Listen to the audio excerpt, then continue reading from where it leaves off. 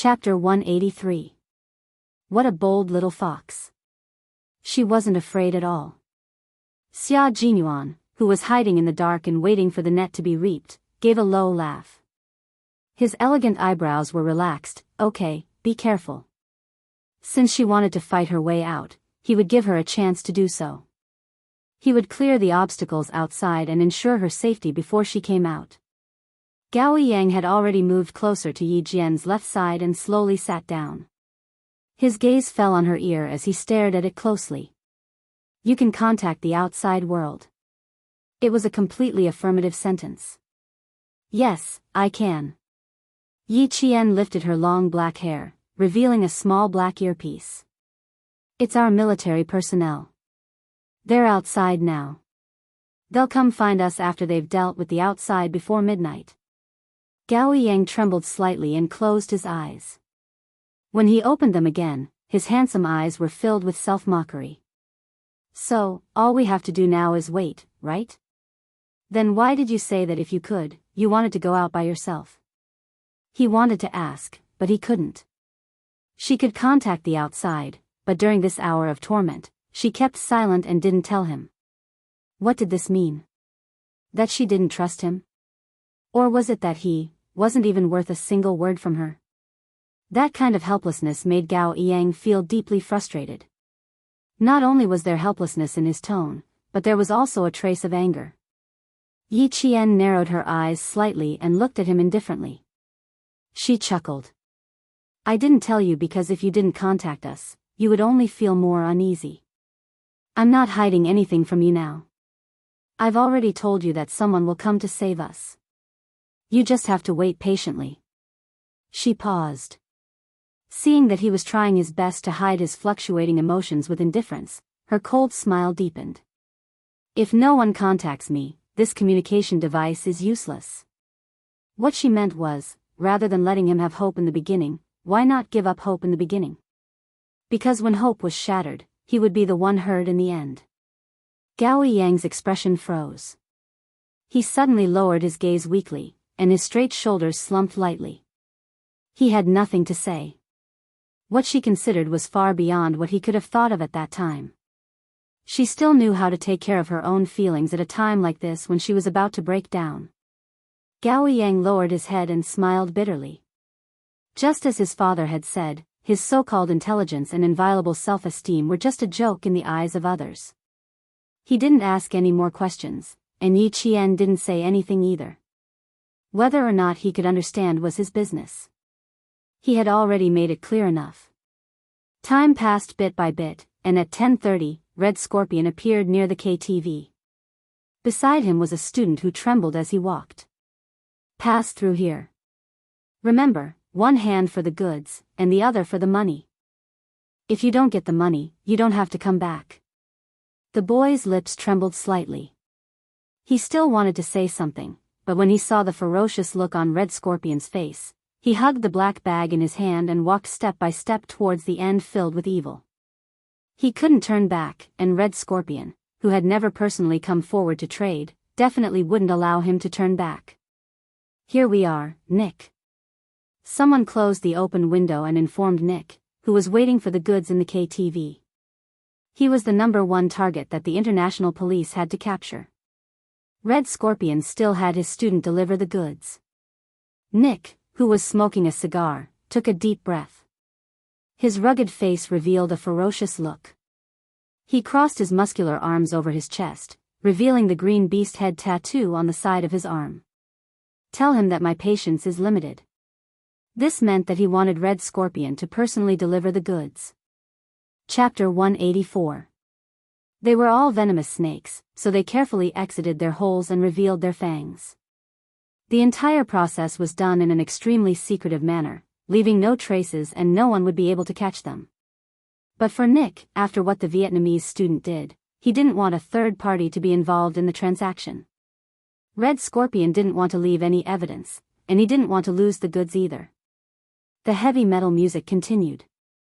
Some people came in and some left.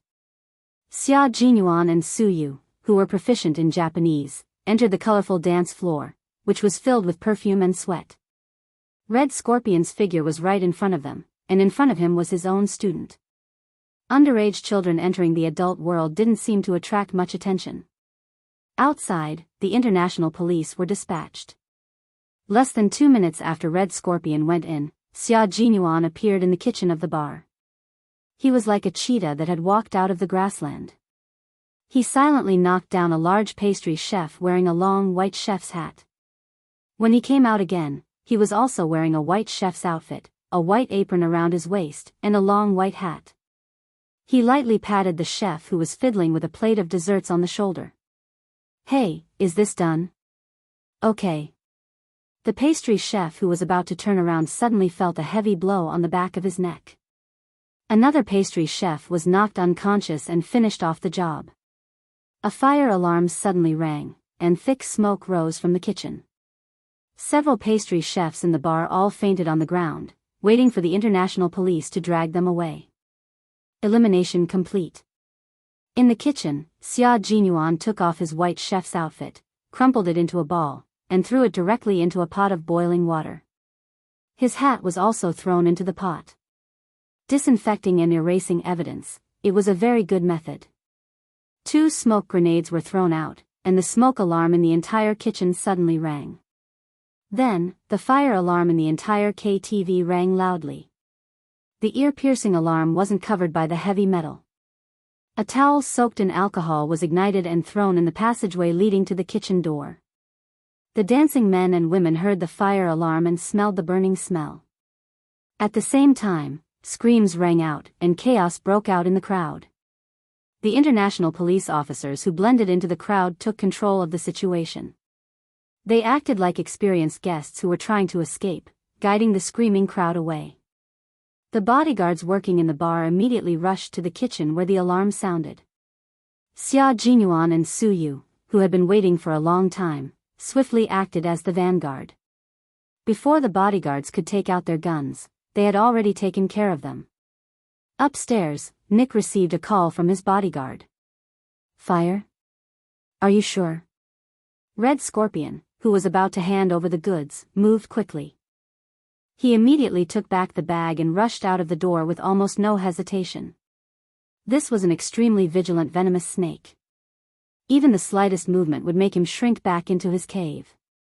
Outside, the sirens sounded like an unfamiliar intruder, breaking the extravagance of King's Cross Street and announcing their arrival, warning the criminals that they had been surrounded. When the Chinese soldiers outside heard the sirens that came out of nowhere, their expressions changed as they contacted Xia Jinyuan. "Q King, the international police are acting without permission. The sirens have been sounded, you must be careful." The Chinese side sent out a total of 5 soldiers to carry out the mission. 2 of them were outside keeping an eye on Red Scorpion, Xia Jinyuan and Su Yu were in the hotel, and Yi Qian was among the students. It could be said that they cooperated quite well, but they ran into a group of self-righteous international police officers. Chapter 185. Xia Jinyuan froze when he heard the news from his comrade waiting outside. Switch to the public channel. According to the plan, they needed to wait until they found Yi Qian and Gao Yang before the international police could show up. Now that these guys had stirred up trouble, even the usually well-mannered Xia Jinyuan wanted to beat them up. Xia Jinyuan switched to the public channel and immediately contacted Yi Qian. Chaotic sounds came from the headset. Yi Jian, who had also heard the sirens outside, no longer sat on the ground to rest. Instead, he stood up immediately. "Roger that. Don't worry about me. I found a pistol. I can protect myself." "Found a pistol?" Xia Jinyuan crouched on the stairs on the 2nd floor and stood guard. Su Yu was standing on a high stool he had gotten from somewhere. He was fumbling with a fire alarm light. After 2 minutes, he gave Xia Jinyuan an "okay" sign. Xia Jinyuan nodded slightly and gestured for them to move forward. When he heard her words, a smile flashed across his eyes. "Good job, little girl. We are now on the 2nd floor. The international police have surrounded the ground floor. You can leave through the escape window." Hearing his cold voice, Yi Qian turned off the lights in the room. He walked past Gao Yang, who had woken up, and stood in front of the window. Bang! With a cold gaze, Yi Qian fired a shot at the glass. The tempered glass shattered under the force of the bullet. Then, spiderweb-like cracks spread all over the glass. Yi Qian lifted his leg and kicked the glass lightly. When a footprint appeared on the spiderweb-like glass, Yi Qian turned to Gao Yang and said, "Take off your shirt and give it to me. Quick." He couldn't be sure if there was anyone down there, so he could only use his bare hands to dig the glass into the room. Ever since Yi Qian fired the shot, Gao Yang's expression was one of shock and astonishment. Yi Qian said sternly. He had no choice but to obey. After he took off his short-sleeved uniform, he saw her wrap her hand with the uniform. She put a finger through the bullet hole and hooked it into the room. With a few clattering sounds, Yi Qian's gentle hooking force shattered the entire piece of glass in the room, leaving only a frame that only one person could pass through. Outside, there was no anti-theft net installed like in China. The flashing police lights illuminated the room. Yi Qian shouted at the motionless Gao Yang, "Quick, jump out of the window." Gao Yang, who had been stunned by the gunshot, heard her shout and quickly rushed over. "Okay, follow me closely. Put on your clothes." Yi Qian didn't say much. He just threw the clothes back. "Move quickly. Don't panic. There are international police officers outside." Suddenly, the sound of footsteps came from outside, followed by 2 gunshots. The shots hit the door lock and made it fall off. Seeing that something was wrong, Yi Jian quickly loaded her pistol and pulled Gao Yang behind the door. The room was dark. When the enemy kicked the door open, a figure rushed in with a murderous aura. He rushed to the window that only had a frame left. After taking a quick look, he cursed, "Fuck you." He turned his head and shouted at his partner standing at the door, "Damn it. They escaped." He cursed and rushed out again. The man standing at the door quietly raised his hand and pointed behind the door. After counting from 1 to 3, he suddenly turned the light switch back on. The dark room was lit up again. Chapter 186. The man who hadn't left the room pulled the door open and saw the 2 students he thought had escaped standing against the wall. With a furious expression, he raised his hand and slapped Yi Qian without hesitation. "Fuck you." Gao Yang saw this and didn't have time to be afraid of the gun in the man's hand. He instinctively raised his hand to block the slap aimed at Yi Qian's face. Bang! A familiar gunshot suddenly rang out. The man who had raised his hand to hit Yi Qian suddenly froze and fell to the ground with a loud thud. Only 30 seconds had passed. When the man at the door heard this, his expression changed. He quickly dodged outside and fired randomly into the room. Gao Yang was so shocked that he felt like his soul had left his body. He heard the gunshot and saw someone fall to the ground. Large amounts of blood began to flow out of his chest. The Western man who had wanted to kill Yi Qian a moment ago had become a bloody man. His fingers were still trembling and his eyes hadn't even closed. Blood flowed out of his mouth and flowed down his neck, wetting the man's thick beard. Multiple bullets were fired into the room.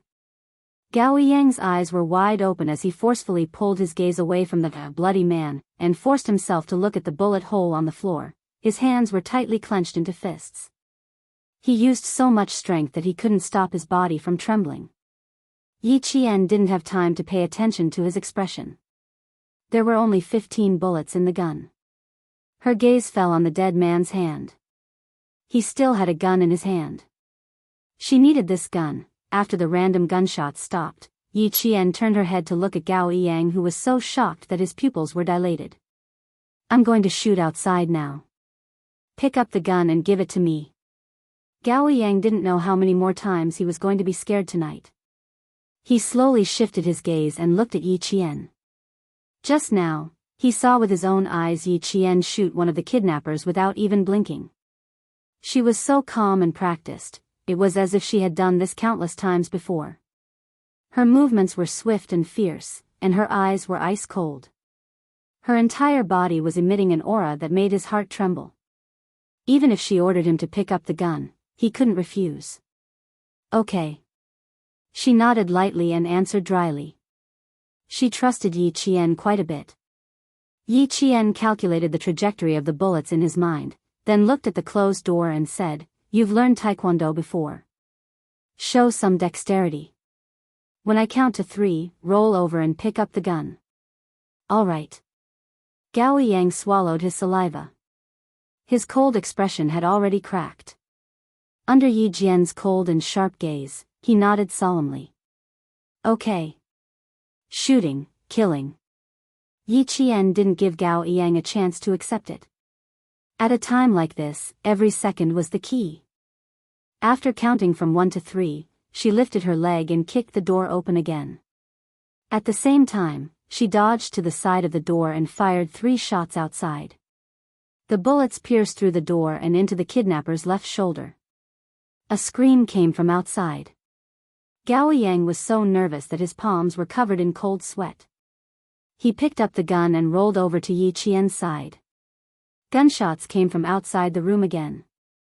Chaotic footsteps passed through the bullet-holed wooden door and clearly reached Yi Qian's ears. Chapter 187. At the same time, Xia Jinyuan's voice could be heard from the earpiece. "Yi Qian, calm yourself down, don't panic. You're still the same as how you usually shoot. Okay, I still have someone ambushing me outside, let's get my classmate to leave first." Yi Qian took the gun from him and replied calmly, "I can't leave for now, I have to cover the rear." He removed the magazine and took a look. Not bad, there were 13 bullets in it. He looked at Gao Yang, whose neck was dripping with sweat.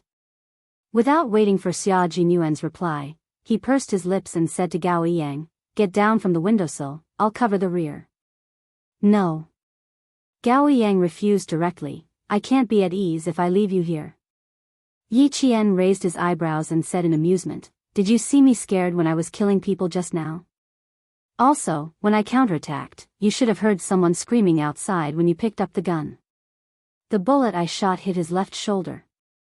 After careful calculation, I shot to make sure there was no mistake.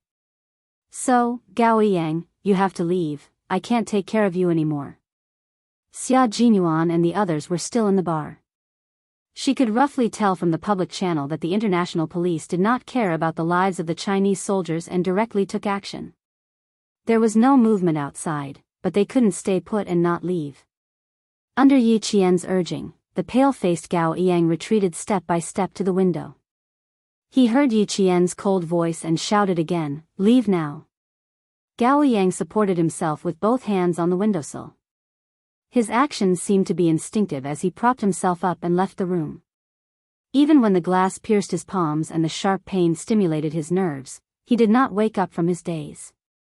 From holding the hose down to sliding to the ground, to being rescued by the police in the car, it was as if his entire being had been emptied. Upstairs, Yi Qian held 2 pistols and forcefully pulled open the door. After shooting randomly, she saw the bullet holes on the ground increase. After seeing the bullet specifications, Yi Qian gently curved the corners of her mouth. The USM-9 pistol produced by the Meberetta Company had 9 by 19 mm ammunition and 15 + 1 rounds loaded. Now that the bullet holes on the ground increased to 12 rounds, there was a short pause. This is the moment. While the other party was reloading, Yi Jian rolled on the ground a few times. Lying on her back on the floor of the corridor, she fired her gun at an extremely fast speed. She fired 2 shots consecutively with both hands, destroying the lights in the corridor. Following the trajectory of the bullets, Yi Jian calmly fired a shot in the direction where the bullets came from. There was a muffled sound, followed by a plop sound. Someone had already fallen to the ground. She was on the 4th floor, while Xia Jinyuan was on the 2nd floor. Yi Qian did not know how many targets there were on the 4th floor. After taking care of 2 burly men with guns, Yi Qian spoke to Xia Jinyuan. 2 targets eliminated on the 4th floor. The exact number of targets is unknown. On the 2nd floor, Xia Jinyuan heard the gunshots through his earpiece and knew that she had taken action. It would be a lie to say that he was not worried. The target is on the 6th floor. Girl, you must remember to hide on the ceiling above the corridor. I'll come and find you. No matter how worried Xia Jinyuan was, he did not show it in his words. He also did not tell Yi Qian that he and Suyu were the only ones who entered the KTV. He also did not tell Yi Qian that their combat style was actually assassination and shooting. Chapter 188. Suyu was in charge of shooting and clearing while Xia Jinyuan was in charge of the assassination. The two of them cooperated seamlessly and went straight up to the 4th floor to rescue Yi Qian. But now that she was out, her comrades outside could hide on the 6th floor. Soon, Yi Qian heard Xia Jinyuan say in a low voice in the public channel, G3, Operation Coiling Snake, the 3rd step of Operation Stone Crushing. Coiling Snake. The snake here naturally referred to Red Scorpion. Coiling was equivalent to killing. The Vietnamese military didn't need to care if Red Scorpion was dead or alive, as long as he was captured in the end. News from the Vietnamese. One student was successfully rescued from the car, and the other student is still in the hands of Red Scorpion. G3's voice was different from Xia Jinyuan's low voice, but it also contained a hint of elegance. His voice was a bit hoarse, like the edge of a knife scraping against a whetstone. Just hearing it made one feel that this person was not to be underestimated. Hearing this unfamiliar voice for the first time, Yi Qian, who had already turned around to hide on the ceiling, held his breath. She was holding a gun like this. It was actually illegal. She didn't know if it would affect Xia Jinyuan. Another person spoke, and it was also an unfamiliar voice. Looks like we have to meddle in other people's business again. J5 received, Operation Coiling Snake commencing. G3, J5. Q King. Why was Xia Jinyuan the only one with Q King, which meant King of Elites? Is the little girl still there? If she is, say something to me. J5's style was a little different. It was less cold and hard, but more casual and bad. If you're still on the 4th floor, find a place to hide. You must remember your brother Xia's words. Hide well on the ceiling.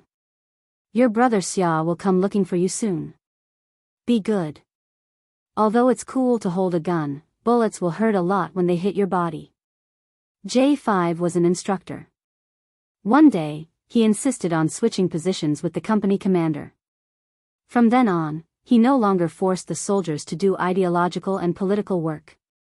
He was even more obsessed with the glory of the battlefield than the company commander. In his own words, it would be very cool for a man to run a lap on the battlefield. Super cool. Countless female soldiers bowed to him. When Xia Jinyuan heard that J5, who usually liked to tease female soldiers, was teasing the little fox that he had his eyes on, his dark eyes darkened. He said with a faint smile, J5, I heard that you got a 1 last week. I'd like to go back and spar with you. Please enlighten me, student Yi Qian, please be careful. Believe in the People's Liberation Army and believe in Captain Xia. They will definitely save you. Also, look for me if you don't have enough bullets. Over. The J5 style changed again. It was full of coldness, and the sharpness of a soldier was fully displayed in its words. As the subject of their conversation, Yi Qian felt that there was no need for her to remain silent any longer. She hid her emotions well and smiled faintly. Thank you for your concern. They say that it's better to rely on yourself than on others. I've always liked to help myself. You have backbone.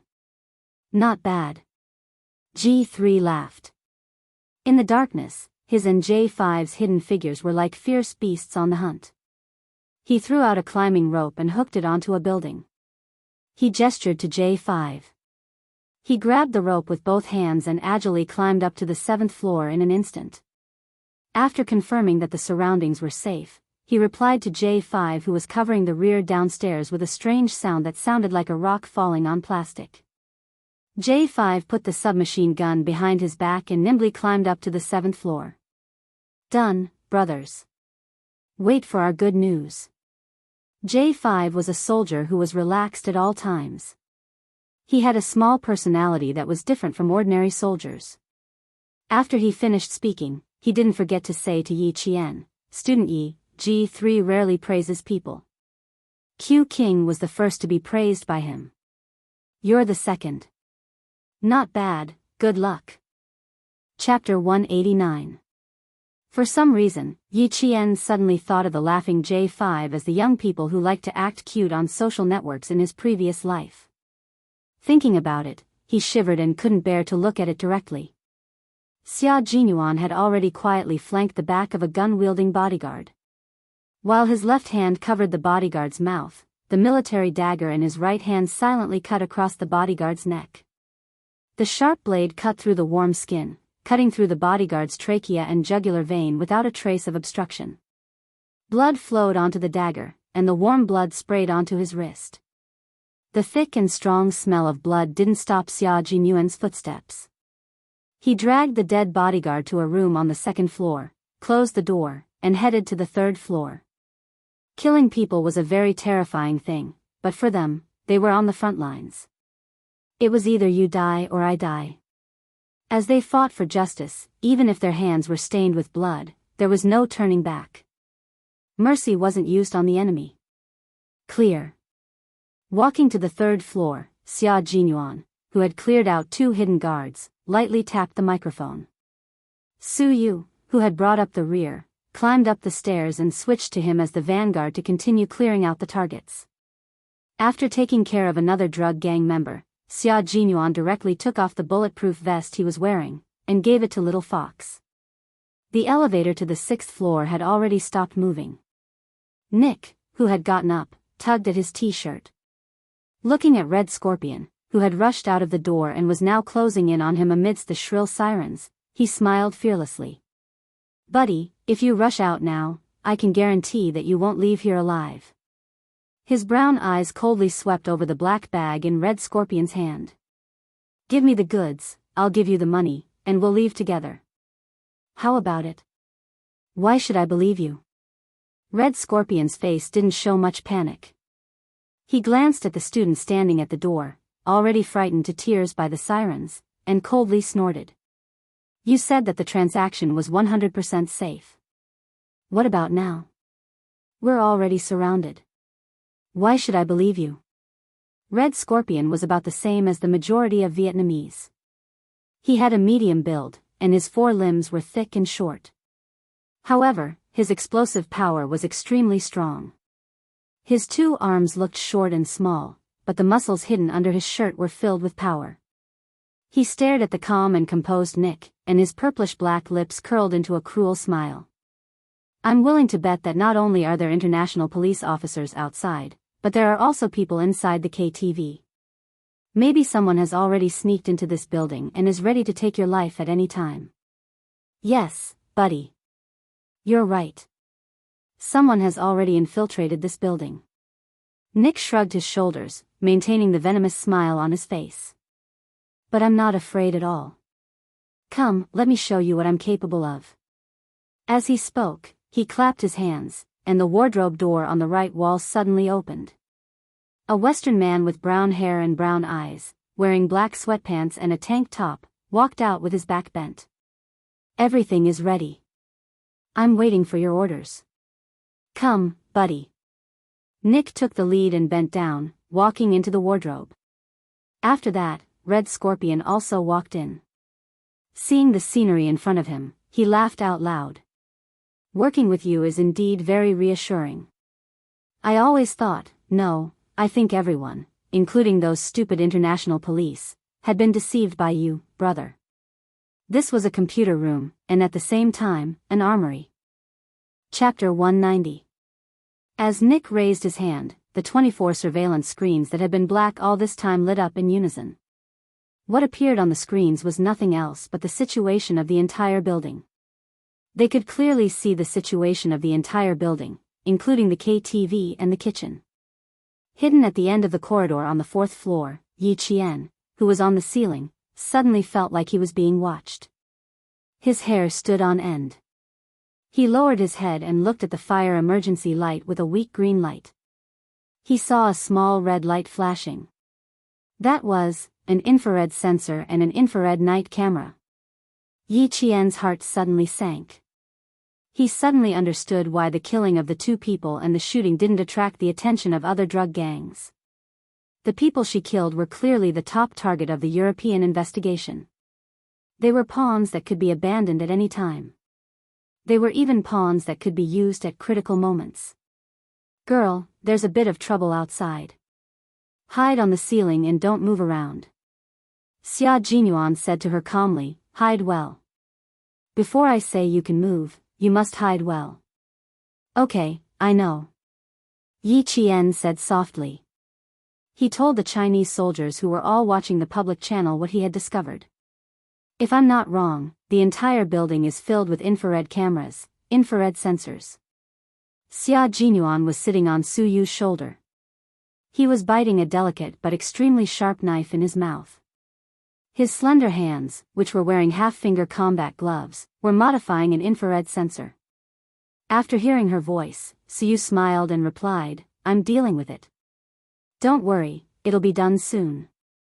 This little girl's sensitivity was really amazing. He turned off his microphone and said to Xia Jinyuan, you can even find out like this. You're really good. Of course. Don't you know who wanted you? Xia Jinyuan raised his eyebrows and smiled. Under the helmet, his handsome face was calm and gentle. Hide well. I'm dealing with a small matter on the 3rd floor. This was Nick's base camp. When the international police still insisted that Melbourne was his base camp, the Chinese side tried to persuade them to no avail. Fine, forget it if you don't believe me. Let's do our own thing. If he really listened to the international police, his steel-like body would have dozens of bullet holes. K7, can you say something? I'm a bit tired from being hung up. I can feel the blood not only flowing to my head, but also to cough cough cough. J5's voice came again, but before he could finish, G3's fist landed on his chest. What he wanted to say turned into a low cough. He wanted to say that blood was flowing to a certain part of a man. There's another K7 with 26 English letters as its code name.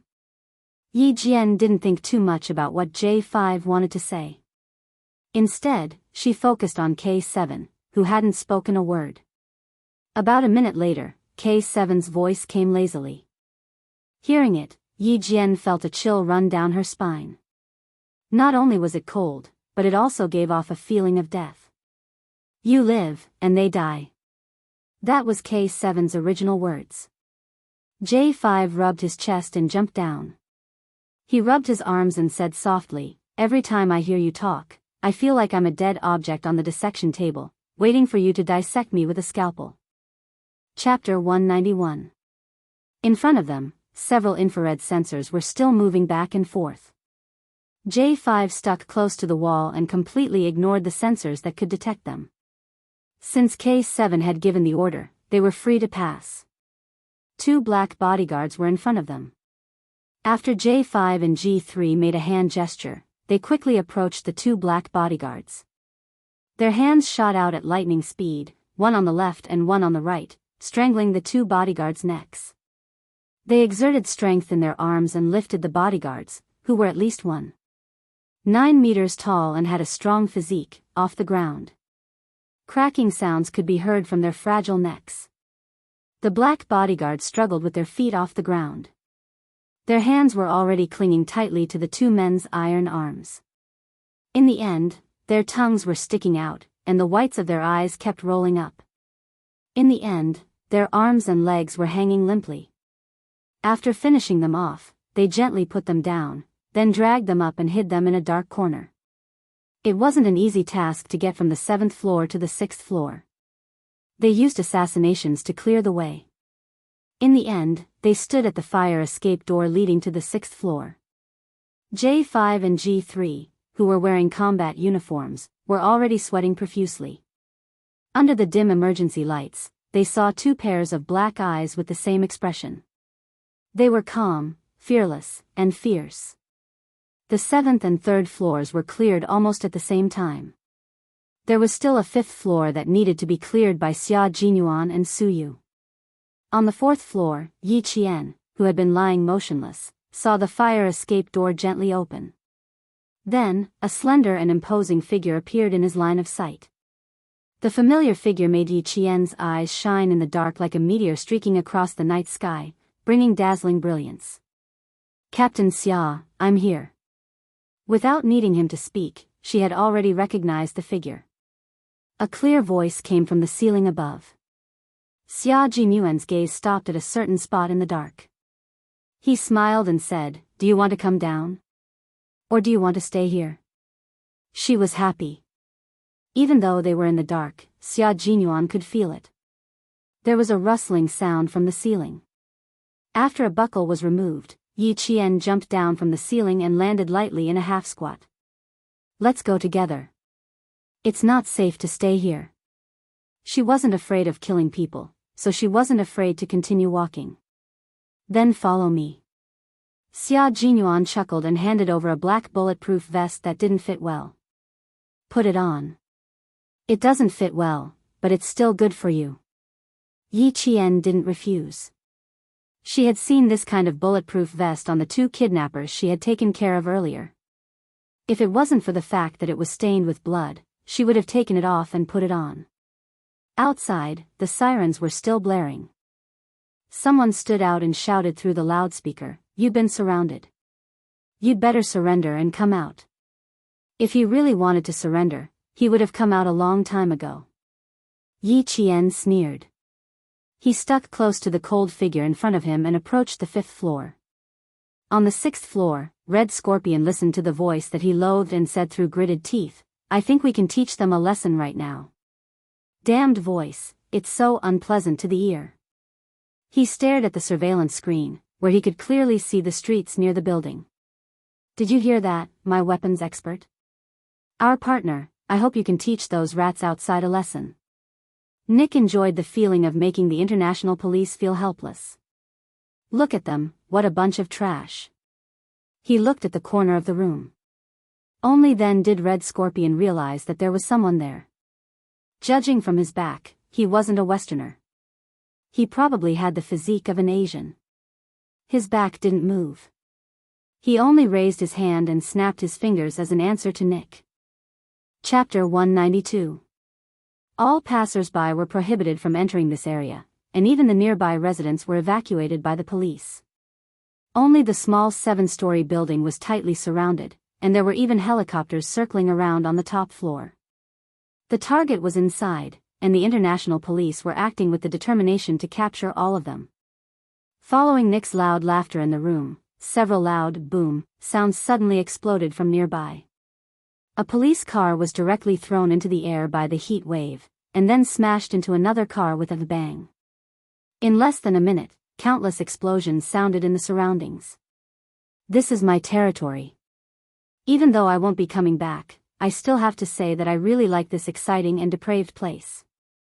Nick smiled cruelly in the midst of the blazing flames. "This is my territory. Even though I won't be coming back, I still have to say that I really like this exciting and depraved place." Red Scorpion sneered disapprovingly. "If we take everyone as hostages, we'll leave even faster." "No, I hate using hostages the most.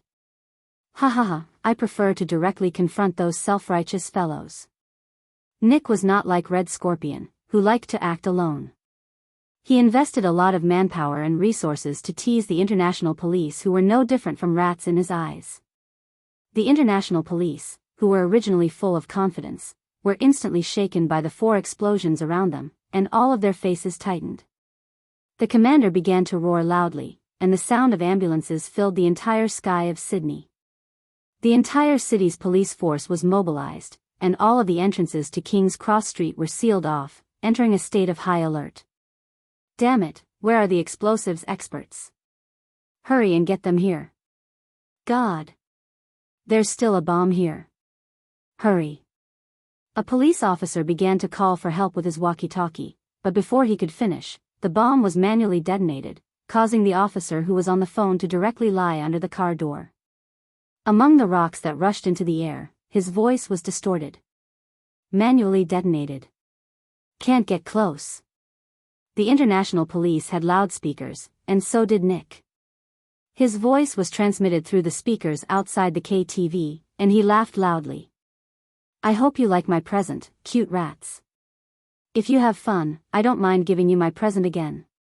His voice was cold and cruel like a demon's, causing the faces of the international police officers hiding under the cars, behind the trees, and behind the buildings to turn the color of pig liver. This was humiliation. They were being humiliated by a criminal.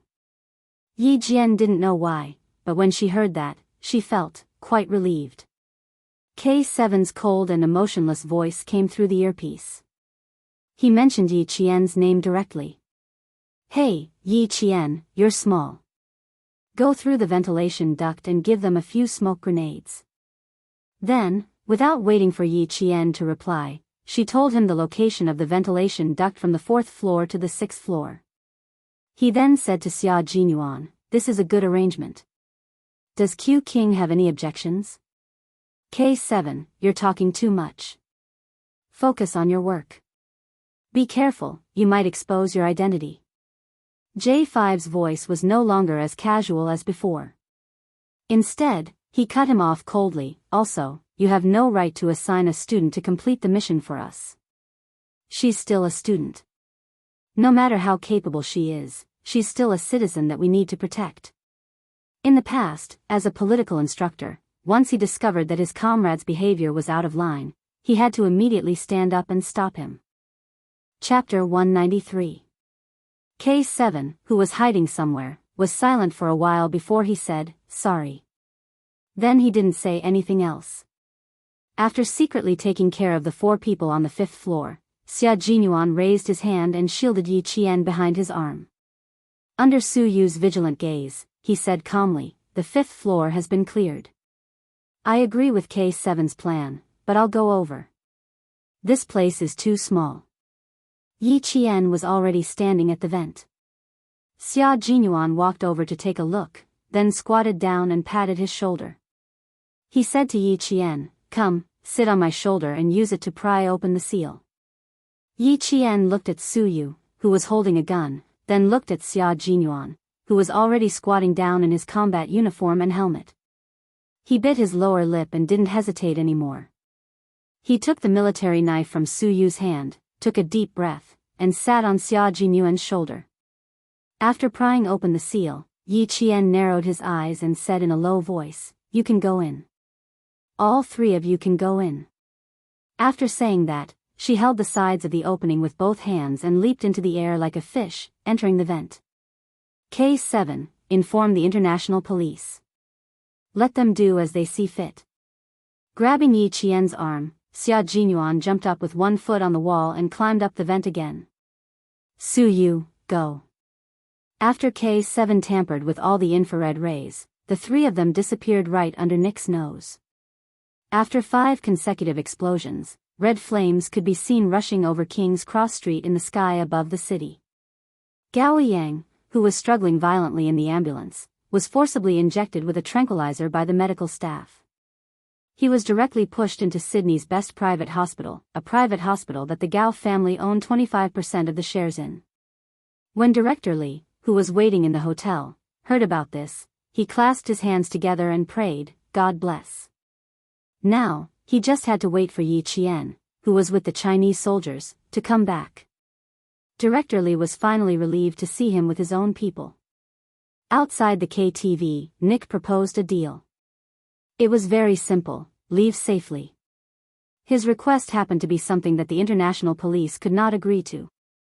They could only stall for time and quickly arrange for the team to enter the KTV.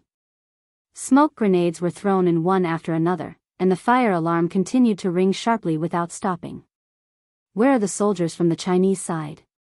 Tell them to contact me immediately. Right away. The commander of the operation was a white man. At this time, he was so angry that he was like a mad lion. He roared, damn it, where did they go? Damn it. Why let them get involved? God, let them go to hell. As the commander-in-chief of this operation, he had an undeniable responsibility for the 5 consecutive explosions.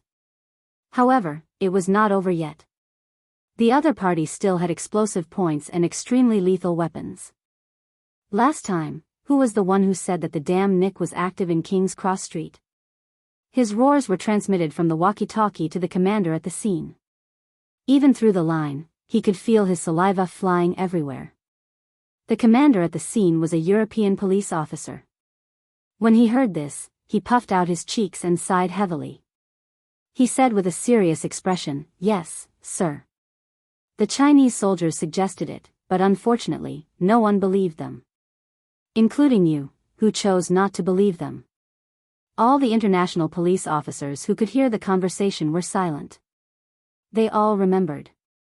Now we need to contact them because they were the first to enter. Oh, wait a moment. There's an emergency call. The commander at the scene took the walkie-talkie. Before he could speak, a cold and emotionless voice came from the other side. It was K7 who had contacted him. At this time, Xia Jinyuan, Yi Qian, and Suyu had just entered the vent. Chapter 194. K7 was a soldier who didn't like to talk nonsense. No matter where he was, he always had a lifeless expression on his face. At this moment, the commanding officer only felt that K7 was extremely cute. "Okay, no problem, we will cooperate fully." "Okay, I will arrange for someone to send it over immediately." Okay, we understand. Now, let's start the operation immediately." The good news made the commanding officer's solemn expression disappear. After K7 ended the call, he handed the communicator to his officer. After the cross-section of the building was sent to the international police, the 30 vanguards directly cut into the 6th floor, while the 20 vanguards rushed in from the 7th floor. K7, who was still in contact with Xia Jinyuan, looked behind him and sent a message on his phone. "The sniping operation has begun." On the opposite side of the building, someone looked down at the message and whistled happily. He set up his sniper rifle and put his blue eyes close to the scope. The cross in the scope was aimed at a certain direction. As long as the main target appeared, he would immediately open fire. On the 6th floor, Yi Qian, who was lying on his stomach, could clearly see the number of people walking back and forth in the corridor through the ventilation blinds. He already knew the number of people, but now he had to wait for a very important item. He had to wait for the international police vanguards to send the gas masks over. Only with the masks could they throw down the smoke grenades and tear gas grenades. The elite vanguards moved very quickly. In addition, everything on the 1st floor had been cleared out. The 2 vanguards who were responsible for delivering the gas masks also carried a 30-round emitter submachine gun that was specially provided to the special forces. After Yi Qian received it, he suppressed his surprise and skillfully checked the gun. Under Xia Jinyuan's orders, he had already prepared 2 smoke grenades, 2 flash grenades, and 2 tear gas grenades. They were all thrown out at the same time. Q King, broken wing. G3, who had broken into the 6th floor, had a cold expression. They cooperated seamlessly and started the operation together. The international police vanguards broke into the door from the right and fired directly. G3 and J5 broke into the door from the left and fired directly. The entire 6th floor was plunged into an intense gunfight. In the room, Nick, who was still feeling pleased with himself, heard the gunshots outside. He looked at the surveillance screen that didn't show any abnormalities at all. His face instantly contorted. He slapped the face of the staff operating the surveillance system and roared, "Motherfucker! Give me the rocket launcher." Red Scorpion's reaction was even faster. They snatched the drugs from Nick's hands in an instant and threw back the box containing US dollars that they had traded for. He firmly believed that the goods were the safest in his hands. Pulling his student over, he picked up a machine gun and started shooting at the escape window.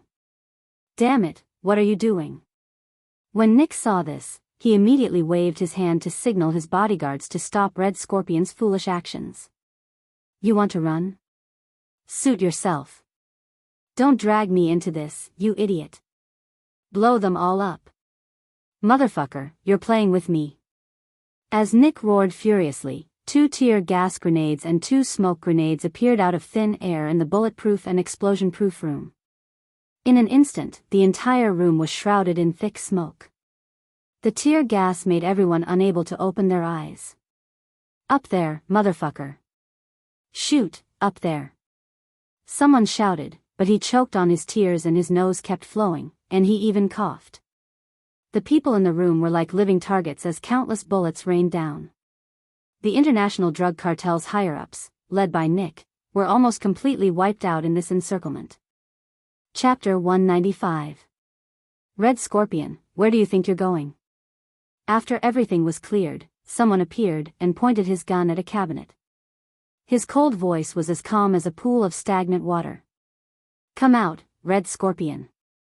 Behind the cabinet was Red Scorpion, who had one hand tightly covering his student's head. He didn't move, as if there was no one hiding behind him. The cold eyes of the person who spoke didn't waver in the slightest. He didn't give Red Scorpion a chance to think, and directly fired 2 shots at the cabinet. My patience is limited, Red Scorpion. Don't test my patience. This was K7's voice. His face was thin, and his skin was sickly pale as if it had never been exposed to sunlight. His eyes, which were staring at the metal cabinet, were black, sharp, and filled with cold killing intent. There was movement behind the metal cabinet, and Red Scorpion walked out with his student. When he saw who was standing in front of him, his pupils contracted. It's you. It was Nick's weapon expert. After seeing who it was, he pressed the gun against his student's head even harder. He stared coldly at K7. Who are you? You won't live no matter how many hostages you have. K7 directly ignored his question. He pulled the trigger lightly, and his thin lips moved slightly. In his eyes, Red Scorpion was already a cold corpse. Before you die, don't drag others down with you. It was standard American English.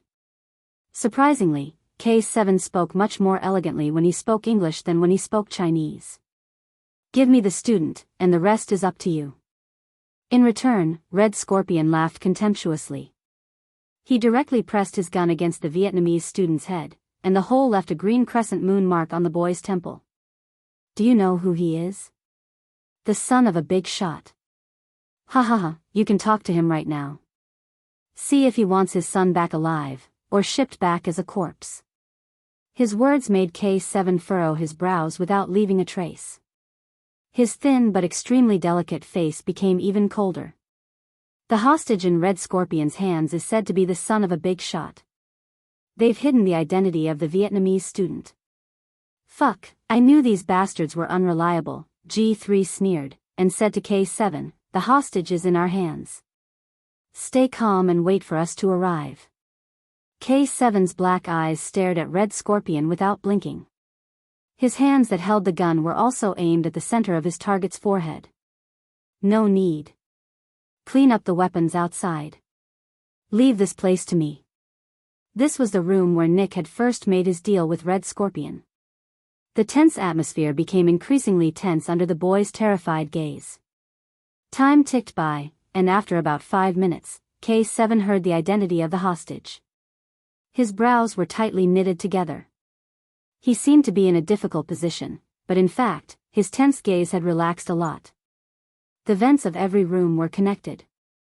Yi Jian, who didn't jump down from the vents, moved her body gently under Xia Jinyuan's instructions and entered the central air conditioning vent that was so narrow that only girls could enter. Continue forward, Yi Qian. Don't look back.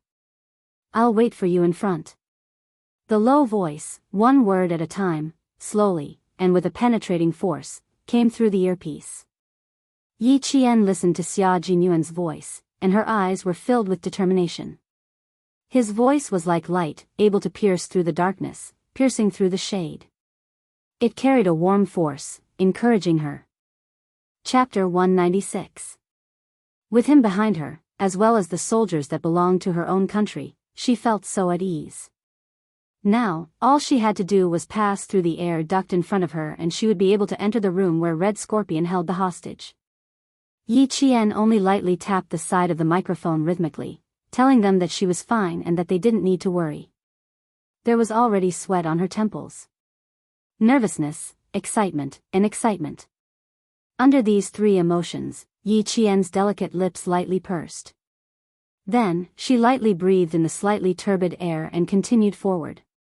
She's fine. K7, keep a close eye on her. Xia Jinyuan said to everyone, including K7 who was currently confronting Red Scorpion, she's inside. I'll hand her over to you. Hearing this, K7 indifferently blinked his eyes, as if he had agreed. Red Scorpion had been uneasy for a long time. His elbow was tightly wrapped around the Vietnamese student's neck, strangling him to the point that the student's breathing suddenly became difficult. He wanted to gasp for air, but because of the lack of oxygen, his face was flushed red like a stranded fish. He didn't even have the chance to struggle. After 2 minutes, the hostage in your hands will die from lack of oxygen. As for you, Red Scorpion, you still won't be able to escape. K7 was indifferent to this, as if the hostage in the enemy's hands was actually a puppet. In the narrow air duct, Yi Qian's back was already drenched in sweat as she crawled. Even though she was wearing a gas mask, she didn't stop. Using her shockingly flexible body to pass through a right angle, she paused for a moment to adjust her breathing. Then, she moved to the air duct where she could clearly see Red Scorpion's back. Outside, everyone was on high alert. The representative sent by the Vietnamese military was already so anxious that his forehead was covered in cold sweat as he prayed non-stop. The Vietnamese special forces that had already entered the building rushed in front of the international police, using their own bodies to prevent the international police from ignoring the only son of one of their country's military ministers in order to eliminate the drug kingpin. This was a battle of wits. For the Chinese military, they were fully prepared. Eliminating all of them in one fell swoop was definitely not a problem. Outside, the international police and the Vietnamese military watched through the thick smoke as they held their guns tightly and guarded the side of the engine room. In front of the hidden cabinet door that led to another room, a police officer stood up and said in a very troubled tone, "Right now, there's only one target left. We don't want to steal your credit, but we want to complete the mission perfectly. Chinese military, the only son of our country's minister, if anything happens, can you take responsibility?" The Vietnamese soldiers were extremely nervous. They were currently riding on a tiger's back, so they had to be extremely careful. The confrontation between the two sides, Xia Jinyuan's eyes, and their gazes became colder and colder. J5 laughed coldly, "What's credit?" "Sorry, I don't understand." "And you, all of you, if you want to rush in, sure. Come, take a look at the situation inside the house." J5 walked to the only surveillance screen that hadn't been destroyed. His 10 fingers tapped on the keyboard for a while, and the originally still surveillance screen flickered a few times before it instantly cut into the next room. "Used to us," he said to the to Red to look. "Of course, you'll have to deal with the consequences yourself." J5's smile was like a spring breeze, but the meaning behind his words was as cold as ice, suffocating the people around him. Xia Jinyuan had already put away his gun, and said indifferently, "I think, with the strength of the international police and the Vietnamese military, and with so many people charging in together, it shouldn't be impossible to save a hostage. G3, inform our people to retreat." Chapter 197. This was a good move, allowing them to clearly see the situation in the room across the surveillance screen. Xia Jinyuan calmly ordered the Chinese people to retreat in English. However, the first to panic were the Vietnamese soldiers. "Wait, please wait." Afraid that the Chinese soldiers confronting Red Scorpion would retreat, the Vietnamese soldiers quickly apologized, "Sorry, I apologize for our recklessness." When the international police also apologized and pleaded with Xia Jinyuan for help from the Chinese soldiers, Yi Qian, who was holding his breath, smiled. He had said before that he would make those who looked down on the Chinese side beg the Chinese soldiers to help them. Tonight, he really did it. That's right, not only were his words worth 1,000 pieces of gold, every single one of them was true. How could a great country be looked down upon by others? The dignity of the country, the dignity of the people, how could they be looked down upon by other countries? Yi Qian put away the faint smile on his face, the cold black bullet hole aimed at Red Scorpion's back through the slender gap in the ventilation net. There was no wind, the temperature was normal, the visibility was high. The distance was close, one bullet hit the heart, and the other hit the back of the head. Now was the time. Shooting at close range didn't require any scopes to observe, it relied on aiming and strength. When Yi Qian, who maintained a high level of calmness, fired the first bullet, the second bullet was only 30 seconds away from the first bullet, and the second bullet hit the back of Red Scorpion's head. Blood, like a mist, exploded with a boom. Even though there was clearly some distance between them, Yi Qian felt as if the blood had filled her eyes, and the entire world was blood red. It was as if she didn't know anything, but also as if she couldn't see anything. Only the mist of blood and the exploded head and neck kept brushing past her eyes. Close-range shooting. 2 consecutive shots, no matter how tough his life was, he should be dead by now. The international police and Vietnamese soldiers who were watching the surveillance screen were stunned, and then they all subconsciously looked towards the ventilation vent in the room. Judging from the position where Red Scorpion was shot, there was another soldier on the Chinese side hiding in the central air conditioning vent? How could he crawl through such a narrow space? Outside, the sound of sirens could be heard. Inside, it seemed to be exceptionally quiet. Yi Qian blinked and looked at the handsome face that had suddenly appeared before his eyes. He blinked again and then chuckled softly. Sweat flowed into his eyes, but with the mask on, it was not convenient for him to wipe it off. Looking at him, Yi Qian was breathing heavily, as if he could not catch his breath. Red Scorpion's miserable state was still lingering in his mind, as if it was branded in his mind.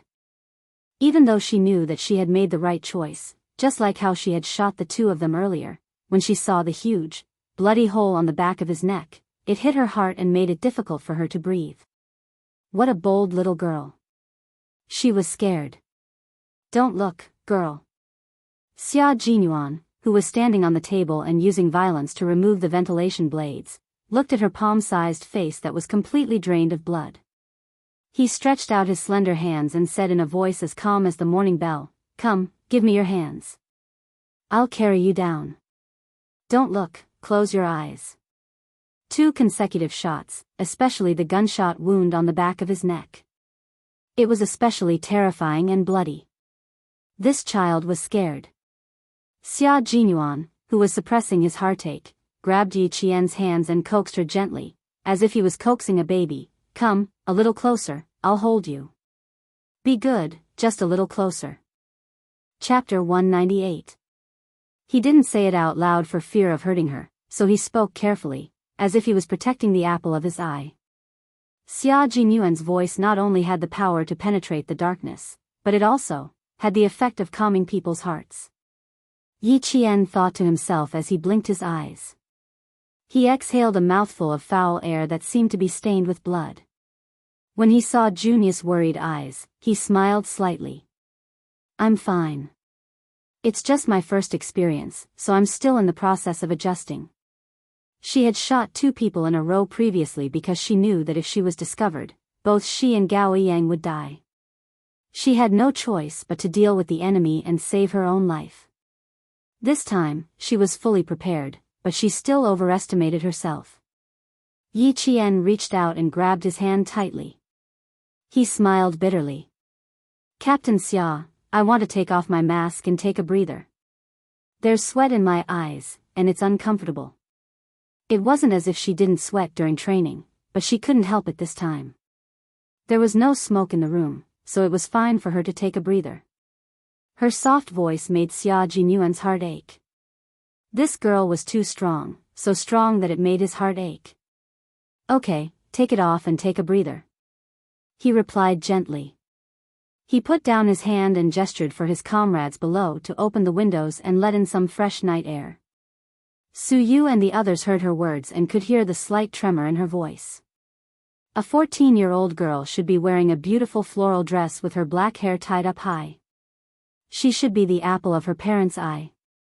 This girl, even if she was afraid, she still knew how to comfort the men first. K7 turned around and opened the tightly shut windows to let the night breeze in and disperse the stench of blood in the room. Perhaps this would make this 14-year-old girl, who was as brave as a soldier, feel a little better. When she took off her mask, Xia Jinyuan saw her pale face and pale lips. His heart felt like it was being pricked by needles. Come, let's sit aside and take a breather. The space here is too small, so it's not comfortable to lie down. Without the love and protection of her parents, how could she be so strong today? How could he not feel sorry for her? Yi Qian rubbed his eyes gently and breathed in for a while. After he felt a little better, he moved forward. As soon as he popped his head out, he felt several nervous gazes looking at him.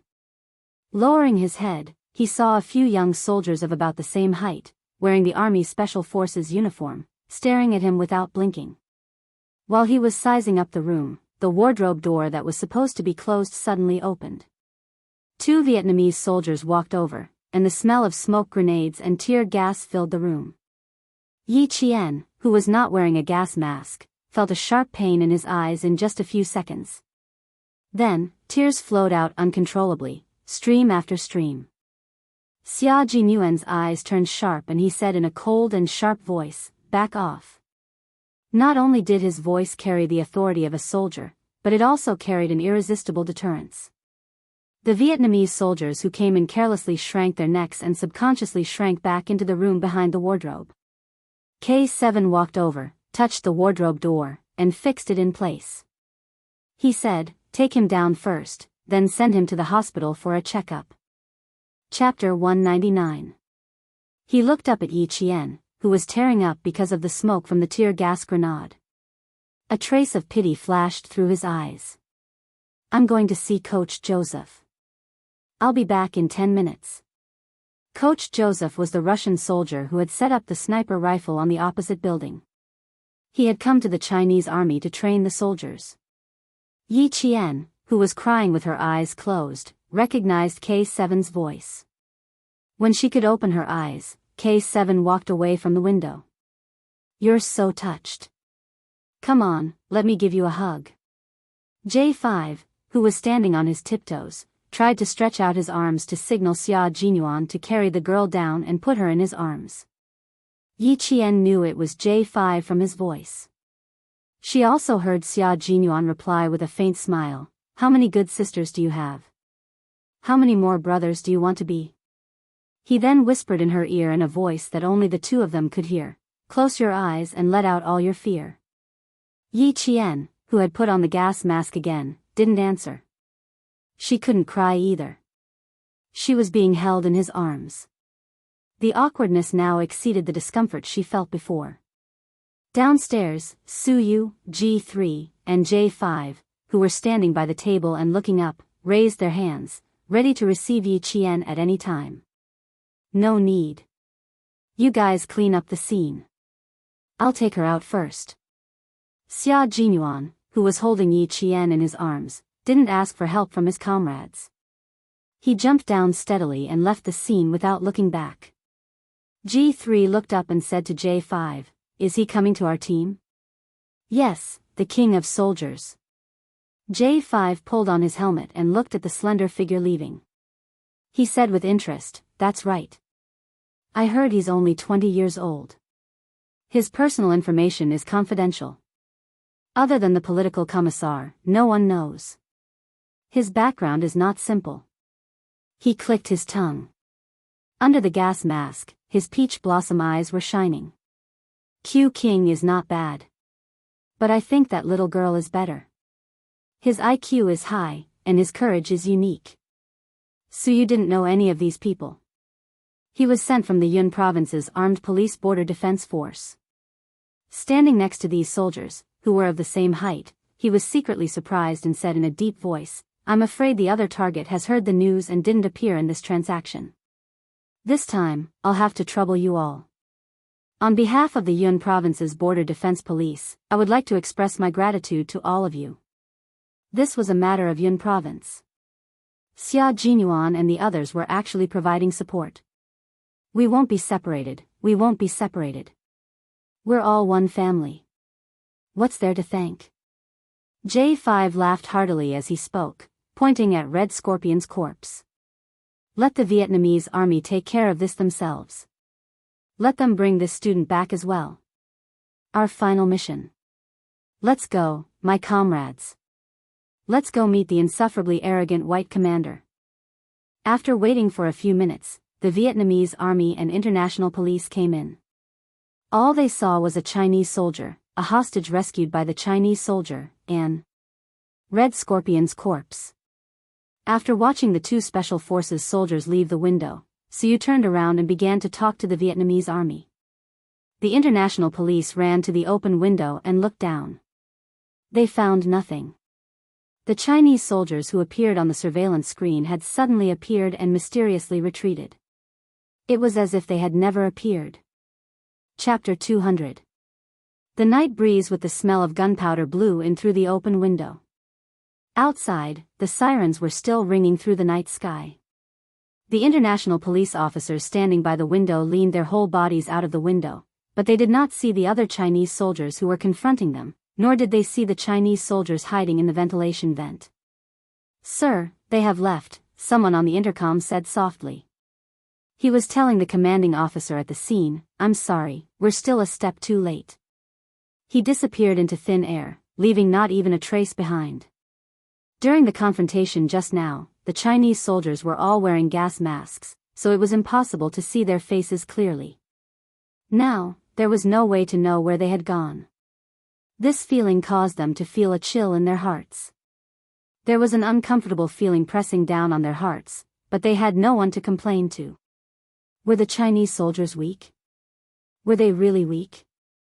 No one could answer, only they could answer themselves. The commanding officer at the scene was momentarily stunned. Disappeared? Disappeared? God! When did the international police officers become unable to find a few living people?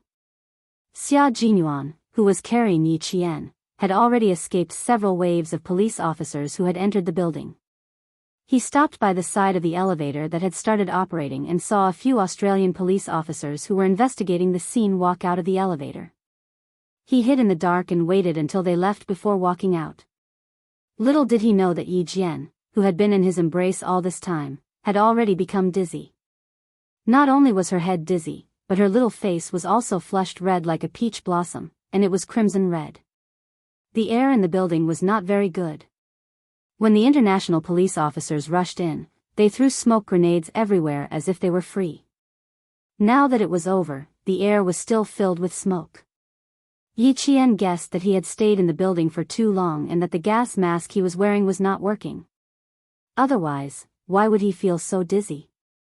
The dizzy Yi Qian was like a little turtle hiding in its shell, using this method to hypnotize himself. When he was about to walk out, Yi Qian calmed himself down and coughed softly. "Captain Xia, I can walk on my own. You don't have to carry me all the time. I'm not used to it. Are you sure your legs aren't weak?" Although he was joking, he still respected Yi Qian's wishes like a gentleman. He bent down slightly and put her down. "If you can't walk, just let me know. I still have the strength to carry you." She was very light and very thin. The first feeling he got when he held her in his arms was that she needed to be well nourished. Yi Qian instantly felt that his breathing had become much smoother after leaving his embrace and losing the warmth of his body. His mind, which had felt like it had been stuffed with cotton, was no longer as dizzy as before. He gradually regained his clarity. As expected, a dangerous man really couldn't get too close. She was held in his arms like he was protecting a treasure. Her entire body was floating. When her feet landed on the ground, it was just as he said, her legs were a little weak. However, it was absolutely impossible for her to admit that her legs were weak. He smiled. "If I really can't walk, I won't be polite with Captain Xia." She wouldn't be polite with him. That would be strange. This little girl was as cunning as a fox one moment, as a fish the next moment, and as pitiful as a little rabbit the next moment. It was really difficult to understand what she was thinking. "Okay, you're welcome to be polite at any time." Hearing that her tone had regained its usual indifference, Xia Jinyuan, who was slightly relieved, regained his sense of humor. "You must know that as a man, I'm born to serve beautiful girls. Little girl, I'm always welcome to be polite with you." Chapter 201. The humorous Xia Jinyuan is back. Yi Qian breathed a sigh of relief in his heart. His vigilance, which had gone off somewhere, instantly returned. The elegant and humorous Xia Jinyuan was the Xia Jinyuan he was most familiar with. Just as he secretly thought this, Major Xia, who had regained his humorous demeanor a second ago, became exceptionally serious in the next second. He took off his gas mask and stood under the faint light. His handsome face appeared exceptionally cold, and his eyes were like cold stars as he stared coldly at the exit in front of him. "I'll cover for you later and divert their attention. J5 and the others have already left. It's not suitable for the members of our operation group to appear in public, and you, little girl, can't show your face either. Because all the international police outside think that you've already been rescued and sent to the hospital along with the other kidnapped Chinese student." After Gao Yang came out, the Chinese soldier told the international police in order to protect and hide Yi Qian. After all, Yi Qian was only a student who could inform the police of Red Scorpion's activities in the hotel. Moreover, no one would believe that Red Scorpion, which was a headache for the international police and the Vietnamese military, would actually die at the hands of a high school student like Yi Qian. It wasn't because they were afraid that others wouldn't believe them, but because they were worried about Yi Qian's personal safety. The entire building was filled with international police officers. Yi Qian, who was a few steps behind, saw Xia Jinyuan walk in and was stopped by the police officers standing behind the police cordon for routine questioning. He didn't say a word and directly stretched out his arm. A brightly colored miniature version of the national flag with 5 golden stars made the interrogating European police officer stand at attention, raise his hand, and salute. He didn't ask any more questions and let the interrogating officer in. He also had a walkie-talkie hanging in front of his chest. Xia Jinyuan pointed at the walkie-talkie and smiled politely. "I need to borrow your walkie-talkie to say a few words to your commanding officer." "Of course." The police officer didn't hesitate at all. He looked at the Chinese soldier with admiration in his eyes and handed the walkie-talkie over. After Xia Jinyuan thanked him, he took it and leaned to the side to block the police officer's view. At the same time, he was able to see Yi Qian's movements. He restrained his polite smile and no longer spoke in a warm tone. Instead, it was filled with an inviolable coldness. It was the hard and cold expression of a Chinese soldier. He said to the international police commander on the scene, "Please tell your commander-in-chief that the thing he wants is in the hands of our soldiers. If he wants to get it, please apologize to our soldiers first." His voice was piercingly cold and resounding, striking the hearts of everyone present. He spoke in standard American English, and anyone with a walkie-talkie could hear him. At the same time, his words made the European police officers who had once thought that the Chinese soldiers were incompetent feel ashamed. If he dared to say such words, he definitely needed to have a certain level of confidence. Xia Jinyuan returned the walkie-talkie to the European police officer who was already embarrassed. He smiled again and did not forget to maintain his politeness and said, "Goodbye." His voice wasn't loud, but it was enough to attract the attention of the police officers on duty. They saw Yi Qian stick close to the wall and nimbly hide behind a tree. She didn't immediately come out. She was like a little fox that came out of its cave. After looking around vigilantly, she lightly jumped across the warning line parallel to the green ribbon and successfully avoided the sight of the police officers. Watching her leave, Xia Jinyuan's lips curled up slightly. She's strong and agile. No wonder she's a reserve soldier, trained by a first-class sergeant and the world's best sniper. Chapter 202.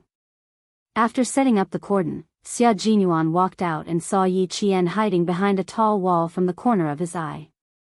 He walked over with a gentle smile in his eyes. The ambulance arranged by the Chinese side drove over under his instructions. The doctors and nurses in the ambulance were all from the embassy. After Yi Qian got into the ambulance, they immediately gave her a simple checkup. After they were done, they gave Xia Jinyuan an "okay" hand sign to indicate that everything was normal.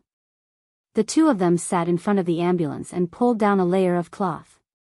Xia Jinyuan casually placed the gas mask to the side. He looked at the little face in front of him that had regained some color. His thin lips curved into a perfect smile. "Your heart rate is correct. It looks like you're really not afraid anymore." Major Xia's smile was very lethal. Just now, she had been dizzy from his minty scent, and now, she saw his warm smile. What a dangerous man. Yi Qian lowered her head silently. She rubbed her wrists and smiled. Yes, I'm not afraid anymore if I don't think about it. Little girl, congratulations. You're one big step closer to becoming a qualified soldier. He smiled faintly. He raised his hand and gently rubbed her head. His voice became more serious. Also, even though I can't reward you for this operation, your achievements will be forever recorded in the military files. Everyone will be proud of you. Yi Qian was only 14 years old.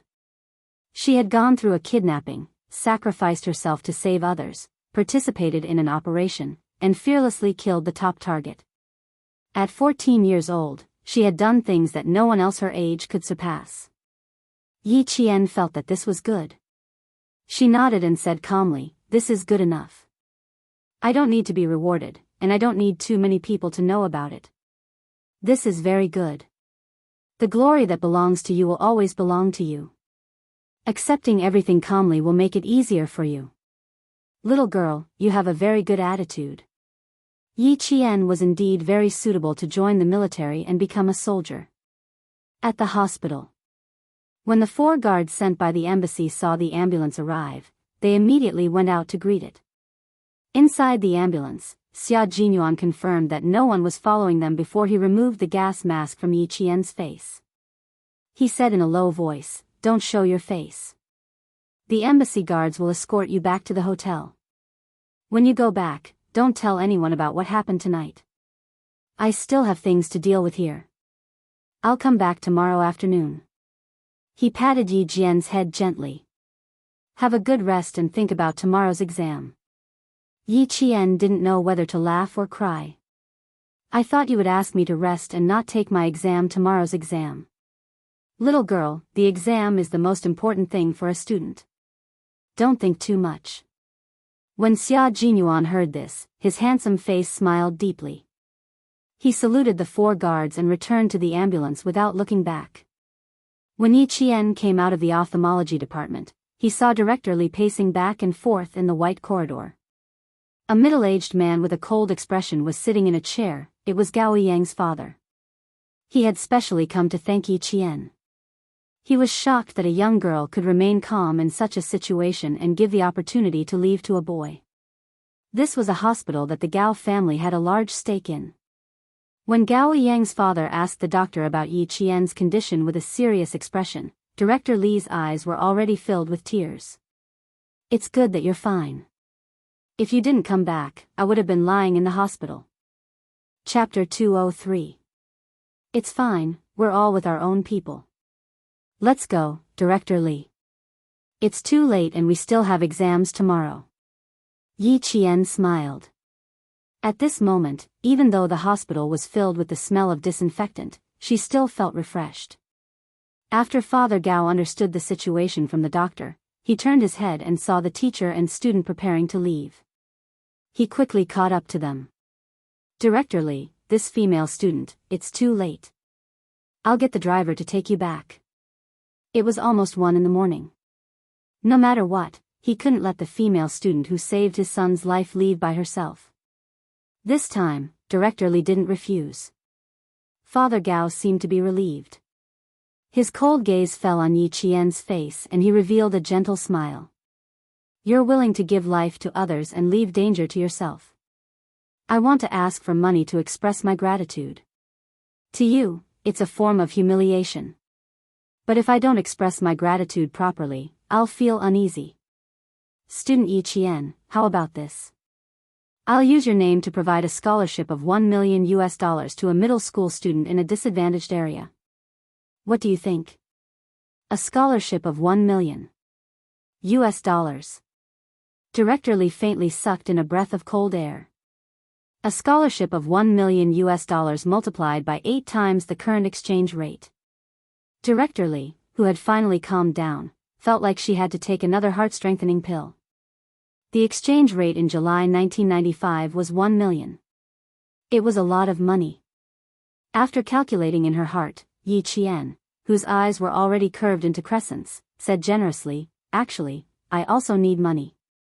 After all, the amount you're offering is quite tempting. However, it's pretty good as a scholarship. I'm very grateful for your generosity. I think I should also study hard for your scholarship. Her gaze was open and her eyes were clear. Even though she said she needed money, he still felt that she was natural and unrestrained. This made Father Gao's impression of Yi Qian even better. He let out a rare laugh and sighed. People die for money, and birds die for food. This has never changed since ancient times. But a gentleman who loves money has a right way of obtaining it. Not only do you have a good character, but you're even better. Okay, Uncle will set up a scholarship for you. As long as you do well, this scholarship will be yours. You're thinking too highly of me. Yi Qian really didn't expect Father Gao to think so highly of her. She smiled politely and replied, there are many outstanding students in our country who can't go to school because of tuition fees and family burdens. I think they need the scholarship you set up. After a brief moment of shock, Father Gao said, how about this? I'll set up a charity organization that provides scholarships for outstanding and impoverished students in the country. We'll mobilize the overseas Chinese to contribute to the future of our country. What do you think? This was indeed for the best. Our country does need such a charity organization. We also need the help of overseas Chinese from all over the world. Yi Jian reached out her hand like an adult and said with a sincere expression, thank you very much for your help. With your help, more students will be able to enter the school. An important matter was settled just like that. Director Li, who had not interjected at all, was dumbfounded. Gao Yang was still under the effects of the tranquilizer. Gao Yang's father promised to send him to the hotel at 7:30 a.m. sharp the next morning. After that, Director Li left with Yi Jian in the car. Chapter 204. Don't think about anything when you get back. I asked Teacher Yu to warm some calming tea for you. Drink it when you get back. Mr. Gao had been present just now, so Mr. Li had restrained himself a little. But now, he began to nag. He was still worried that something would happen to his student, so he kept comforting him. Everything's over now. We came back safe and sound. You, just treat it like a dream. When you wake up tomorrow, nothing happened. Yi Qian didn't interrupt, but listened with a smile. Occasionally, she would obediently say, okay. She didn't have the coldness of a gun-wielding girl anymore. She was completely an obedient girl. When they returned to the hotel, they didn't disturb the other students. Whether it was the Chinese students or the students from other countries, they didn't know that Yi Qian and Gao Yang had gone through a disaster. What happened in the middle of the night didn't affect the contestants who went to bed early. The next morning, Yi Qian appeared in front of her classmates as usual. No one knew that she had returned to the hotel at 1 in the morning. When Yang Yi saw her, she immediately came over. Dear, can I sleep with you tonight? I found out that I'm sleeping in the same room as Teacher Yu. Why do I have insomnia? You don't have freedom and romance anymore, do you? Yi Qian smiled and saw through her thoughts. The first night I slept with you, I helped you pick up your books twice in the middle of the night. You're quite relaxed. Tell me, where did you hide them? Before coming to Australia, the 4 teachers had specially checked the students' luggage, afraid that the students would bring books that had nothing to do with them. In the end, there were still some that slipped through the net. Yang Yi, who was startled, looked around guiltily and pulled Yi Qian to a corner. Oh my, you even found out. Good sister, I'll definitely thank you when I get back to the capital. The students hadn't all arrived yet, so the two of them huddled in the corner and whispered. Hurried footsteps sounded, and they heard Gao Yang ask the other students, did Yi Qian come down? Did you see her? Yi Qian? No, I didn't see her after I came back from looking for you last night. Wouldn't he be suspicious if he looked for her in such a big way? Yi Qian leaned over to take a look. Seeing that he was about to ask the other students, she quickly raised her voice. I'm here? What's the matter? This Gao Yang, looking for you early in the morning is like looking for his mother. TSK, TSK, TSK. I'm afraid there's something urgent. I'll go eat breakfast first. As Yi Qian snickered, Yang Yi waved at Gao Yang, who was striding over. Come, come, come. Over here, over here. I'll abdicate my position, and you can talk. On the other hand, Gao Yang, who was supposed to arrive at 7:30, was only staring at Yi Qian. He didn't even spare Yang Yi another glance. After he hurried over, he lowered his voice and said, You came to the hospital last night, but I didn't know anything. I'm sorry, Yi Qian. His eyes were still red, as if he had just cried. His expression was also somewhat haggard, as if he had not slept well the entire night. I'm fine. It doesn't matter if you know or not. Yi Qian saw that more and more students were coming and going. He pointed downstairs and said, Let's talk outside. We can't let anyone know about this. It could be considered a secret between her and Gao Yang. They didn't leave the hotel. They were right in front of the fountain. With the sound of the fountain as a cover, and with the volume lowered, it was a very good place to talk. I'm fine here.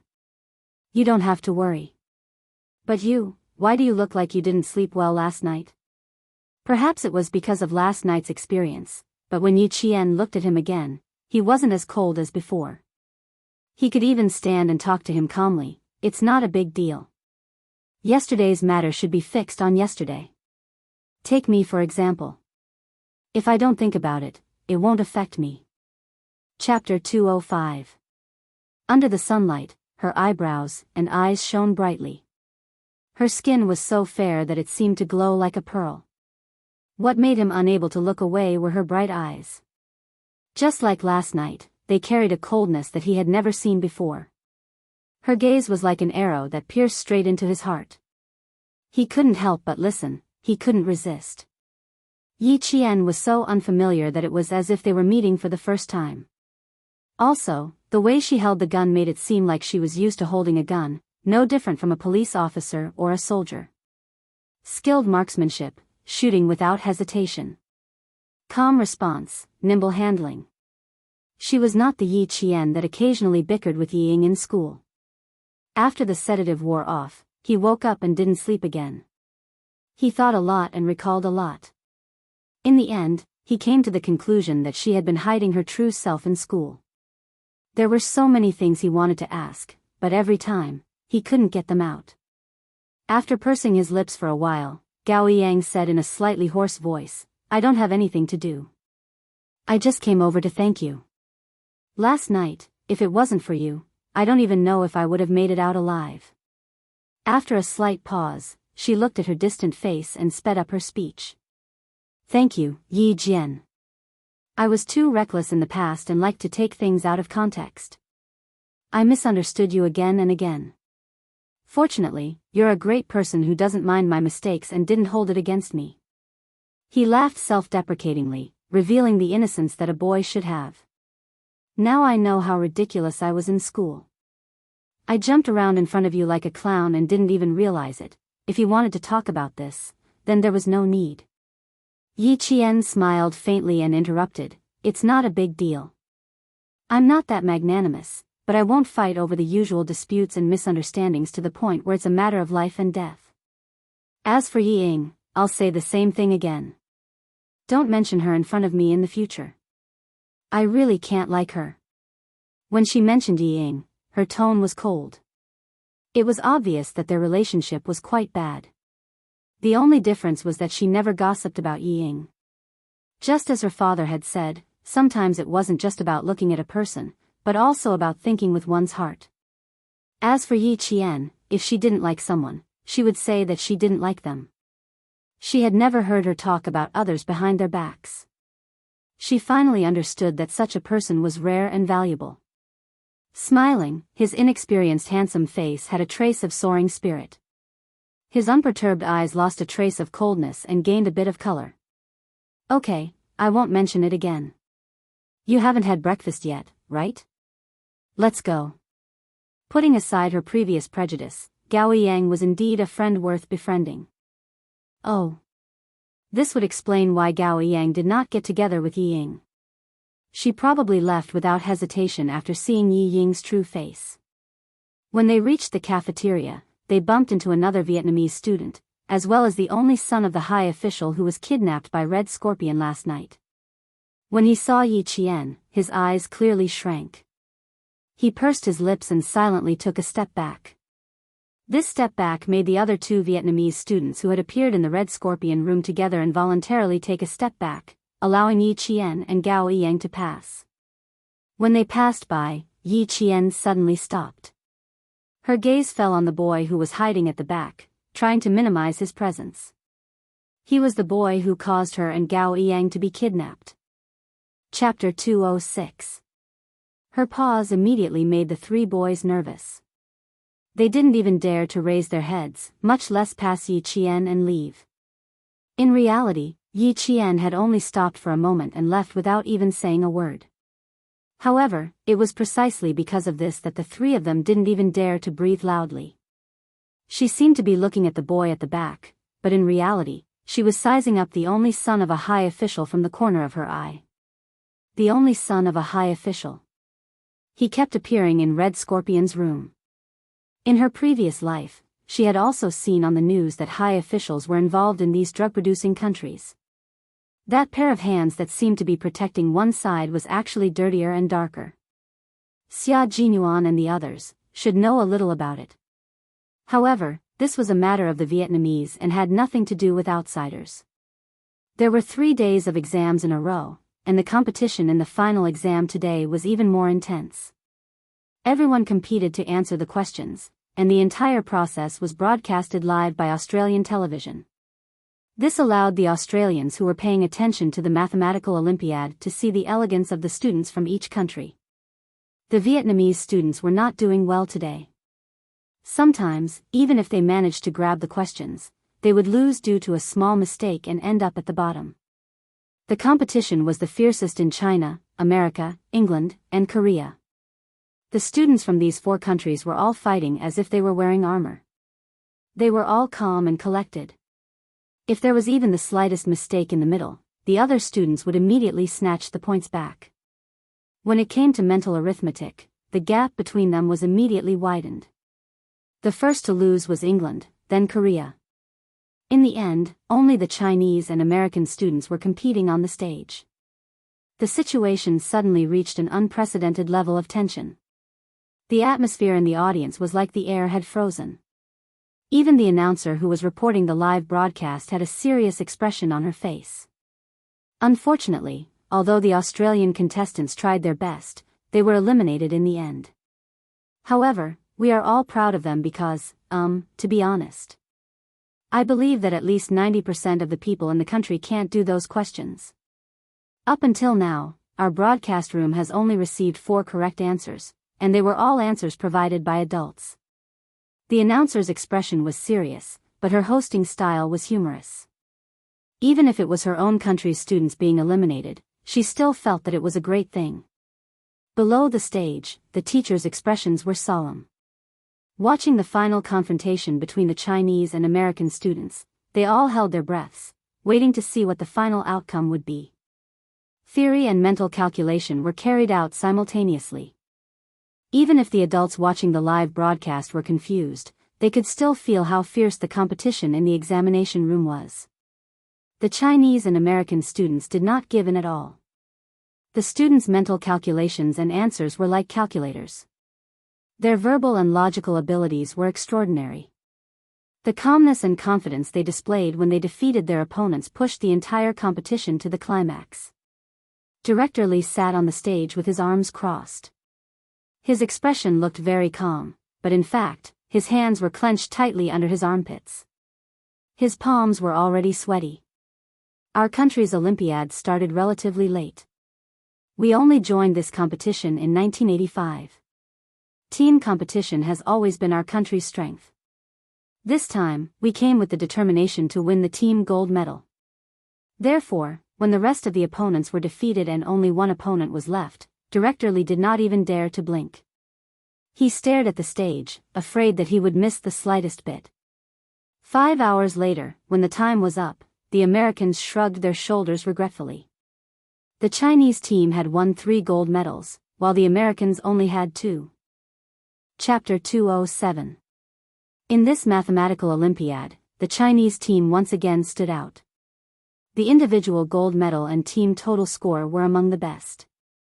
When the results were announced, Director Li stood up with a whoosh and strode to the examination room to give all the contestants who had persisted for 5 hours a warm hug. The audience also applauded continuously. This was for all the students. Regardless of success or failure, the spirit of the students' hard work was worthy of praise. Father Gao, who had never attended his son's parent-teacher conference, and had never even been to his son's school, had tears in his eyes. As a middle-aged man, there was a trace of gentleness in his love for family compared to when he was young. He really didn't know that his son was so outstanding that he was so proud of him. A fierce competition ended with the contestants shaking hands with each other and a gentle smile on their faces. The mathematical Olympiad ended. Yi Qian received the gold medal that she had obtained in 2 lifetimes.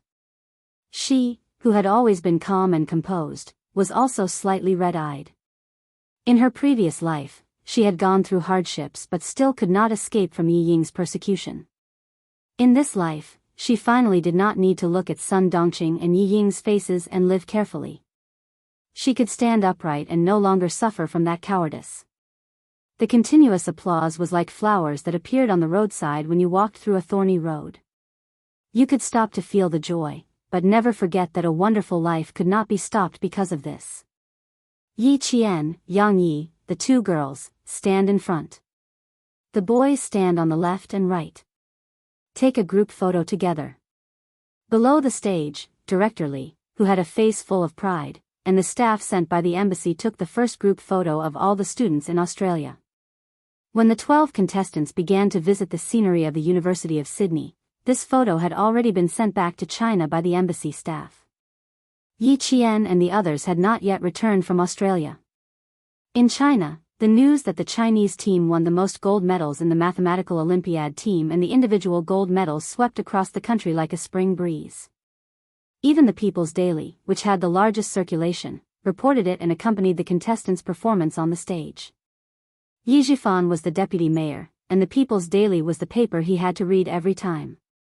When he saw the photo that occupied the most important section of the People's Daily, his gaze suddenly froze. Then he looked at the name attached.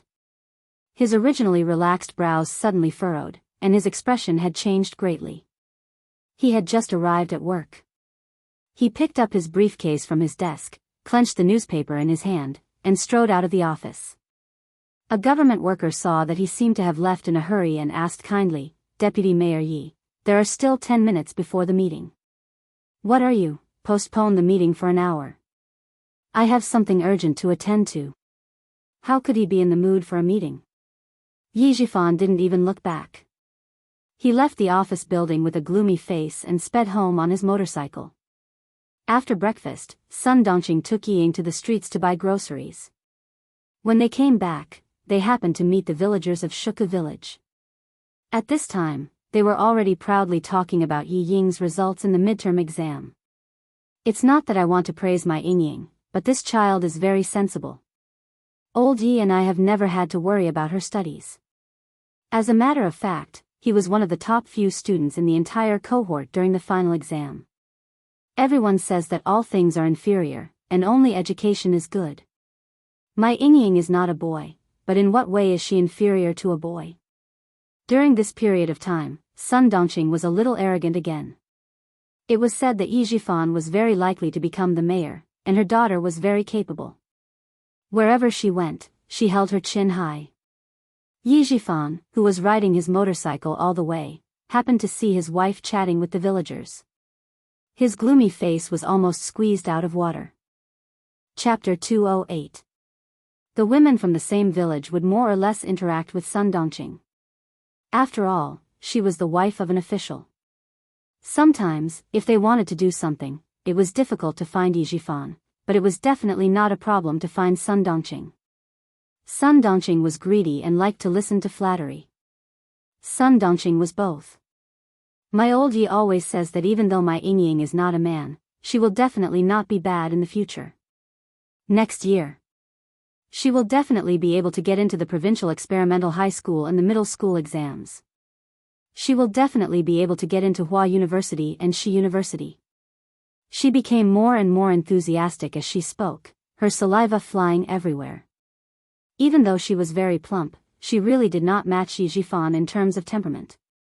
When the women from the same village heard this, they clicked their tongues and exclaimed, "Isn't that so? Who doesn't know that your Yi family is full of talents? And this talent is from your family. Ying is born with good looks and good grades. When she becomes a university student, she will be a golden phoenix flying out of our poor village." Ying liked to hear these words. When she heard this, she pursed her lips and smiled sweetly. "Auntie Tao, I know that little brother Little Dong also got into town high school. In the future, little brother Little Dong can look for me in class if he needs anything. If he doesn't know where my classroom is, just ask around and a classmate will bring him here." When Auntie Tao met her, she first mentioned that little brother Dong got into town high school and that he would have to worry about something in the future. Ying immediately knew why she was here. Since Yi Qian, that damned girl, made her life in school even more difficult, then she had to think of a way to make everyone in the same village stand by her side. Let's see if she has the face to return to the village in the future. Rumors and slanders killed people. Since she had failed to seduce teacher, she would have to take her time. Yi Ying's smile became even sweeter as a gloomy look flashed across her eyes. She didn't believe that she couldn't win against an orphan. If 1 year wasn't enough, then 2 years. If 2 years wasn't enough, then 3 years.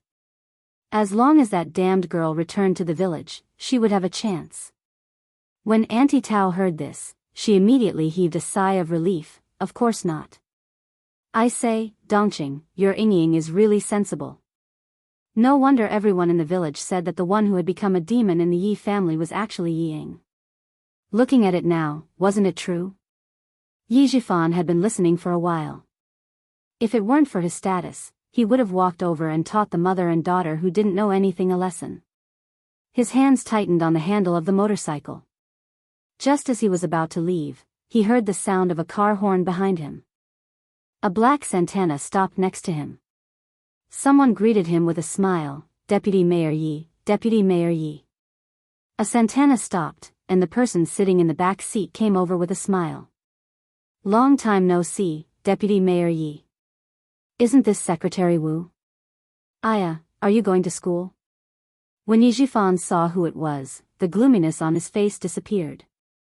He walked over with a smile and held Secretary Wu's hand. He said politely, "It's so hot today. Do you have something urgent?" Secretary Wu was the leader of the city's education bureau. Auntie Tao heard it too. When she looked over, she clicked her tongue and said, "Old Yi is really a busy man. That person looks like an official. TSK, TSK, TSK. Dongqing, you're really lucky. Wasn't he a blessed person?" Sun Dongqing smiled arrogantly. "I have to go take a look. You're busy. If you don't return to the village at noon, come to my house for lunch." After that, she pulled Ying over. Chapter 209. Aunt Tao, who had wanted to get closer to her, did not dare to make her stay. Seeing the mother and daughter walk over, she stopped for a while and left. "I just found out that you're Yi Qian's uncle." This is really, when Sun Dongqing heard Yi Qian's name, she was like a cat whose tail had been stepped on. She immediately exploded, "Yi Qian? Old Yi, what trouble did that wretched girl get into again? Let me tell you, whether she lives or dies has nothing to do with my family. Wretched girl, ungrateful wretch. If it weren't for my family raising her, she would have been a beggar begging for rice." He spoke quickly and hurriedly, without any pause or buffer. He finished speaking with a crackling sound like firecrackers, but he didn't notice that Ying was already sweating from anxiety. "Mom, what are you saying?" Ying was afraid that she would say something unpleasant, so she quickly pulled her back and whispered, "Mom, Dad's expression has changed, and you're still talking. Why don't you see who the important guest is? You can't say anything nice the moment you open your mouth." Ying was also an expert at reading people's expressions, even though she also liked to let others know more about Yi Qian's scandals. But now, who was the guest? What was he doing here? Why was he looking for Yi Qian? She had no idea. Sun Dongqing was still a little unhappy. What, how long has it been since that wretched girl showed up? When I asked you, you said you didn't know. When I asked your dad, he wouldn't tell me.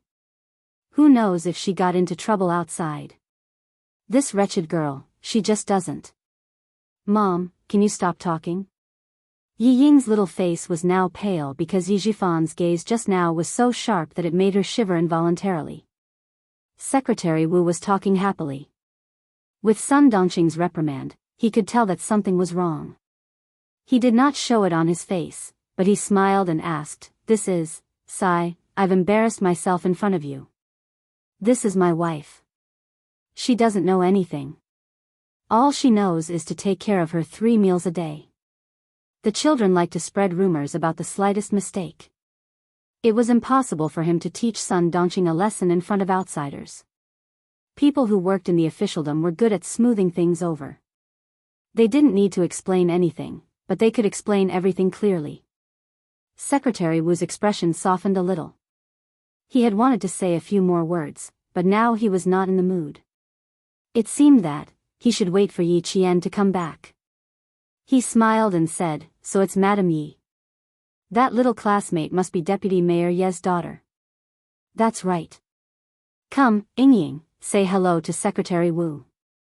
How could Yi Jifan not see the change in the situation? The other party was clearly here for Yi Qian, but he could not bring himself to mention it. He had to smooth things over first. In terms of social interaction, Yi Ying had always been polite and appropriate.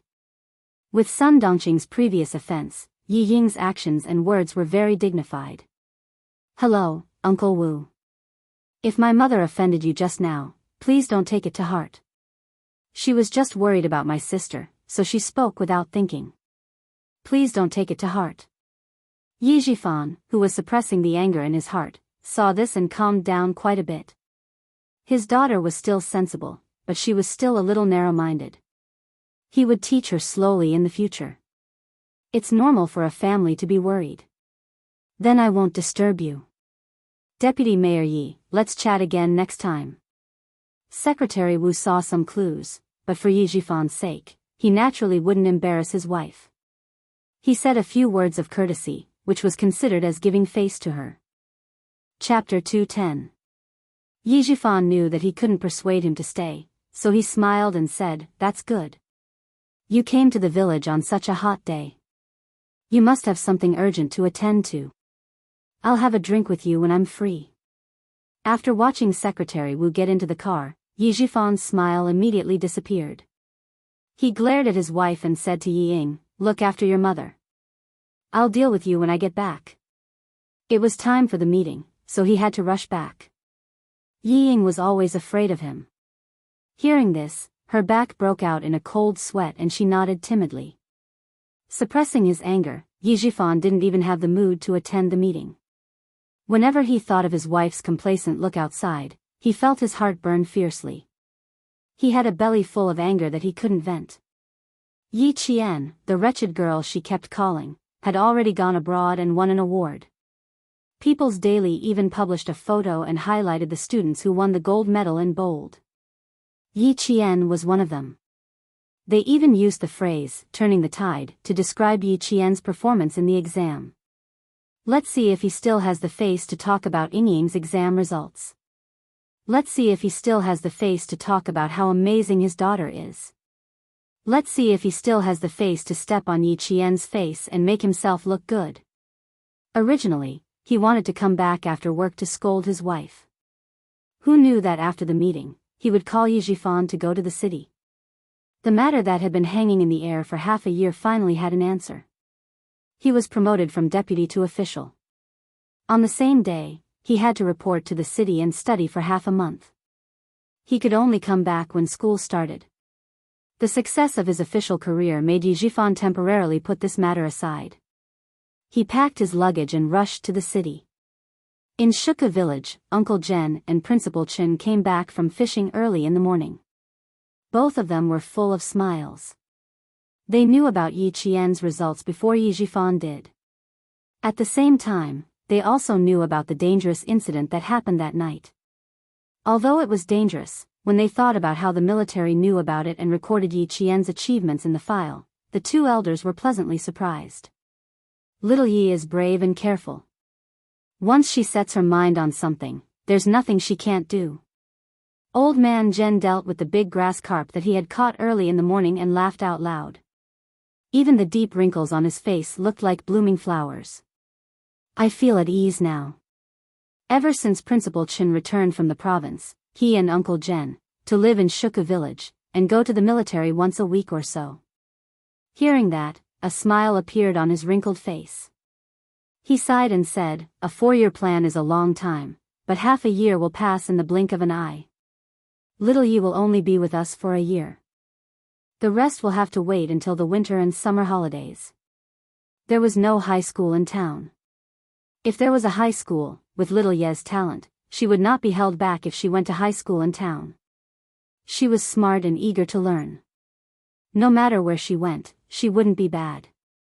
Uncle Zhen was already laughing. Children grow up. Sooner or later, she'll fly high. She can see further. She just has to come back to visit us occasionally. Don't restrict her.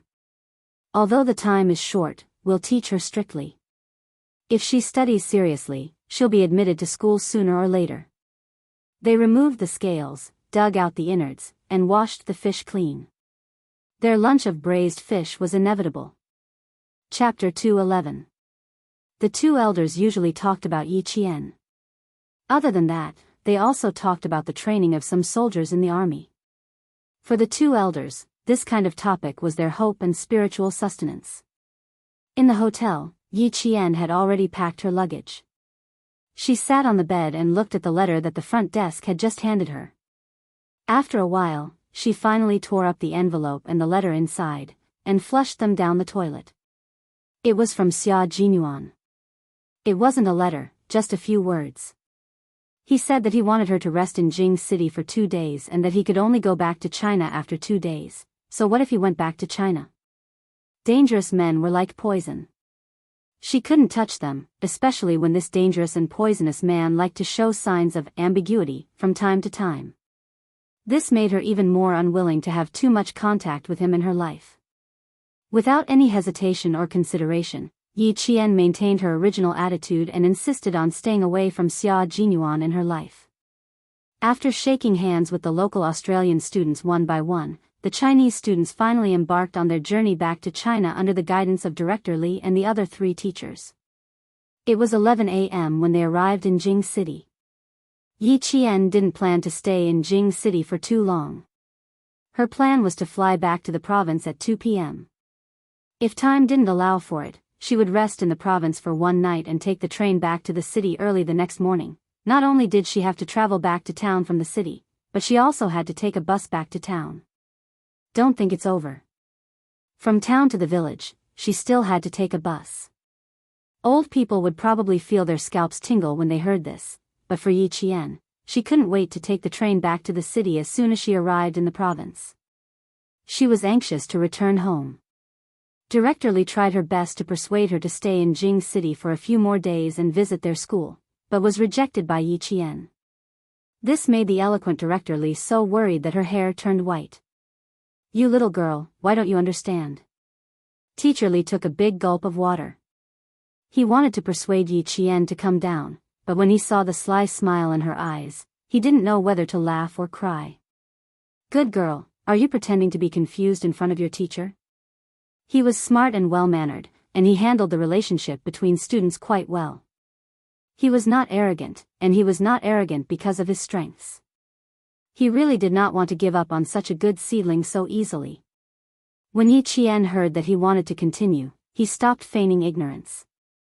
He smiled and said, Director Li, to tell you the truth, if there was a high school in our town, I would have studied there as well. Why was that? Everyone is racking their brains to get into a top school. Why is it so weird when it's your turn? I can tell you that in the whole of Beijing, our school has the strongest teaching staff. Not to mention Hua University and Shi University, most of the students who study abroad have a bonus. In response to Director Li's well-meaning advice, Yi Qian smiled faintly and replied, "You're honey, you're arsenic." He didn't say anything else. This was something that was completely impossible. He could only thank Director Li for his kindness. "You little girl, you really do have a lot of ideas." Director Li didn't try to persuade her anymore. He sighed heavily and said to the two boys, Gao Yang and Wang Mo, "Take care of the girls on the road. When you arrive in the province, remember to call me to let me know you're safe." Chapter 212. Wang Mo chuckled. "Don't worry, I'll definitely call you." Since the three of them were traveling together, Director Li wasn't too worried. However, he still called Teacher Zhu from the provincial high school, who was responsible for bringing the three of them to school. He told him what time the students would be arriving at the provincial high school and personally escorted them to the departure lounge before leaving. "After I get off the plane, I'll go directly to the train station to see if there are any train tickets back to the city tonight." As soon as they boarded the plane, Yi Qian told Gao Yang her plan. "I can go back alone, and I want to go back earlier." She hadn't trained in a long time, so she was very anxious to go back. Gao Yang glanced at her and frowned slightly. He pursed his lips and said, "There are tickets. Let's go back together." He didn't hear her mention that if she hadn't been able to get the tickets, she would have gone back alone. "That's fine too." Yi Qian nodded slightly. Although there was no misunderstanding like before, she wasn't very interested in closing the distance between them.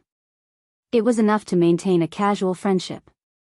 Although she wasn't as cold to him as before, she didn't want to be friends either. Gao Yang, who realized this, felt a little bitter. He didn't say anything more and closed his eyes to pretend to rest. After Wang Mo and Yi Qian chatted for a while, Wang Mo also yawned and closed his eyes to sleep. Only Yi Qian, although she also closed her eyes, her mind was clear. She didn't feel sleepy at all when she thought about how she would soon be able to immerse herself in the intense training. As she wished, when they arrived at the provincial capital at 5:30 p.m., Gao Yang immediately called to book the train tickets for 7:45 p.m. The two of them didn't even meet Mr. Zhu and rushed to the train station without stopping. From Australia to Beijing, then to the province, the city, the town, and the village. Yi Qian spent a total of 2.5 days on the road.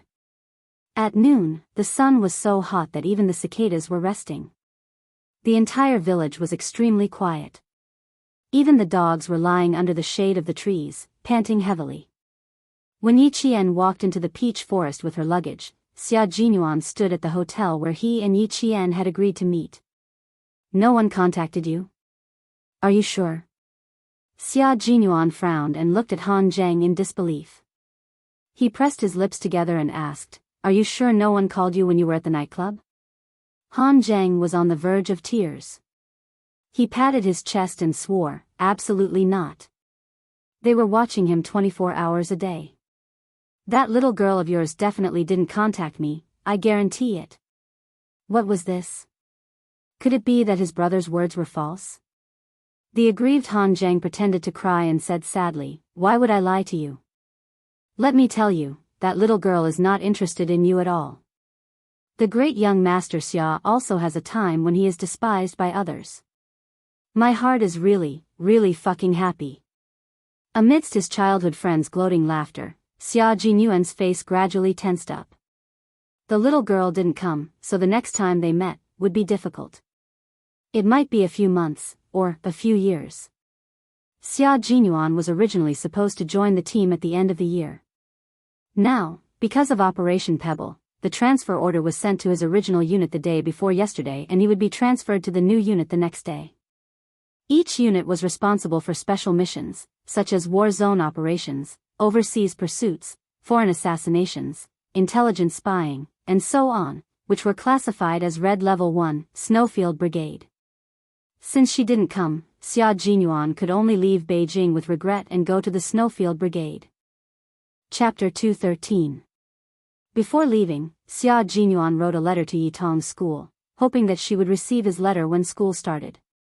He left without saying goodbye. Only the little girl was familiar with this kind of thing. He didn't want to learn from her. The letter arrived at school 2 days before school started. After returning to the mountains and arriving at the army, Yi Qian fought with the soldiers all day long. She didn't even miss her daily exercises and training. When she looked up from the target, the days passed by like flipping through a book. In the blink of an eye, it was time to report back to school and usher in the 3rd year of middle school.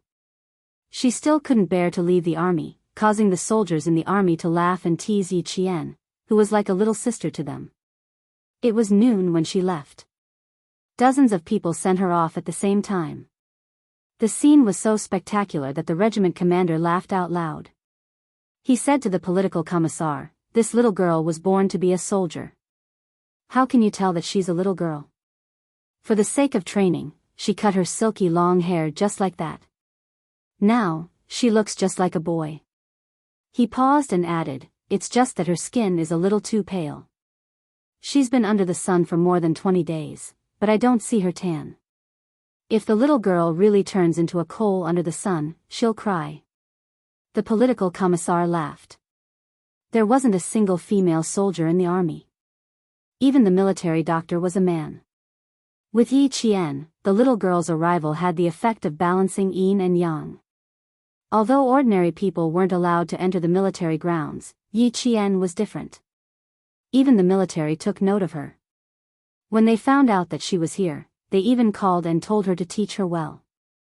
The little girl had a good temper and was hardworking. She was like a piece of gold in the army, shining wherever she went. Any army would be willing to open their doors and welcome such a talent. More than 10 days passed by quickly. Looking at this group of soldiers, he knew how much they couldn't bear to see her leave. Not only the soldiers, but even he, the political commissar, couldn't bear to see her leave. They walked all the way to the entrance of the barracks. Only then did the soldier, who couldn't go out, pass Yi Qian's luggage to her. He patted her shoulder as if she was a comrade and said with a smile, "Come back on Saturday and Sunday. There are a lot of pheasants in the mountains in autumn. When the time comes, we'll carry the company commander and roast some pheasants." "Okay, then I'll have to bring a few more bags of cumin powder. Sprinkle a handful of cumin powder on it when it's cooked. That's called fragrant." Yi Qian had cut his hair as soon as he entered the army, revealing his exquisite and flawless facial features. His eyes were as dazzling as the stars in the sky, and his smile was as bright as the morning sun. "Wait for me. See you on Saturday morning." Compared to the colorful life outside, Yi Qian loved this blood-boiling land more. When she walked out of the barracks, she turned back to look at the tall figures dressed in army green who seemed to blend into the mountains. Even the corners of her eyes were smiling. One by one, they stood ramrod straight like rows of spears at the entrance of the barracks. Even if it was resting time, they were always ready. In the army, the most common saying was, "Soldiers are trained for 1,000 days to be used in an hour." The most discussed topic was, protect the country. No matter what era it was, those rows of army green figures would always be the most adorable people of that era. After leaving the army at noon, they took a village car to town in the afternoon. The people in the car were either from the same village or from the neighboring villages. They talked about their hometown all the way to town. Chapter 2:14. My chickens are hanging outside. They can't run away. I have to give them away. When the bus stopped midway, some villagers, under the urging of the conductor, didn't forget to remind them that they couldn't let anything happen to the chickens they brought into the town. The ticket seller was actually the driver's wife. She took the money and said, "Who wants your chickens? They're hanging in the back. It smells like chicken poop. Who can smell it in the summer? Get on, get on. Don't dawdle." It was common to see chickens and ducks when visiting relatives in town. There were many students on the bus. They chatted and chatted all the way to town. The buses driving in the town were not good cars. They were all old minibuses that had been eliminated by the city. There was no air conditioning in summer and no heating in winter. Everyone sitting in the bus hated that they could not tear down the windows. Gao Yang had been waiting for a long time. There were only 3 buses from Shuku village to town. One in the morning, one in the afternoon, and one in the afternoon. The first two buses did not see Yi Qian, so it had to be this bus. Soon, a shabby minibus came from afar. Gao Yang put some money on the counter of the canteen and bought 2 mung bean popsicles. He pushed the bicycle with one hand and walked over, but after a few steps, he stopped. He saw Yi Ying and the mayor's wife, who had been in the limelight for the past 10 days. Yi Qian, who was sitting by the window, got off the bus. He felt that today was not a good day to go out. He saw the fashionably dressed mother and daughter, Sun Dongqing and Yi Ying, getting on the bus. They were talking to a woman who said that she wanted to take care of her chickens. It turned out that the woman's sister was giving birth at the town hospital. The mayor's wife, Sun Dongqing, had helped a little. She was here to thank them personally. Yi Qian did not plan to avoid them.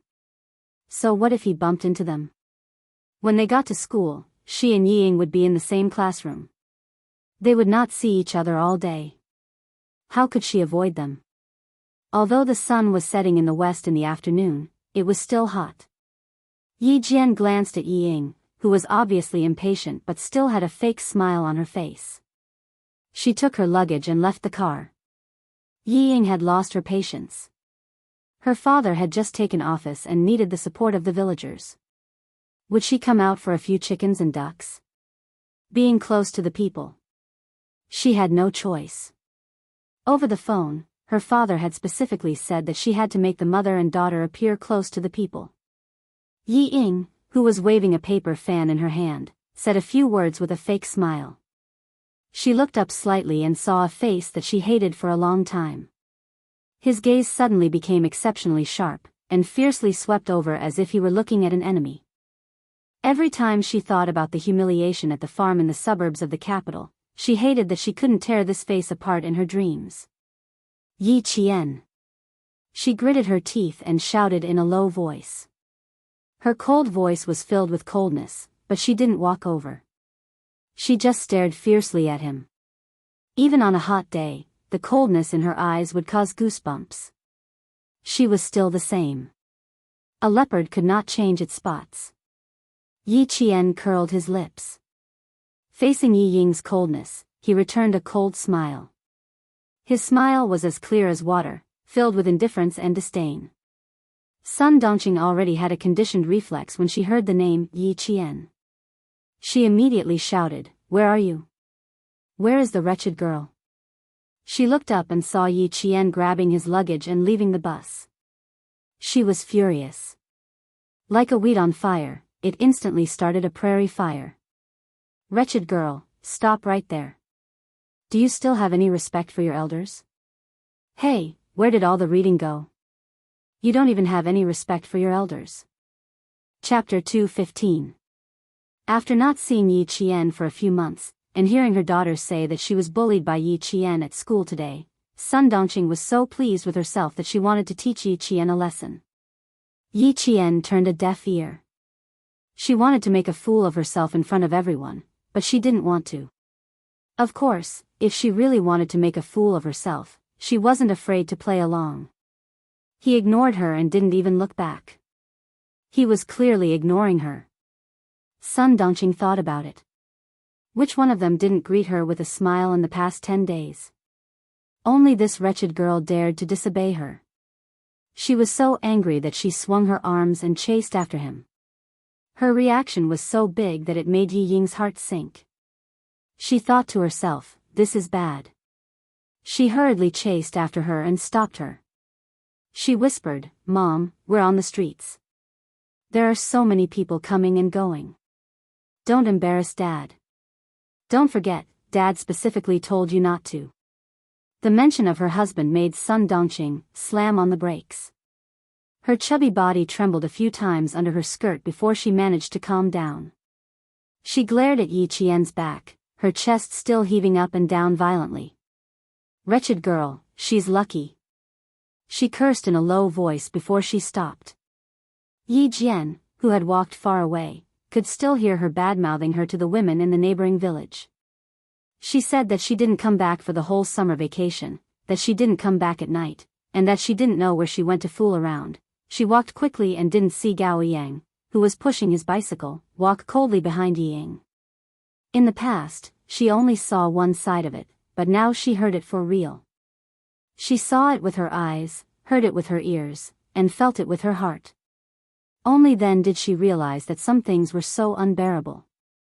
For example, this mayor's wife clearly didn't know anything, but she was still shamelessly talking nonsense and bad-mouthing Yi Qian. No matter how bad Yi Qian's relationship with your family is, at least I've never heard her talk behind your back. He spoke coldly, but his words were like thunder that exploded in Yi Ying's heart. Yi Ying's mind spun rapidly. How much did he hear, and what did he know?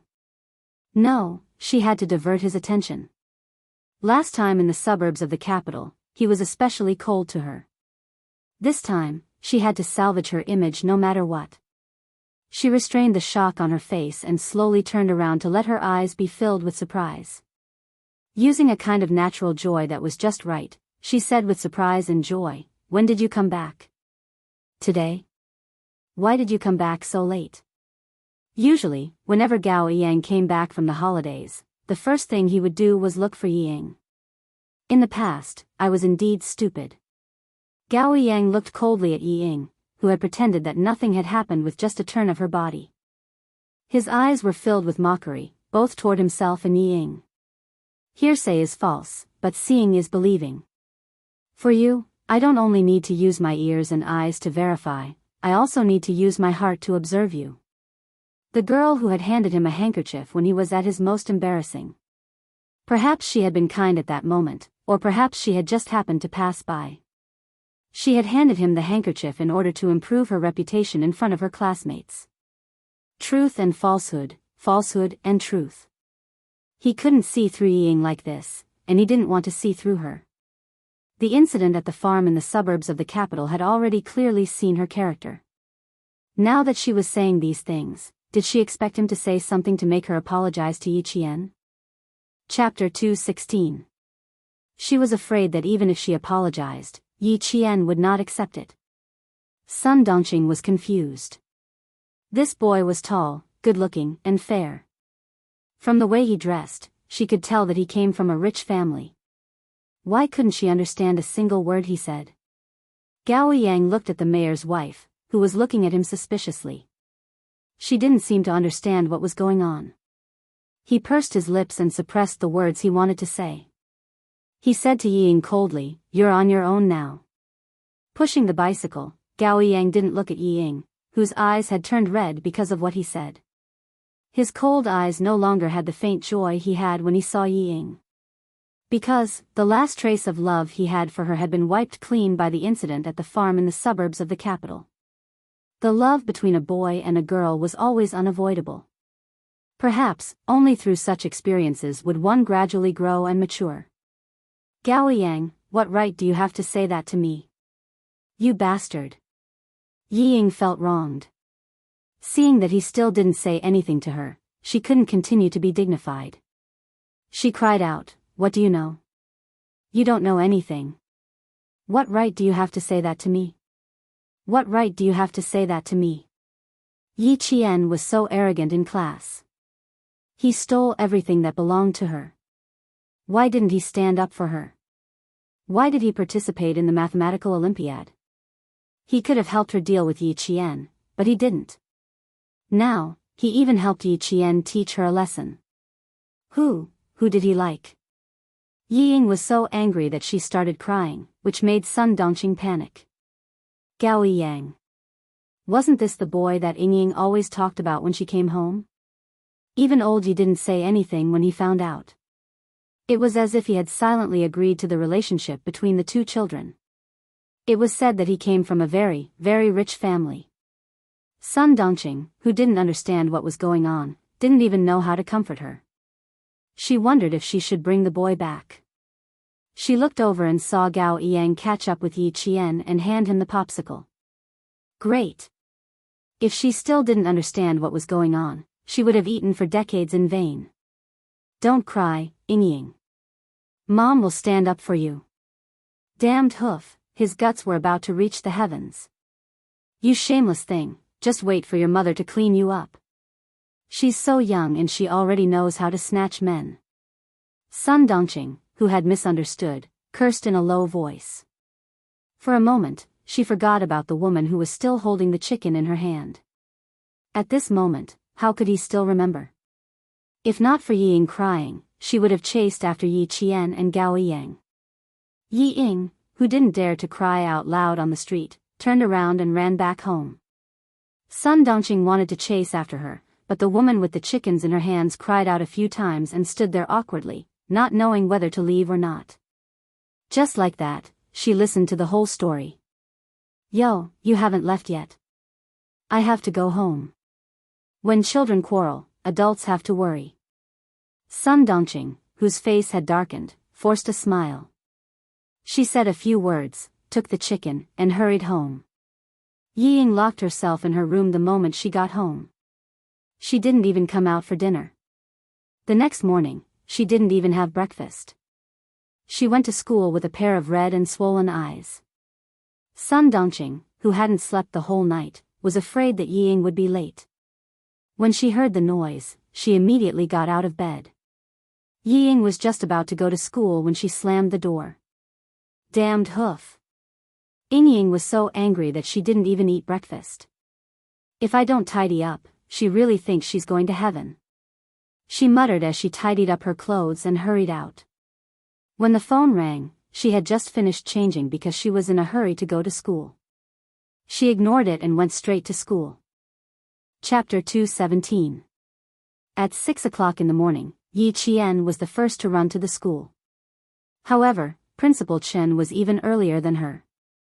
He held a letter in his hand and stood at the school gate, leisurely waiting for Yi Qian to come over. Not long after, he saw a figure in the school's summer uniform running over. Bathed in the morning sun, the figure was like a young eagle fluttering its wings. Although its wings were still tender, it could already fly freely under the blue sky and white clouds. He took out the letter and read it.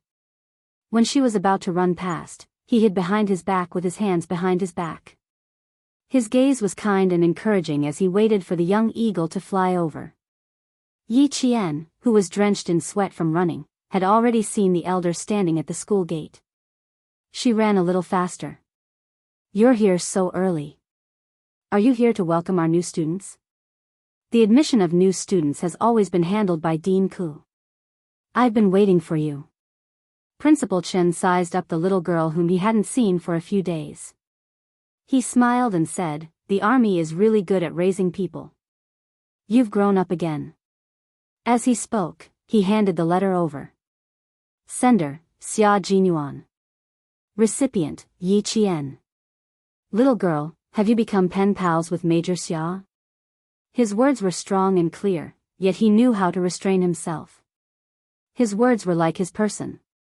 This Major Xia seemed to treat little Yi differently. Yi Qian was a little surprised. He wrote to her. She took the letter and read it. It was indeed Xia Jinyuan's handwriting. She couldn't figure out why he would write to her out of the blue. She pretended to tear the letter and read it, but Principal Chen hurriedly stopped her. Read it later. I have something else to talk to you about first. Come, let's go to my office. At 6 o'clock in the morning, the school was still quiet. Registration was in the morning, the freshman assembly in the afternoon, and classes started the next day. The registration time was very tight, which was in line with Principal Chen's style of doing things. When they reached his office, he smiled and said, Secretary Wu from the city's education bureau is coming over today. He came over a while ago, but he didn't see you or me. He rushed back to the city for nothing. Make some preparations later and have a good chat with Secretary Wu. This girl had a mature personality and always kept a low profile in everything she did. Even though she had won the grand prize this time, she still acted as if nothing had happened and did what she had to do. Yi Ying, on the other hand, had made it into the top 10 of her grade in the final exam and made it known to the whole town. That child, if she didn't properly educate and nurture him, he might really be ruined by his mother. Yi Qian nodded and said with a smile, all right, is there anything we need to pay attention to? That way, I can be mentally prepared. She had never experienced these things in her previous life. Even if she had to do it all over again, she had to learn it all over again. Moreover, if there was no need for them to meet, Principal Chen would definitely decline on her behalf. Now that he had personally told her about it, she had to be cautious. No need, it's because of your award, Anne.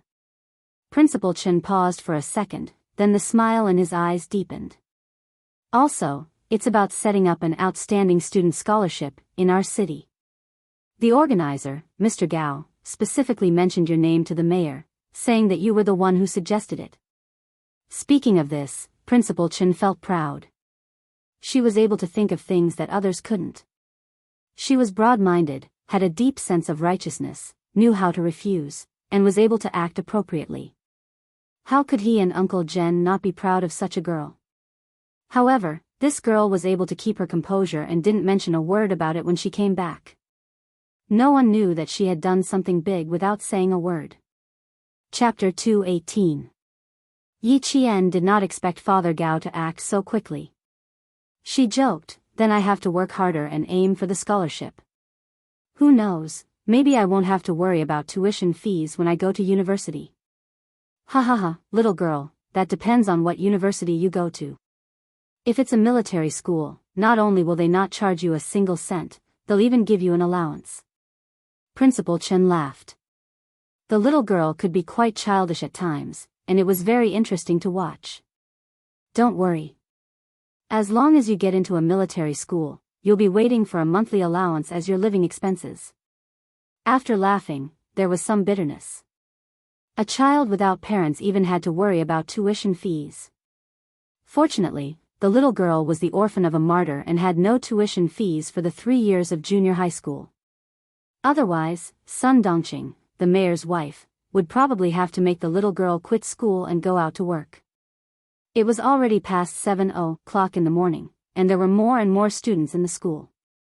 The freshmen who came in for the first year of junior high still looked childish. They laughed and played with each other as they entered the campus. Yi Jian came out of the office and walked around the campus for a while. She didn't go back until the classroom door opened. After not seeing her for a summer break, her classmates seemed to have grown taller. And Jessen pounced on Yi Qian from behind like a tiger pouncing on its prey. She laughed and said, "What kind of food did you eat?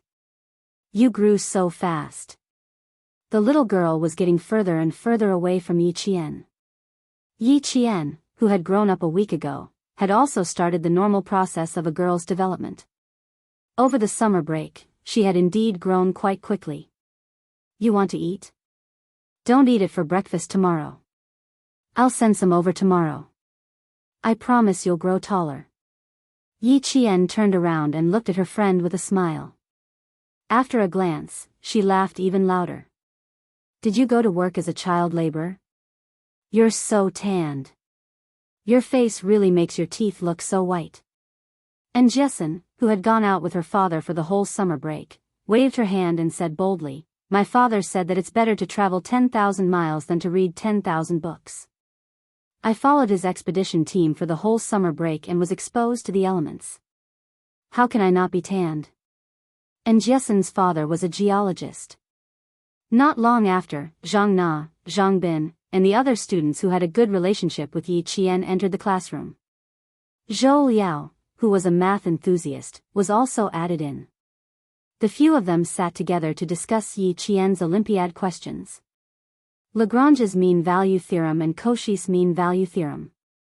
These are things that can only be learned in advanced mathematics. This written exam also covers them. Not only that, there's also a higher-order derivative formula. Leibniz also has it. It can be said that the mathematical Olympiad is not just a middle school level. The difficulty of the questions is quite wide. Yi Qian's expression was a little serious. She had seen a lot and knew why Director Li said that there was still a big gap between their country's theoretical knowledge and the international knowledge. The foreign students may not know how to do it, but they have all understood it. As for our own students. Looking at the shocked faces in front of him, Yi Qian sighed and said, "So, there is still a gap between us and them. Oh my God, this is too difficult. I've never even heard of it. TSK, TSK, TSK, no wonder he was eliminated in the exam. Luckily, he was eliminated. Otherwise, he would be a disgrace abroad. And Jessen was very emotional. Although her math results were not bad, it was only middle school math. As for high school, advanced. Sorry, she did not understand any of it. Zhou Liao pushed up his glasses and sighed heavily. That's what I thought too. Fortunately, I was selected. It's fine if I lose face in my own school, but if I really lose face abroad, I'll be a sinner. Chapter 219. Go, go, go. You want to be a sinner of the country? You don't have the ability to make the whole country remember your crimes. Zhang Na rolled her eyes and put her chin on the table dejectedly. She said sullenly, I'm not good at math. What will I do when I get into high school?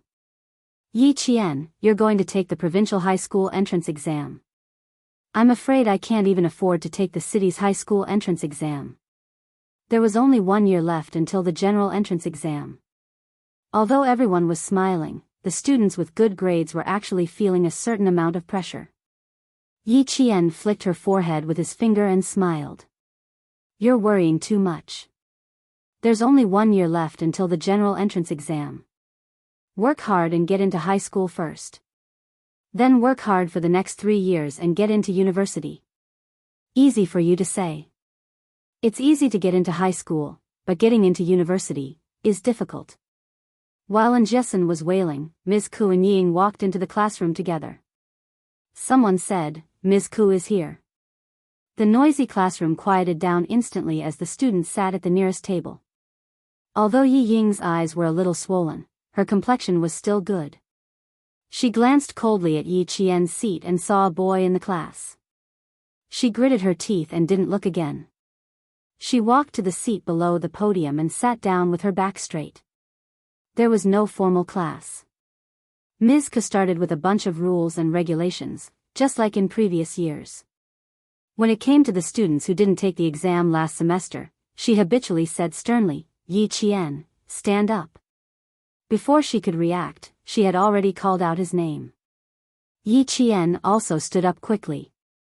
There was a hint of a smile in his eyes. This slip of the tongue. He probably talked about her a lot. You did well this time. Sit down. Ms. Ku didn't expect to be called out like this. Her expression was stiff and she was quite unhappy. However, she had no choice but to praise Yi Qian vaguely. And Jessen snickered secretly. Being a teacher like Teacher Ku, it was amazing. Teacher Ku, who already knew that Yi Qian had won the grand prize in the mathematical Olympiad, didn't want to mention it at all.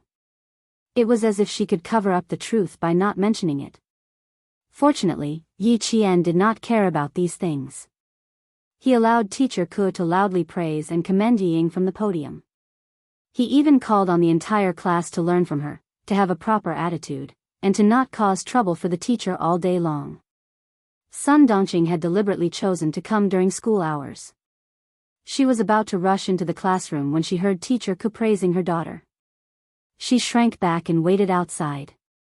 Principal Chen, who came with Secretary Wu, immediately recognized that the woman standing outside the classroom was the new mayor's wife.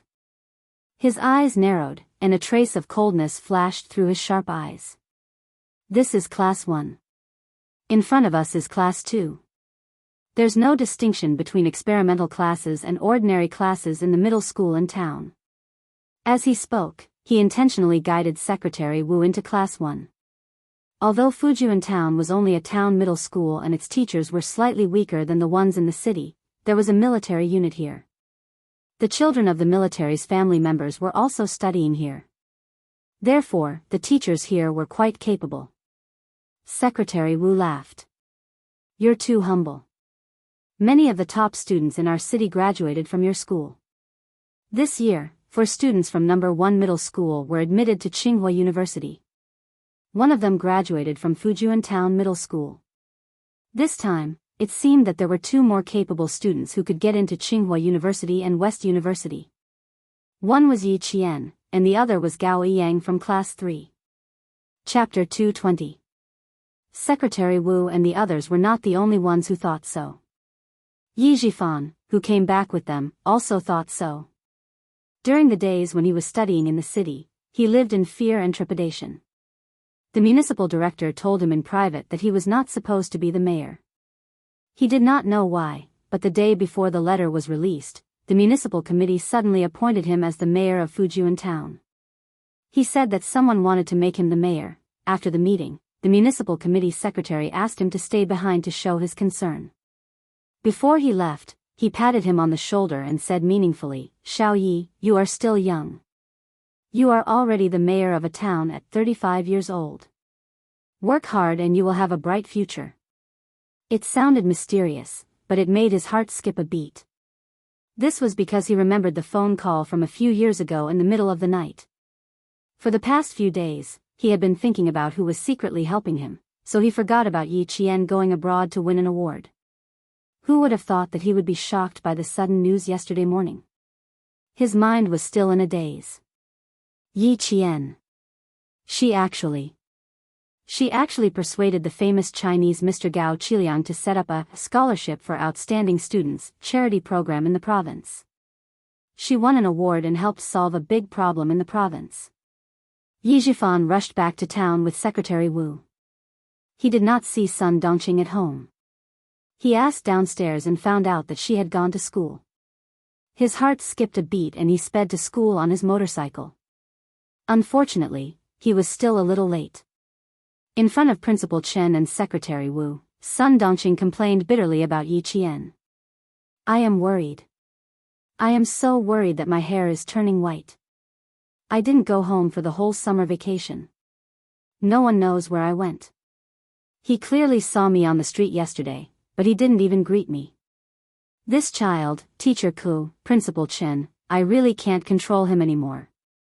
In the classroom, Yi Ying, whose face was pale, looked at her mother scolding Yi Qian in front of the whole class. She said anxiously and angrily, "Mom, stop it. Stop it." He wanted to drag her out, but Principal Chen's sharp gaze stopped him in his tracks. Yi Ying, who couldn't move even half a step, was so anxious that she sat in her seat with tears in her eyes.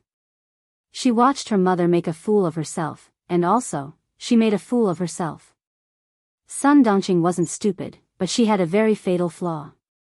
She didn't want to verify anything, and only wanted to feel comfortable in her heart. In the past, she had been more cautious. However, as Yi Jifan's position in the government increased, she became more and more unbridled. Who in this town could be more important than her husband? No. Since there wasn't, then everyone in the town had to follow the mayor's orders.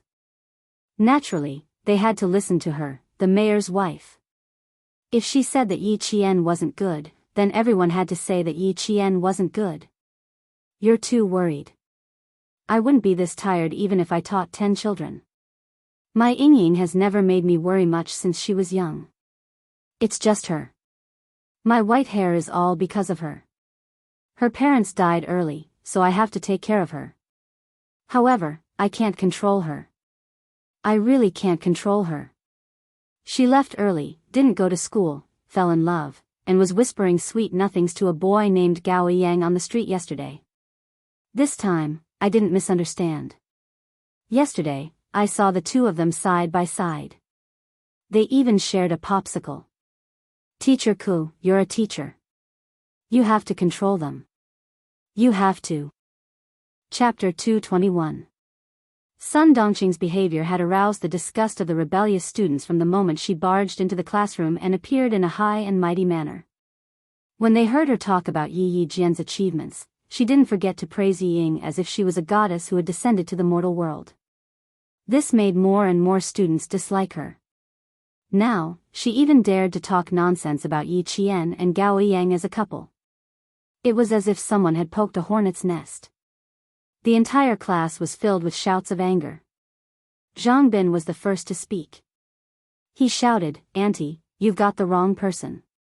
Yi Ying and Gao Yang are in a relationship. It has nothing to do with Yi Qian. You're too good at making things up. You're confusing right and wrong. Auntie, you've given us an interesting lesson. Yi Ying, your mother is so amazing. She has a glib tongue. She even scared our principal and teachers so much that they don't dare to interrupt your mother. Their mocking and disdainful gazes made Yi Ying, who was so embarrassed that she wanted to disappear, burst into tears. She lay on the table and didn't dare to raise her head. Sun Dongqing couldn't stand her precious daughter's crying. She felt that the entire class was bullying Yi Ying. She slammed the table and pointed at the boy who spoke first. She said angrily, "What's your name? Who are your parents? Do you have any manners? Don't interrupt when adults are talking." She then said to Yi Ying, "Ying, what are you afraid of? Tell Mom, which of your classmates bullied you? Tell them all." Her reaction made Secretary Wu, who had remained silent, shake his head in secret. Mayor Yi was a capable person. It was a pity that he had such an insensible wife. What a pity, what a pity. Zhang Bin stood up when his name was mentioned. He wasn't afraid of angering her. He said happily, "Auntie, I'm Zhang Bin. My dad went to the city and my mom went to a meeting. If you want to find them, you'll probably have to wait until the day after tomorrow." Principal Chen knew him. He had a father who was a policeman and had a strong sense of justice. Principal Chen, who had remained silent the entire time, finally spoke up. "Parent, after hearing what you said, I also want to know if Yi Qian is as you say. How about this? Can I trouble you to sit in the classroom for a while? I need to make some arrangements first." She then turned to Teacher Ku and said, "Teacher Ku, you're the form teacher, and the podium is also where the teacher stands. Please ask this parent to go down and sit down." Miss Ku looked like she was about to faint. She regretted not stopping Sun Dongqing from entering the classroom. She had hoped that Sun Dongqing would stand up for her. Now, she had to clean up the mess. Hearing this, she shuddered and hurriedly said to the furious Sun Dongqing, "Madam Mayor, you can leave first. Isn't Yi Ying crying? Sit down beside her and comfort her. Principal Chen needs to arrange something." Teacher Ku, who vaguely felt that the situation was not very good, was afraid that she would not cooperate, so she quietly pulled her. "Does he care about this or not? Is there anything wrong with what I said? A mere principal dares to put on airs in front of me. I want to see what he has arranged. If I'm not satisfied, I'll go to the city and ask the leaders to remove him from his position." For more than 10 days, she had heard too many flattering words. Sun Dongqing did not think of herself as the mayor's wife, but as the governor's wife. Perhaps even the governor's wife was not as arrogant as her. Principal Chen, who pretended not to hear her, smiled slightly and said to Zhang Bin, who had not yet sat down, "Go and find a few PE teachers to bring the TV and video camera in the meeting room into the classroom." Chapter 222. Zhang Bin was a member of the sports committee, so he was familiar with all the teachers. Hearing this, he, who was still in the middle of puberty, let out a hoarse "ah" and jogged out of the classroom. "How about I go to your office and sit for a while?" Seeing this, Secretary Wu whispered, "The mayor's wife has a bad temper. I'm afraid you'll have to put in some effort." Principal Chen smiled and said, "Secretary Wu, you don't have to leave. Just treat it as attending an open class. Last time she just made a scene, and now she's starting again. The mayor's wife is not only bad-tempered, she's asking for a beating. Does she think that the teachers and students are afraid of her? Ha! Unfortunately, Chen Dongfeng isn't afraid." This matter also involved another student, Gao Yang. He then instructed the student sitting next to him, "Go to the third-year class 1 and ask Gao Yang to come over. If the teacher asks, tell him that I'm looking for him. Oh, right, tell him to go to my office and get the videotape on the table." After everything was arranged, Principal Chen gave Yi Qian a calm down look and asked Secretary Wu to sit at the back of the classroom. It really was like an open class. Principal Chen asked Fu Dong to go out. I'm guessing he asked Gao Yang to come down. And Jessen's face was livid. She gritted her teeth and said to Yi Qian, "Just you wait. With how much Principal Chen cares about you, he won't let her have it easy." Zhou Liao, who usually didn't care much about class matters, also had a heavy expression. He whispered to Yi Qian, like mother, like daughter. Yi Qian, it's a miracle that you're still alive. Ha, just you wait. There's going to be a good show. Zhang Na sneered. She glanced at Yi Ying, who was sitting on pins and needles. Her heart was laughing even harder. She also didn't like Yi Ying. Yi Qian knew that Principal Chen wouldn't give up so easily this time. The corners of his mouth curled up slightly. He didn't expect Sun Dongqing to be so arrogant. How could Yi Zhifan, who had a mind of his own, tolerate her ignorance and arrogance? When she heard them talking behind her and feeling indignant for her, she said disapprovingly, "This is nothing compared to what happened in the past. You guys can also learn something from her." Did you vomit? Imitate her? Am I tired of living? Don't disgust us. I'd rather learn from Liao Jian's father than her. Yi Qian, whose expression remained indifferent despite the profanities, smiled faintly and said, "Learn from her how to be a person who doesn't make others hate you. Learn from her how not to be a person who doesn't want to live a long life. This is what she taught you." And Jiesin turned her head and quickly glanced at Yi Qian. She sighed and said, "Classmate Yi, your psychological endurance is really extraordinary. I really admire you." Even the Buddha would be so angry that he would jump up and down after hearing such words, but you are still able to sit still. You even know how to remind us how to be a person who doesn't make others hate us. Student Yi, if I want to study medicine in the future, the first subject of my research will definitely be you. Why is your brain structure so different from ours? The more she didn't care, the more impatient Sun Dongqing was on stage. If this continued, the one who would be at a disadvantage would definitely be Sun Dongqing. Yi Qian, who understood, smiled but didn't say anything. When she saw Gao Yang walk into the classroom with a videotape in his hand, the smile on her delicate lips deepened. TSK, TSK, TSK. No matter how smart Yi Ying was, having an arrogant mother was a tragedy. Chapter 223. Yi Ying was almost out of breath from crying. At this moment, she finally understood why her father reminded her to keep an eye on her mother. She didn't come to school to stand up for her. She was clearly here to make a fool of herself. Listening to the students' mockery, Principal Chen glanced at Yi Ying, who hadn't stood up to speak to protect herself. It would be a lie to say that he didn't feel sorry for her. She was also a smart child, but she had raised such a selfish and narrow-minded person. However, with such a mother, it wasn't strange. Principal Chen, who was determined to dampen Sun Dongqing's spirit, signaled for the students to be quiet. He then asked Gao Yang in a deep voice, "Yi Ying's mother said that she saw you and Yi Qian kissing on the streets yesterday. Is that true? Tell me about your relationship with Yi Qian first." Gao Yang, who was unprepared, frowned. He glanced coldly at Sun Dongqing, who had her chin raised. He pursed his lips and said in a deep voice, "I don't know how she saw Yi Qian and I having that kind of relationship. When Yi Qian came back yesterday, I did buy a popsicle for her. As for what happened, it was because I brought back a set of mathematical Olympiad questions from Australia. There was one question that I didn't know how to solve, so I wanted to discuss it with Yi Qian." He had specifically asked his father to find the most difficult set of mathematical Olympiad questions so that he could have more topics to talk about with Yi Qian. He wanted to clear up all the misunderstandings so that she wouldn't have any prejudice against him. But before the plan could even begin, there was already news of him kissing Yi Qian. Sun Dongqing didn't even bother to comfort her daughter. "Good boy, he's still so stubborn." She aggressively questioned, "You're so dishonest. I saw it with my own eyes, and you're still trying to deny it. What mathematical Olympiad questions from Australia? You're just a wretched girl. You can't even get into the grade. How can you do Australian questions? Tui. That's clearly an excuse." She pointed her spear at Yi Qian, who didn't respond at all.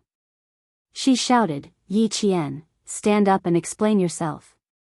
Don't make me clean up your mess all day long. Damn girl, you've been fooling around every day and didn't come back for the whole summer vacation. Could it be that you went out with this guy? Being unreasonable was also one of her abilities. Yi Qian looked at Sun Dongqing, who was still oblivious to the fact that she had stirred up public outrage. His eyes were full of smiles. If that was the case, it wouldn't matter if he said a few words now. Auntie has always liked to think too much. Even if I said I didn't, you wouldn't believe me. You love to pour basin after basin of dirty water on me. What can I explain? My explanation is that I don't understand what you're talking about. Why didn't she see that Sun Dongqing was so stupid in her previous life? Things had already come to this point. Did she really think that Yi Qian would be the one making a fool of herself? What do you mean you don't understand? Just admit that you're in a relationship with this guy. You didn't go home for the entire summer vacation and fooled around everywhere. In Sun Dongqing's eyes, Yi Qian would never be able to escape from her grasp. Moreover, she was now the mayor's wife. Who would dare to offend her for the sake of a wretched girl without parents? In town, there were indeed people who wouldn't stand up for Yi Qian. However, in school, the first person who wasn't afraid of her was Principal Chen, and the second was Gao Yang. Before Yi Qian could speak, Gao Yang's eyes were filled with obvious disgust. He coldly said, "Auntie, yesterday you said behind Yi Qian's back that she didn't go home for the entire summer vacation. You said that she didn't come home every night. You also said that she's a girl who plays truant, doesn't make progress, lies, and is dishonest. May I ask how honest you are?" Chapter 224. She spread unfavorable rumors about Yi Qian everywhere. Didn't she know that rumors were the most fragile? She targeted Yi Qian so much. No wonder Yi Qian hated him in the past. He used to be just like Yi Ying's mother. Guilt gnawed at Gao Yang's heart like a giant ant. He suppressed his anger and said forcefully, "Moreover, Yi Qian didn't live with you. How do you know that she didn't come home every night? Lying? Dishonest? Auntie, are you sure you're talking about Yi Qian and not Yi Ying? Yi Ying, stand up and say it yourself. Who's the dishonest one? When we went to the capital, how did you frame Yi Qian? And how did you frame Yi Qian? Do you dare to say it in front of the whole class?" Just then, a few PE teachers came in with televisions and video recorders. When they heard his words, they all stood at the door of the classroom. What happened? They looked to the back of the classroom to ask for instructions from Principal Chen. Principal Chen waved his hand to indicate that they were busy and let Gao Yang continue the confrontation. Yi Ying, who was lying on the desk, wished that she could faint. Hearing Gao Yang's continuous questioning, her heart was pounding. Panic hit her brain like a tidal wave. How could she stop it? Yi Ying, who was so flustered that she couldn't think at all. No, she had to think of something. She had to think of something. Sun Dongqing, who had always picked up soft persimmons, was shocked by Gao Yang's imposing manner. She heard her eyelids twitching. She secretly pulled the corner of Yi Ying's clothes and asked in a low voice, "Aren't you going to say something? Do you still want to live in class?" "Mom, if I can't live in class, it'll be all because of you." Yi Ying didn't have time to cry. As she spoke, she gritted her teeth. Her mind was spinning fast. She had to think of a way to get out of this quagmire as soon as possible. Hearing this, Sun Dongqing was so angry that she almost fainted. "Ying, can't you see that Mom is here to help you vent your anger?" She lowered her voice and said sternly, "Why are you so weak? Let others ride on your neck. I'm here to support you. What are you afraid of? Who told you to come here?" Yi Ying lost her composure. She raised her head and glared fiercely at her mother. "Don't you know that you're just causing trouble by coming here?" His usual cheerful and kind face was nowhere to be seen. His face was gloomy and cold, and even his facial features revealed a hint of ruthlessness. The students sitting around her, especially the students on her right, were frightened by the ferocity on her face.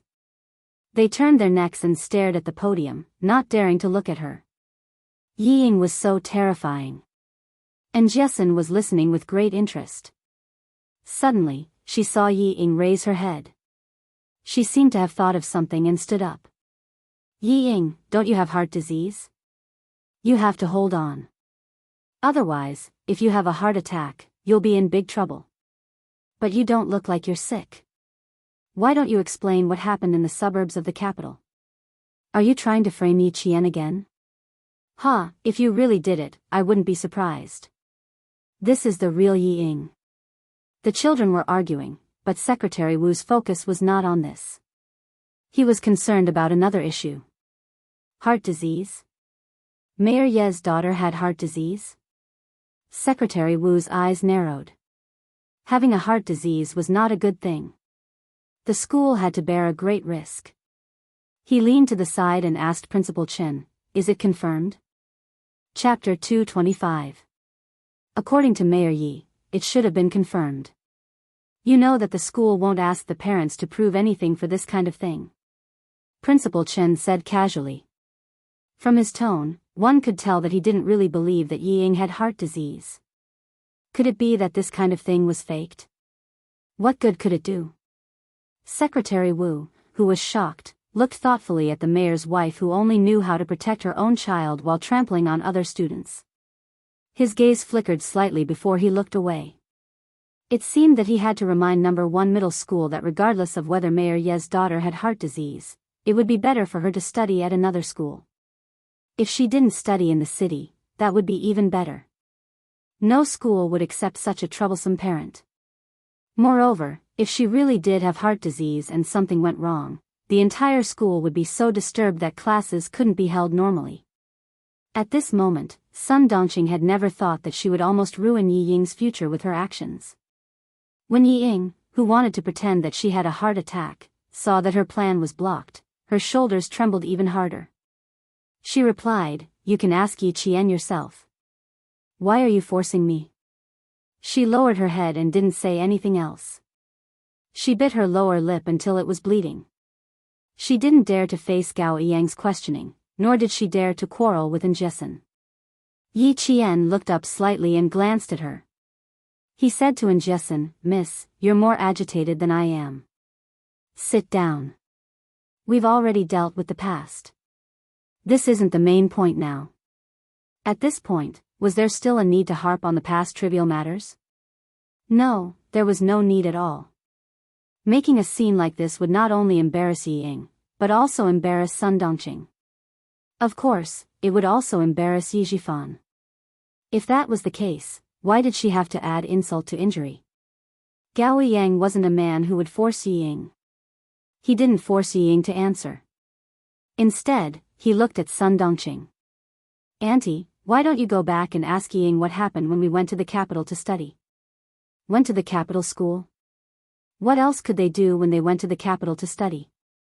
Wasn't it just studying? The problem was, Yi Qian, that wretched girl, was also there. Why didn't Ying Ying mention it? Sun Dongqing only knew that her daughter had excellent grades and was going to the capital to study and participate in the competition. Other than that, she didn't know anything else. She also didn't know that Yi Qian was also going.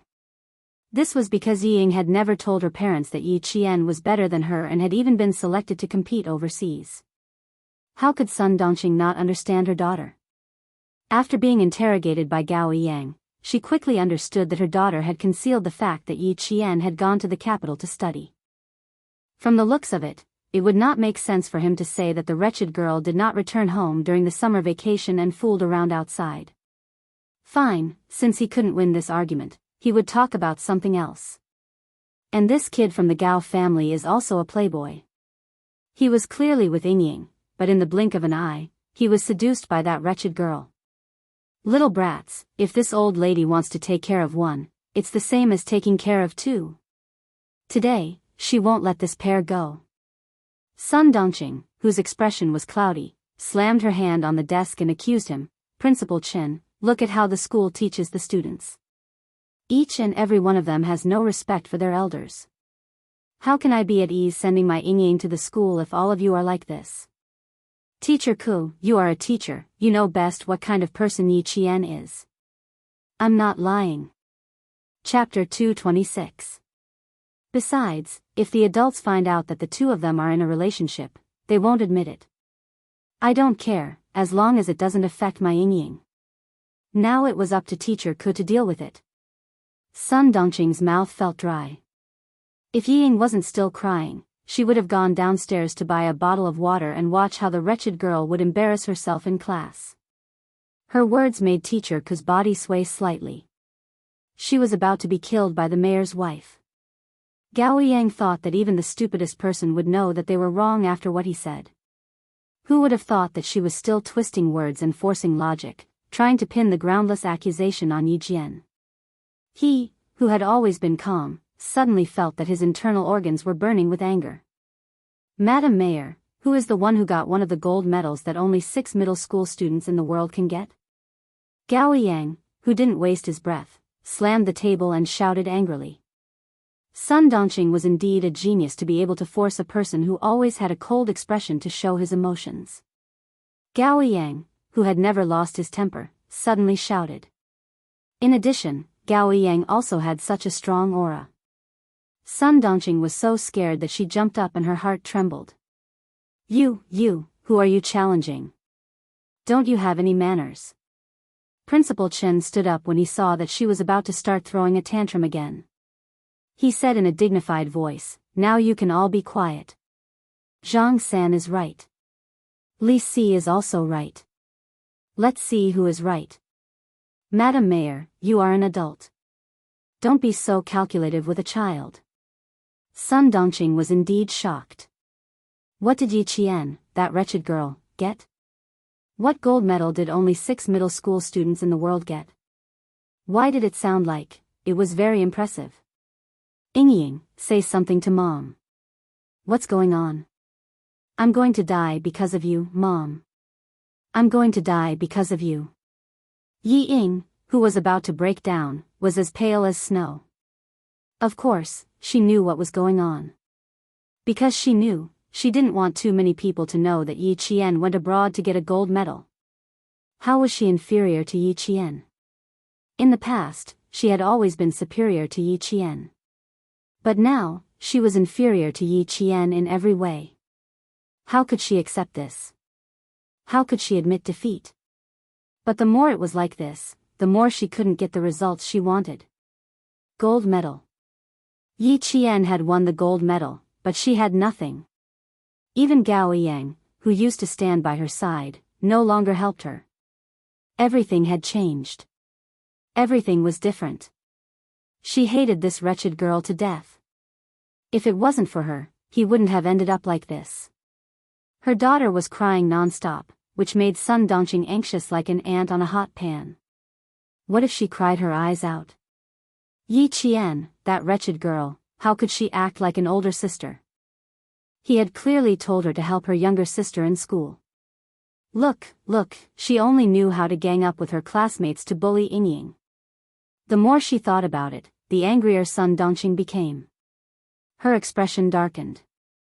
She turned around and pointed at Yi Qian. Stupid girl, can't you see how sad your sister is? How could she act like an elder sister? Get over here and admit your mistake. Quick. That wretched girl was becoming more and more disobedient. When old Yi came back, she would have a good talk with him. As an uncle, disciplining his niece was a matter of course. Chapter 227. This time, even Secretary Wu was flabbergasted. How could there be such a woman? This. How could Mayor Yi like someone like her? He even married her as his wife. Wouldn't he be harming his career? Yi Qian almost laughed out loud. Auntie, are you smart or stupid? Do you think this school is your home? Do you think you can show off however you want? She didn't even need to say anything, and the entire class was already on her side. Tan Wei, Xia Sifeng, and the others who were close friends with Yi Ying were also dumbfounded. They couldn't accept how Auntie Sun, who was usually so nice to them, became like this. Xia Sifeng wanted to stand up and say something, but she didn't dare to do so now. She was also afraid of being despised by the entire class. Auntie, how can you be so shameless? You're too shameless. Who do you think Yi Qian is? A slave? Auntie, you're Yi Ying's stepmother, right? Yeah, only a stepmother would do something like this. If she was Yi Ying's biological mother, she wouldn't cause a scene in school. This was an embarrassing thing. When Yi Zhifan rushed in, his wife became the target of public criticism. When the students saw that the teacher didn't stop them, they all spoke up for Yi Qian. Even so, they didn't target Yi Ying. At this point, Yi Qian felt that it was only right for her to stand up and say something back. She just stood up and raised her hands slightly. The students who were speaking up instantly quieted down. From this point, it was enough to see that Yi Qian had a certain level of influence in the class. At least, the students all respected her. Then, she slowly smiled and said, "Auntie, I still have some self-respect. You scolded me, hit me, humiliated me, wronged me, and spread rumors to slander me. It's already like this. Don't tell me I still have to treat Yi Ying as my own sister and respect you as an elder? You should just be the mayor's wife. As for me, I'm sorry, I don't have an auntie like you or a sister like Yi Ying." After saying that, she sat down. Secretary Wu nodded in secret. She was natural and generous. Her every move was open and aboveboard. There was no trace of despicable behavior. Her character could be seen at a glance. He said to Principal Chen, "She is indeed a good student. She has a strong tolerance. It's a pity that she has such an auntie. Adversity makes people grow. Yi Qian, this girl has her own principles. Listen, this isn't over." Principal Chen purposely didn't. If he didn't come, she, as a teacher, would have to go to the hospital.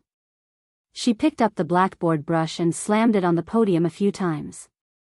Using her authority as a teacher, she made the students who had been chattering the moment Yi Jian sat down quiet down. She said sternly, "Quiet down. Everyone quiet down. If anyone dares to speak again, go outside and memorize for an hour." After the classroom quieted down, Teacher Ku said to Principal Chen, who didn't stand up to preside over the situation, "Principal, Mayor Yi is here. What do you think? Then let's invite the mayor into the classroom." Since the mayor was here, he naturally couldn't leave. Principal Chen was quite willing to invite the mayor into the classroom. He then ordered Gao Yang, who didn't leave and had a cold expression, "Student Gao, put the tape away. Let's invite Mayor Yi to watch it together." Chapter 228. Did Yi Jian go out to fool around like the mayor's wife said, or what happened? It's all in this videotape. Students, you are all a group of students who want to find out the truth. Now, let's applaud and invite Mayor Yi into the classroom to find out what the truth is with us. Applause? What kind of applause is this? This is a slap in the face. The number of people who clapped was equal to the number of people who were slapping their own faces. Yi Zhifan, who had never been so embarrassed, still had to pretend that he didn't know anything. He had to shamelessly say, "Thank you," before going to the back of the classroom and sitting next to Secretary Wu. After sitting down, he heard Secretary Wu say meaningfully, "Mayor Yi, your wife is a master. I admire her, I admire her." Compared to the children's undisguised contempt, the real masters, like Secretary Wu, made Yi Zhifan suffer unspeakably. He took the initiative to shake hands with Secretary Wu and said with a bitter smile, "Sorry to make you laugh. Sigh, I also have a headache." Then he shook hands with Principal Chen and apologized repeatedly, "I'm really sorry. My wife has caused trouble for the school again. It's not the first time. I'm used to it. Mayor Yi, please sit down." Principal Chen smiled. His words also made Yi Zhifan so embarrassed that he couldn't even maintain the calm expression on his face. When Sun Dongqing saw her husband come in, she was very happy at first. She thought that he came to support the mother and daughter. However, she threw a few glances at her husband, but he didn't look at her. While muttering in her heart, she faintly felt a little scared. "I didn't cause any trouble this time. I came to the school because I saw with my own eyes that the wretched girl was in a relationship." The classroom quieted down and no one spoke anymore. As the video played, the first scene that appeared was the blue sky and white clouds of Australia. A plane flew over and the scenery of the University of Sydney was shown. About a minute later, the camera began to turn to a bus that drove into the campus. Students got off the bus one by one.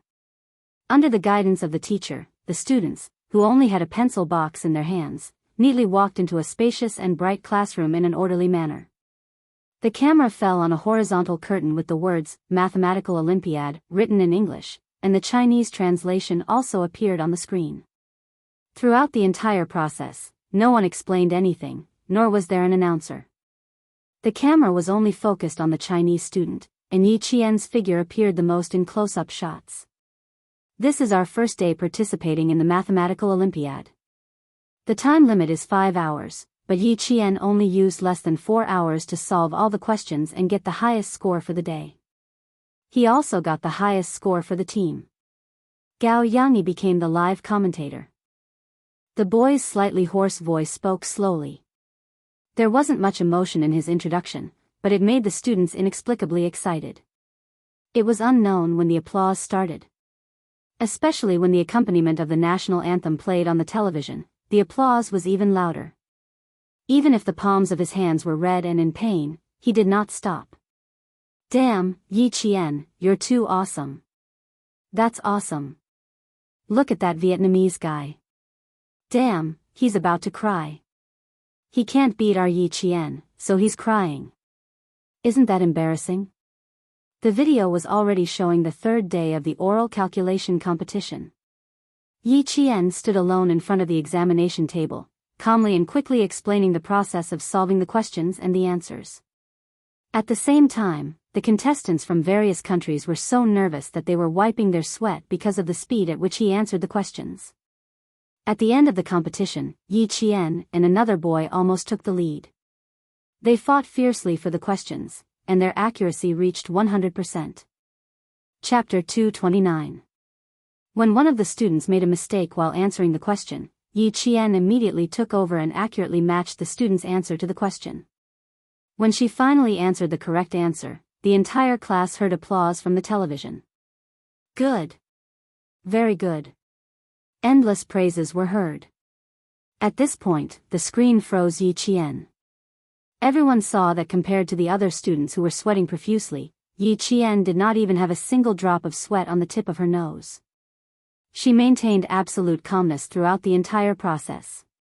She was calm all the way to the end.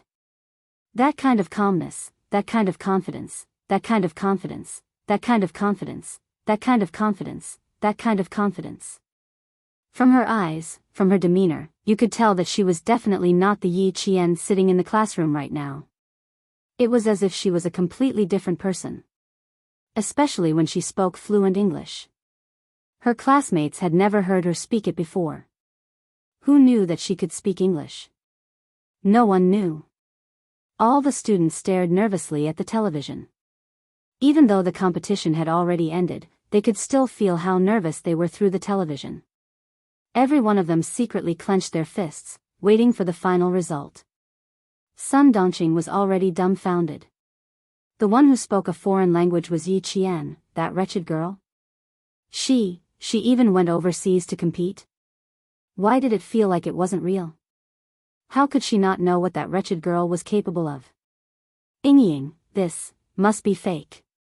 She raised her head suspiciously and gently nudged Ying, who was no longer crying. Why does it feel like it's fake? If there's a winner, you should be the one standing at the top. Ying did not reply. She was completely dumbfounded as she kept muttering, how could it be, how could it be, how could she? No, it's impossible, it's definitely impossible. Something was wrong with her. It was as if she was having a nightmare. The television finally reached the end. When the Chinese team was announced as the winner, thunderous applause rang out. Sun Dongqing, who had called out Ying several times but did not get a response, was so scared that her hands and feet went cold. She stood up and shouted at the back, Jifan, come and see your daughter. Something happened, something big happened. She only had this one seedling, so nothing could happen to her. Yi Ying was not a person who was easily defeated. After being yelled at by her mother, she quivered and came back to her senses. She stared intently at the television until the end of the broadcast. She saw all the Chinese students hugging Yi Qian, saw the smiles on their faces. Those smiles pierced her eyes deeply. The applause was much louder than Sun Dongqing's. Her roar only woke Yi Ying up from her stupor. "Mom, I'm fine. Don't say any more." Yi Ying's face was cold as she clapped along numbly. "Go back with Dad and see if you can find a way to transfer me to another school. I can't stay in this school anymore." Sun Dongqing, who was scared out of her wits, finally heard her daughter speak normally. However, after hearing her daughter speak, she frowned. "What are you talking about? Transfer to another school? Where? Read it here. It's all fake, yet you believe it. Do you think I don't know how capable that wretched girl is?" She did not know how many cold glares Yi Jifan had given her in the dark. She was a woman who could not do anything but spoiled everything. She refused to listen to him when he told her to stop. This time, she even came to the school. He did not know what she had done. After the recording ended, Gao Yang turned off the power and said in a low voice, "This is why Yi Qian was not in town for the entire summer break. She went to study." After passing the municipal, provincial, and national exams, she went to Sydney, Australia. Chapter 230. Madam Mayor, your slander of Yi Qian is baseless. I don't know why you can speak ill of Yi Qian so confidently.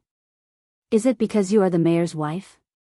Do you think you can do whatever you want in town and accuse whoever you want? His words were like a slap to Yi Jifan's face, making the dignified mayor of a town blush in front of a group of students. Sun Dongqing was relying on her husband's presence.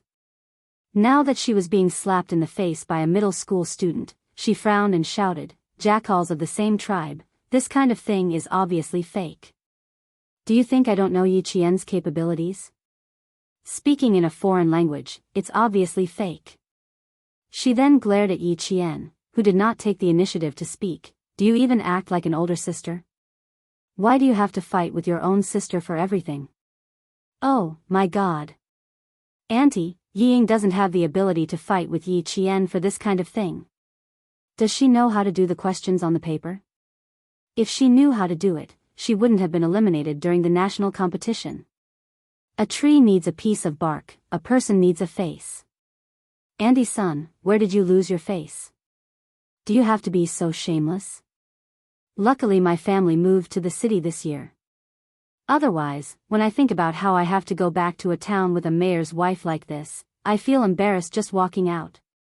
More and more students couldn't stand Sun Dongqing's outrageous behavior. The rebellious teenagers didn't think as much as adults. They were worried about offending the mayor's family and making life difficult for their families. They couldn't stand it, so naturally, they had to say it out loud. The sounds of mockery numbed Yi Ying's expression. She had a mother who did not know what was good for her. Was her life ruined? Right now, it was only the whole class laughing at her. Before noon, it would be the whole school. By tomorrow morning, it would be the whole town. And Yi Qian. She clearly had the chance to stand up and explain, the chance to stop all this, but she did not. She deliberately made a fool of herself to force her, Yi Ying, to leave the school. Yi Qian, Yi Qian. Even if I leave school, you won't have it easy either. I swear that I won't let you have an easy time in this lifetime. With her head lowered, Yi Ying's expression was as gloomy as an evil witch's. Her eyes were shrouded in a thick fog that refused to disperse. Her eyes were heavy, deep, and filled with resentment. She did not raise her head to look at Yi Qian. She was afraid that she would not be able to stop herself from rushing forward, and tearing Yi Qian's face apart. Well, let me get up and say a few words. Student Gao Yang must be tired after standing for so long. Why don't you sit down and listen? How could Secretary Wu not see the anger on Yi Jifan's face? It was because he was there. After watching and listening for so long, he understood the situation. When it was his turn to say a few words, this matter became Mayor Ye's own family matter. After walking to the podium, he first introduced himself.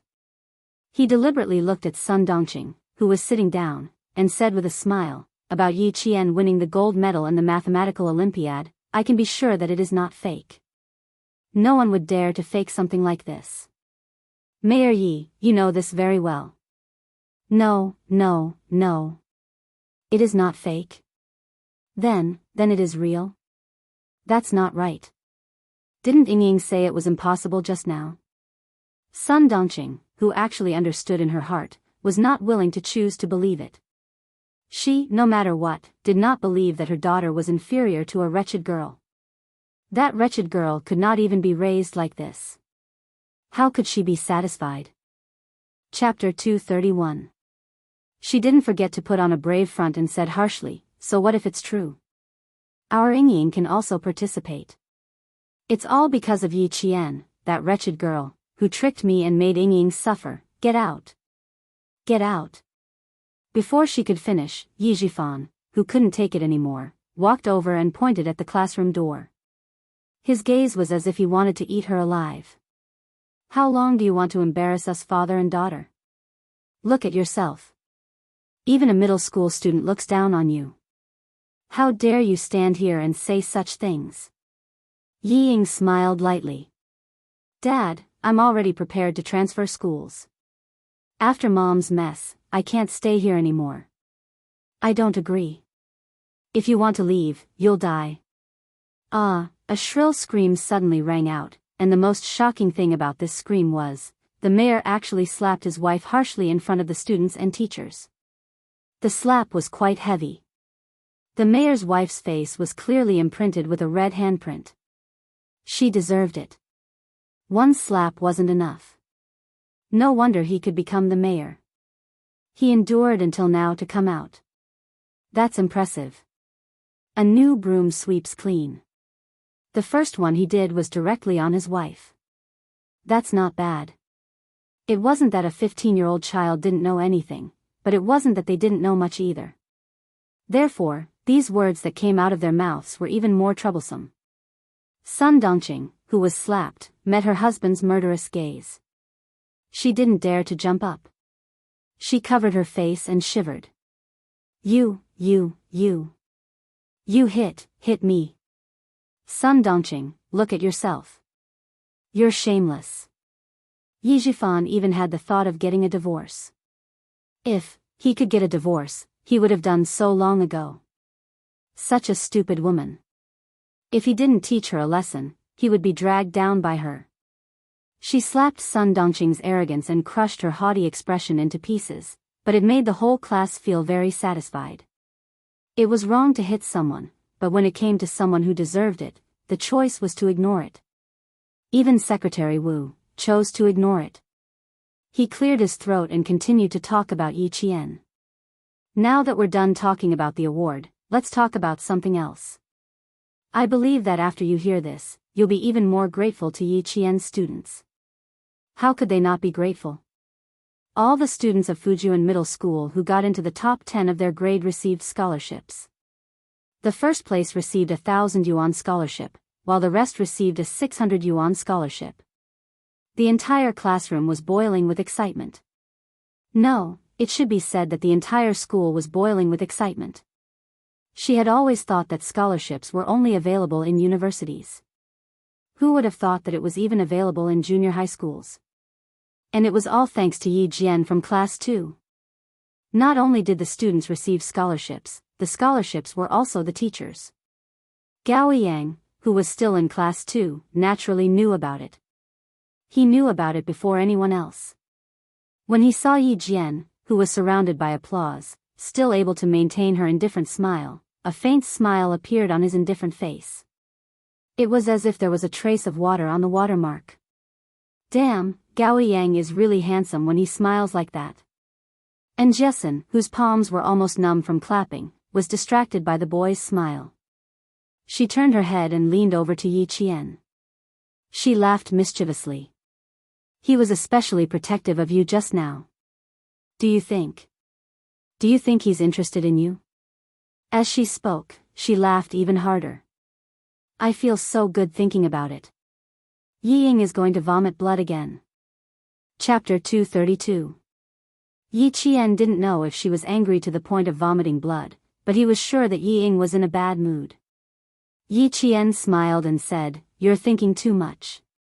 As far as I know, Gao Yang will probably go to Australia after he finishes middle school. He won't be coming back in the future.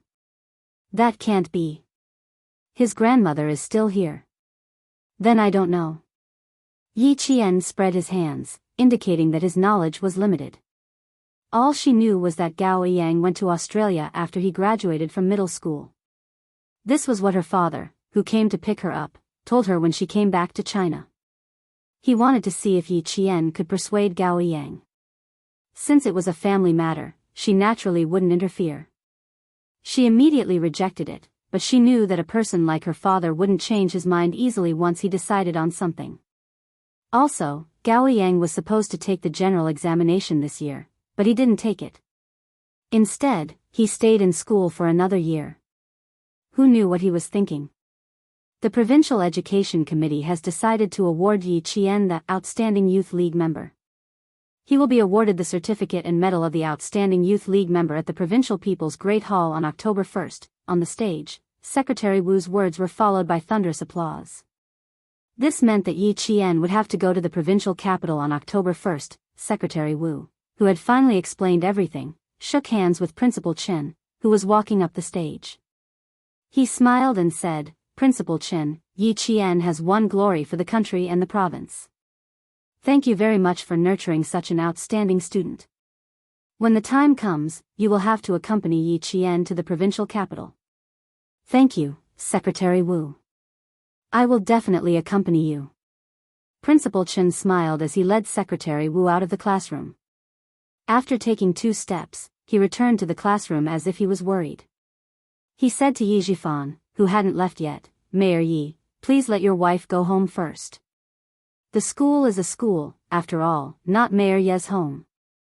Yi Zhifan was still standing there because of Secretary Wu.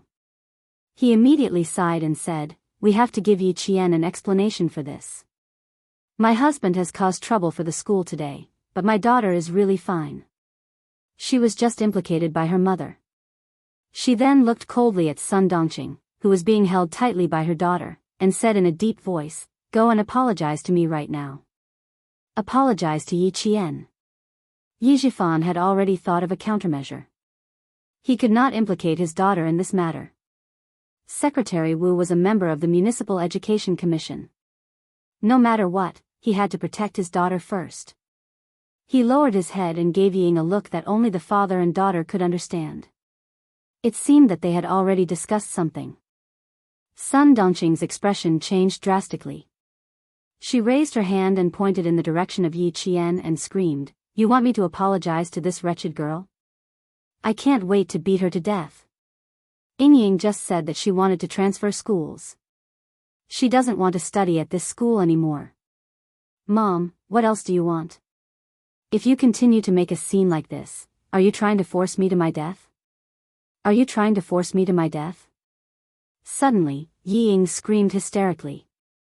Her eyes were red with tears. "Will you only be satisfied after you force me to my death? Am I right?" It was as if she had gone crazy. She rushed out as she spoke, looking as if she was really being forced to commit suicide by her mother. The students didn't react to her sudden rush. Yi Qian glanced at her indifferently, then his cold gaze landed on Yi Zhifan's face. Chapter 233. Coincidentally, Yi Zhifan was also looking in her direction. When the calm Yi Qian saw this, the corners of his mouth gradually curled up. There was a slight smile in his cold, star-like black eyes. With the dignified mayor here. Sure enough, big problems could always be turned into small ones, and small ones into nothing. It was just a faint smile, but it made Yi Zhifan's heart skip a beat. Her smile was too calm and carried a sharpness that could see through everything. In an instant, Yi Zhifan knew that his niece had already seen through his secret conversation with Yi Ying. She also knew that Yi Ying was just putting on an act. His niece was not simple. He had underestimated her in the past. With a vicious glint in his eyes, Yi Jifan sneered in his heart. He did not evade and revealed a smile of an elder as he walked towards Yi Qian. Niece, you see that this matter is getting out of hand. As the elder sister, you should come out and say something. And Jessen had been watching all this time. When she heard this, she looked at Yi Qian with a worried expression. After returning her a gaze that told her not to worry, Yi Qian stood up and calmly looked at his shrewd uncle. He smiled and said, "This is Mayor Ye's family matter. It has nothing to do with me." Family? The mayor, who did not seem to understand what Yi Qian was talking about, slightly furrowed his brows. Then, he smiled and said, "Yi Qian, you are also my family. What you say is family matter is also your family matter. Since when did he need to step in to deal with a 14 or 15-year-old child?" However, this Yi Qian of his was becoming more and more complicated. He had no choice but to step in. Yi Qian also slightly furrowed his brows and looked over with an even more puzzled expression. Of course, I remember that my family and Mayor Ye's family had separated. In the countryside, after separating, aren't we two families? Since we are two families, then I am definitely not family with Mayor Yi. Look, one of them is your wife and the other is your daughter. What does that have to do with me? Moreover, you're worthy of being an official. You can keep your composure. Your daughter wants to commit suicide, and your wife can't persuade her. Instead, you're making things difficult for an outsider like me. I really admire you. She was so eloquent. No wonder President Ying came back and said that she was bullied again. No wonder, even an adult like Sun Dongqing couldn't deal with her. Yi Jifan, who had a serious look in his eyes, didn't dare to look down on this niece of his who made him feel like a stranger. His face darkened, and he said unhappily, "You can't write 2 Yi characters with one stroke. You're my niece, and your aunt is your biological aunt. Even if we're separated from the family, we're still related by blood. You're talking too far. Of course, you can't write 2 Yi characters in one stroke. Everyone with the surname Yi in the world was a family 500 years ago. Unfortunately, my relationship with Mayor Ye's family is estranged. Also, don't tell Mayor Ye's wife that I'm eating your food, living in your house, and using your house.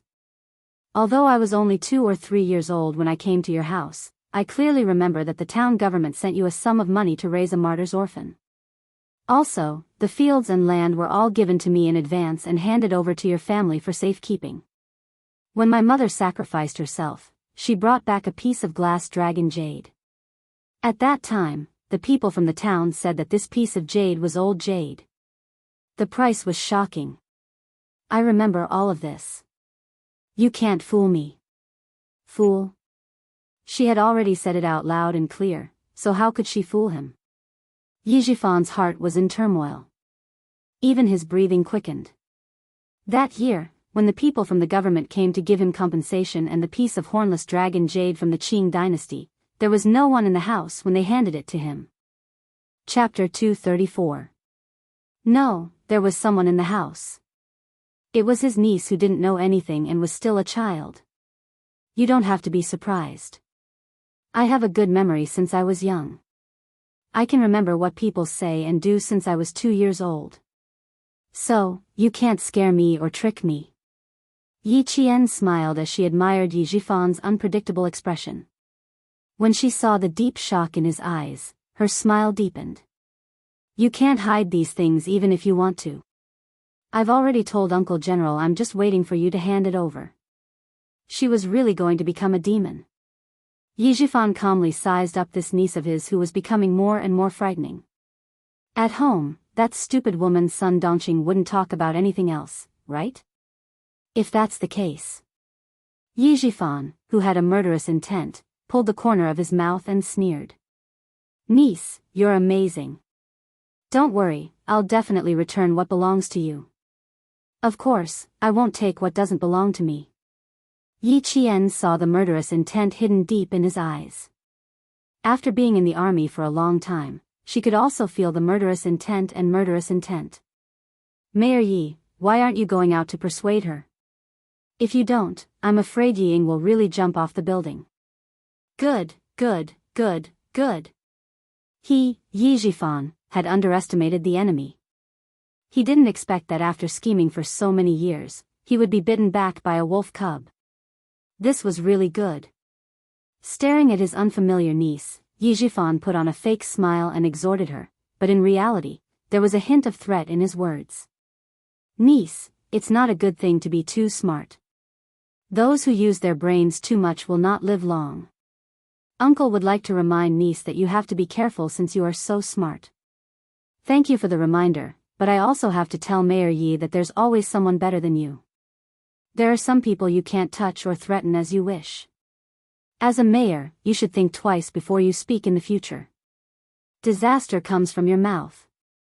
Just as she finished speaking, a powerful voice filled with deterrence sounded. Well said. There's always someone better than you. How could the mayor not be as knowledgeable as a child? The voice shook Yi Jifan so much that the expression on his face instantly froze. A trace of panic flashed through his eyes, which contained a hint of ferocity, and he hurriedly turned around. He saw Uncle Jen and a military officer in his early 30s with 1 bar and 3 stars standing behind him. Uncle Jen's face was cold and gloomy. He stared at Mayor Yi with his sharp eyes and sneered, I came at the right time. I didn't expect to hear Mayor Yi threatening a child. Hearing this, Yi Jifan's face no longer had the coldness from before. It was full of respect. Uncle, Grandpa Jen, why are you here? Yi Qian, who was as light as a swallow, lightly walked past Yi Jifan. Her beautiful eyes were full of smiles as she said, I came yesterday, and you came today. If I had known earlier, would have come with you. Perhaps, this morning's incident wouldn't have happened. The military officer who accompanied her was not happy. He pretended to be angry and said, Girl, do you only have your father in your eyes? Uncle is a living person standing here. Didn't you see him? Of course I didn't see him. Yi Qian's laughter was like a silver bell. Her dark and lively eyes were filled with a bright light. I didn't see you this time. I heard that you were on vacation with your chubby son. Congratulations on becoming a father, Uncle Yu. Also, did you bring my red eggs? Chapter 235. He was a company commander in the army. He had been married for 5 years before he had a chubby son. When Yi Qian mentioned him, he couldn't hide the smile on his stiff face. Silly girl, I won't forget about your red eggs. Didn't I ring them for you? His left hand really was holding 10 or so red eggs, while his right hand was holding a document with the army's serial number. As he spoke, he raised his head and lightly patted her head. Silly girl, you didn't even take your living allowance. Because of you, I couldn't sleep well last night. Early this morning, I bumped into you and wanted to give you your living allowance. Who knew that they would coincidentally overhear a middle-aged man threatening Yi Qian? Everyone in the army treated Yi Qian as their own family. How could they not be angry when their own family member was threatened with not having a long life? Yi Jifan didn't dare to interrupt. The chaos in his heart wasn't any less than Yi Qian's memories of his childhood. It was even more so. He was so shocked that his palms were sweating. When did she have such a good relationship with the army? No, wait. Ying had mentioned this to him before. She said that Yi Qian was close to the army and even knew a major. At that time, he didn't take it to heart. He thought that they were just friends from running into each other in the village. He definitely didn't expect that they were so close that Yi Qian would call him uncle. Moreover, this wasn't a major that his daughter was referring to, but a captain. Old man Zhen didn't have a smile on his face. He waved at Yi Qian and said sternly, Come over to Grandpa. Go quickly, old man is sad. Company commander Yu gently reminded Yi Qian. His tall and cold body directly blocked Yi Jifan's line of sight. His gaze was cold and ruthless. Under this kind of gaze that was filled with cold metal, even if Yi Jifan was the mayor of a town, his heart still trembled slightly. The army was the best place to cultivate a man's aura, and company commander Yu had participated in all kinds of actual combat exercises, both big and small, in the army. Moreover, he had carried out military operations from the north to the south. His body was covered in blood, and his gaze was extremely intimidating. Seeing that Yi Jifan had obediently retracted his gaze, Commander Yu withdrew his gaze and stopped staring at Yi Jifan. She wanted to bully Yi Wanwan? The regiment commander and the political commissar would not agree. Outside, Yi Ying was being held in Sun Dongqing's arms. She was screaming her heart out, but ever since Uncle Jen appeared, her eyes had never left him. She could even see fear in her father's eyes when he looked at Uncle General. Of course Yi Jifan was afraid. Back then, why did he become a village cadre? Then, why did he become the mayor step by step? This old man was very clear in his heart. If it weren't for his sister-in-law, Yi Qian's mother, he wouldn't be where he was today. Loyalty, filial piety, etiquette, righteousness, integrity, and shame. Mayor Yi, I think you don't even know how to write these words. Old man Zhen shielded Yi Qian behind him as if he was protecting his own child. This first-rank sergeant who had gone through storms and wars, and survived a hail of bullets and smoke, stood in front of 35-year-old Yi Jifan. He was like an insurmountable mountain with a majestic aura that made Yi Jifan unable to straighten his back. The old man's voice wasn't loud, but every word he said made Mayor Yi feel ashamed. Threatening a little girl, what? You can control the entire Fujian town with one hand, but you're a local tyrant? Chapter 236. What is Yi girl? The orphan of a martyr. Her mother's body was personally sent to the crematorium by the premier. Her pension was personally sent to the town by the head of the military commission. The prime minister had personally instructed that Yi Jian, the orphan of the martyr, must be raised into a talent. You say she's smart, but of course, with a smart mother, how can a daughter not be smart? It's because she's too smart and too kind that she tolerated your family time and time again. The vigorous voice had a great penetrating power. The surrounding students and teachers all heard it clearly. They really didn't expect Yi Qian to be the daughter of a martyr, and even more so that she even knew the premier. Yi Qian's heart felt like it was being pierced by thousands of sharp needles at that moment, piercing thousands of holes and dripping with blood. In her past life, Grandpa Zhen came looking for her. She was blind and rejected him. Later, when she escaped to the village, Grandpa Zhen came looking for her again. She was immature and thought that everyone would laugh at her, so she secretly ran away that night. In the end, she never returned to Shuku village and lived the life of being persecuted by Yi Ying until her death. Now that she thought about it, not only did she let herself down in her past life, she also let down the people who had high hopes for her. Uncle, let's talk outside. Yi Jifan, who had become the most disgraced mayor in history, bowed slightly and didn't dare to act rashly. The bell is ringing. Let's not disturb the students in class. If there's anything, let's talk outside. He had lost a lot of face today. If this matter was blown out of proportion, the mayor position that he had been in for less than 15 days might very well be gone. The bell rang urgently. The surrounding students had no choice but to return to class under Teacher Ku's yelling. Girl, go back to class. Grandpa is here. Let's see who dares to touch you. Uncle Zhen didn't want to disturb Yi Qian's studies. He turned around and said kindly, go back to class. Let Grandpa handle this. Things weren't that simple. If Yi Jifan dared to make a move, then he dared to make a move. Yi Qian hesitated and pursed her lips. Just as she was about to speak, she saw Commander Yu secretly give her a hand signal. After a slight pause, she pursed her lips and smiled.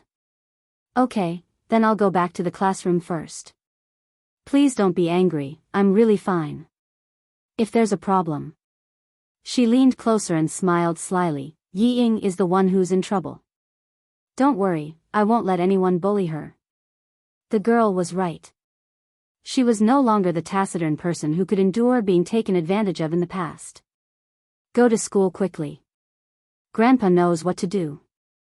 Seeing her smiling face, Lord Zhen also smiled happily. It's good that you didn't suffer any losses. It's good that you didn't suffer any losses. However, this wasn't a matter of whether they were at a disadvantage or not. They had to deal with it properly so that they wouldn't be disturbed every few days. He was right to come today. Yi Ying did not return to the classroom. Her face was pale as she clutched her chest. However, she secretly reminded Sun Dongqing, "Mom, leave quickly. Don't cause trouble for Dad. Uncle Jen is a respectable old man in the village. Dad doesn't dare to refute anything he says. Good girl, if you really leave, then it'll be even more difficult for your dad." Sun Dongqing was bad to others, but she protected her husband and daughter wholeheartedly. She was worried that if she left, Uncle Jen would take her husband's life. She wasn't smart when she should be, but now she's worried. Yi Ying, who was full of resentment, wanted to curse out loud, but in front of her was her mother. No matter how stupid she was, she had to accept it. Chapter 237. She clenched her teeth and suppressed the anger in her heart. If we don't leave now, we'll be a burden to Dad. Mom, can't you see how bad Uncle Jen's face is? Let's go. Then, she clutched her chest and started screaming in pain. She didn't give Sun Dongqing any time to prepare. She grabbed Sun Dongqing's arm tightly and gasped for air as if she would suffocate in the next second. Even if it was an act, it was too real. Even Sun Dongqing was scared and screamed. When Sun Dongqing heard Yi Ying remind her to go to the hospital, she looked up at Yi Jifan subconsciously. Then, she carried Yi Ying on her back and ran towards the town hospital under the shocked gazes of the teachers and students. She should listen to her daughter. Old Yi was smart and nothing could stop him. She should leave first. When it came to running away, the mother and daughter were surprisingly similar. When Uncle Jen appeared, the family of three was indeed shocked and didn't dare to do anything rash. "I can ask the driver to send her there." Secretary Wu, who witnessed the farce, wanted to chase after them, but the imposing old man stopped him. "You're Secretary Wu from the city's education bureau, right? Please stay." Principal Chen knew he didn't know him and reminded him in a low voice, "First-rank Sergeant Major, a national treasure in the army." Secretary Wu was filled with respect when he heard that. When Yi Jifan saw that his daughter finally got rid of the woman who would only be a burden, he was secretly relieved. If his wife really apologized to Yi Qian in front of the teachers and students, he would be so embarrassed that even a beggar would step on his face. In other words, Yi Jifan didn't plan on apologizing at all. On the first day of school in Fujian Town Middle School, a huge incident happened. Mayor Ye's daughter was forced by her mother to the point where she almost jumped off a building. This incident was like a spring breeze that blew across the entire town. Even the villagers in Shuku village knew about it. There were many parents coming and going on the first day of school. Sun Dongqing was good at picking the day. Once she made a fuss, the entire town knew about it. To others, this was just a small chat after dinner, but to old Jen, it was the best time to settle an important matter. It was about changing Yi Qian's guardian before she became an adult. In Principal Chen's office, Uncle Jen was there. The atmosphere in the office was heavy. Even Secretary Wu was waiting for Uncle Jen to speak. Logically speaking, this matter should only be handled by little Yi. However, it's class time now, so we shouldn't delay her studies. Jen Laugan's words didn't break the tension in the air. Instead, it made a certain someone's heart jump with fear. Yi Jifan smiled bitterly and said, "Uncle, it's true that my wife let Yi Qian down today, but her mouth ruined everything. She still cares a lot about Yi Qian. After all, she's her own niece. Why, you don't have to use your lies on me. Everyone in the village knows how Sun Dongqing treated Yi Qian. Even if you try to twist the truth, it won't help." Uncle Jen interrupted bluntly. He didn't give the new mayor any face. "Even Secretary Wu knows about Yi Qian's relationship with your family. Mayor Yi, do you think there's a need to explain?" Yi Jifan's expression stiffened. He could only smile bitterly and helplessly. "No matter what, Yi Qian is my niece. As her uncle, how can I mistreat my own niece?" Chapter 238. Time reveals a person's heart. I've given you 13 years, a few thousand days. I've seen through your heart. Uncle Jen came with a purpose. He wouldn't give him any chance to twist the truth. He wanted to remove Yi Qian's household register from Yi Jifan's household register. If Major Xia hadn't called him last night, he wouldn't have thought of this. Getting into high school was fine, but the college entrance exam was out of the question. Especially when it came to military school, the household register had a lot to do with it. If Yi Jifan used his status as Yi Qian's guardian to do something, it would ruin Yi Qian's future. Secretary Wu didn't quite understand why this first-grade sergeant major wanted him to stay, so he decided to listen and observe for the time being. Before he knew the reason, he wouldn't say anything. After a while, Uncle Jen stopped Yi Jifan from saying anything and asked Secretary Wu, "I heard that Secretary Wu came here last time and found out that Mayor Yi was Yi Qian's guardian. That's why you came here personally, right?" "That's right. If it wasn't for the record, I wouldn't have known that Yi Qian's guardian was Mayor Yi." Secretary Wu, who was prepared, said calmly, "Do you have any questions?" Otherwise, he wouldn't have suddenly mentioned the guardian. At this moment, Yi Jifan seemed to have thought of something. His pupils slightly constricted, and even the corners of his mouth began to tighten. Uncle Jen nodded slightly and said, "I want to ask if the household register is changed and the guardian is changed to someone else. Can the record be changed?" Yi Jifan clenched his fists. It was just as he had guessed. Uncle Jen wanted to remove Yi Qian's household register from his family. He wanted Yi Qian to have nothing to do with his family in the future. Of course it can be changed. It's not a big deal. Secretary Wu smiled and explained in detail.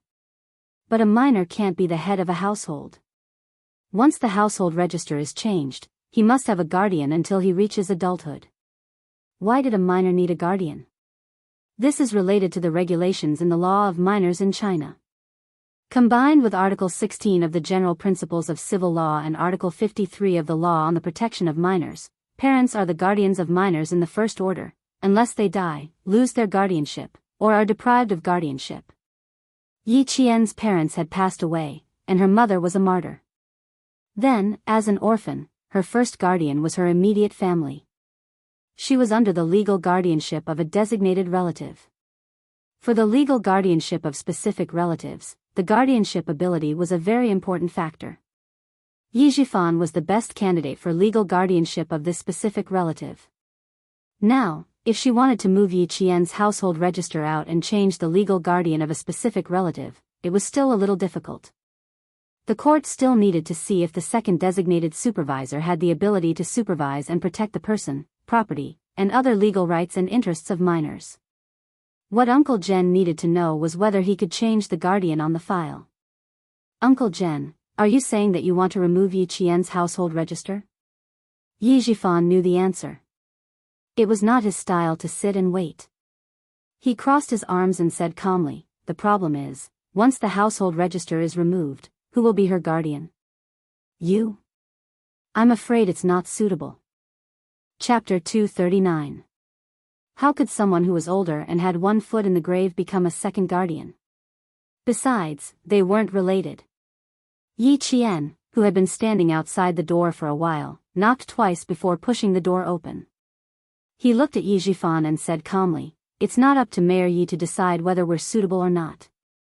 Although I'm still a minor, as a middle school student who already has a certain level of judgment, I can completely decide who my guardian is based on my own opinion." No one had expected that Yi Jian would actually appear at a time like this, and it caused everyone to be slightly stunned. As Grandpa Jen said, "My relationship with Mayor Ye's family is obvious to everyone in Shuku village. If I ask the court to change my guardian and request to move my household registration, the court doesn't even have to make a discretionary decision. They can judge me on the spot." The 14-year-old was able to talk about matters that only adults could decide in an orderly manner. No one doubted that she didn't have a specific level of judgment. Yi Jifan pretended to think for a while before saying, "This is no small matter. I still need to discuss it with your aunt. How about this, we can talk about it in a few days. What do you think?" In the next few days, he had to make arrangements with the outside world and look for connections with the court. There's no need to talk about it in a few days. There are already relevant documents regarding the whereabouts of martyrs' orphans. Mayor Yi might as well read the Revolutionary Martyrs Commendation Ordinance that was issued on June 4, 1980. As the representative of the army, how could Commander Yu allow Yi Jifan to delay at such a critical time? He opened the document bag that he had been holding in his hand and took out a special document with the words, XX Military Commission, written in red and handed it to Yi Jifan. Mayor Yi, please take a look at this document. After you've finished reading it, you can sign it here. His tone was not one for discussion. It was clear that Yi Jifan had to sign it immediately after he read it. There was no other choice. If a mayor wanted to fight with an army, it was no different from throwing an egg at a rock. It was suicidal. Since Xia Jinyuan called to remind him last night, it meant that he already had plans. When he found out that Yi Jifan's family didn't have any familial ties with his little fox, he knew that in his absence, there might be hidden problems around his little fox that hadn't erupted yet. He had to get rid of them one by one. He said that he would protect his little fox.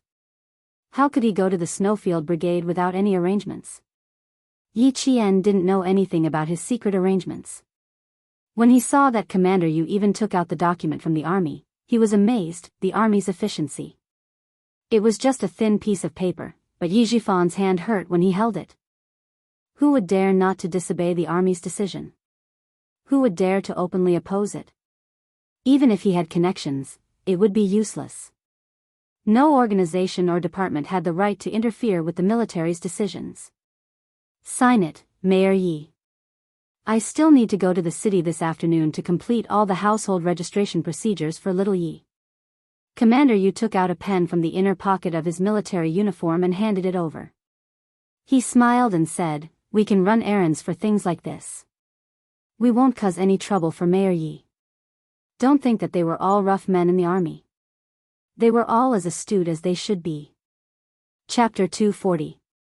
Yi Jifan, who couldn't wait to swallow all the documents, raised his head and looked at Yi Jian with his shrewd eyes. He said in a deep voice, word by word, "Niece, you have to think this through. Once you move your household registration and change your guardian, I won't be able to help you if anything happens in the future." So it was premeditated. Even if his stupid wife didn't cause trouble today, moving her household registration and changing her guardian were things that would have happened sooner or later. If Mayor Yi didn't remind me, I would have forgotten.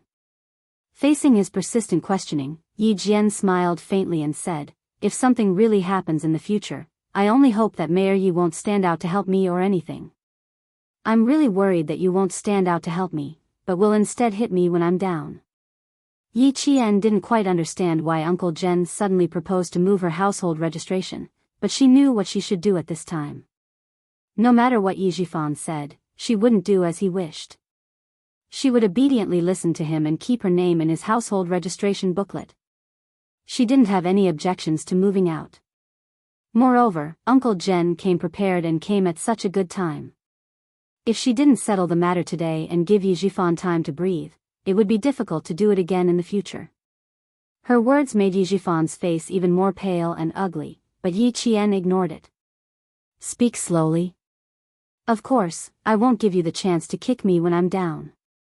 Just like today, the mayor's wife insisted that I acted inappropriately just because I didn't come back for the summer and met with a male student who was taking the exam with me yesterday. I was originally fine, but Mayor Ye's family just had to cause trouble for me." Yi Qian usually didn't speak much, but when he opened his mouth, his words were like knives. It was like a white knife going in and a red knife coming out. It hurt Yi Jifan so much that his internal organs were bleeding.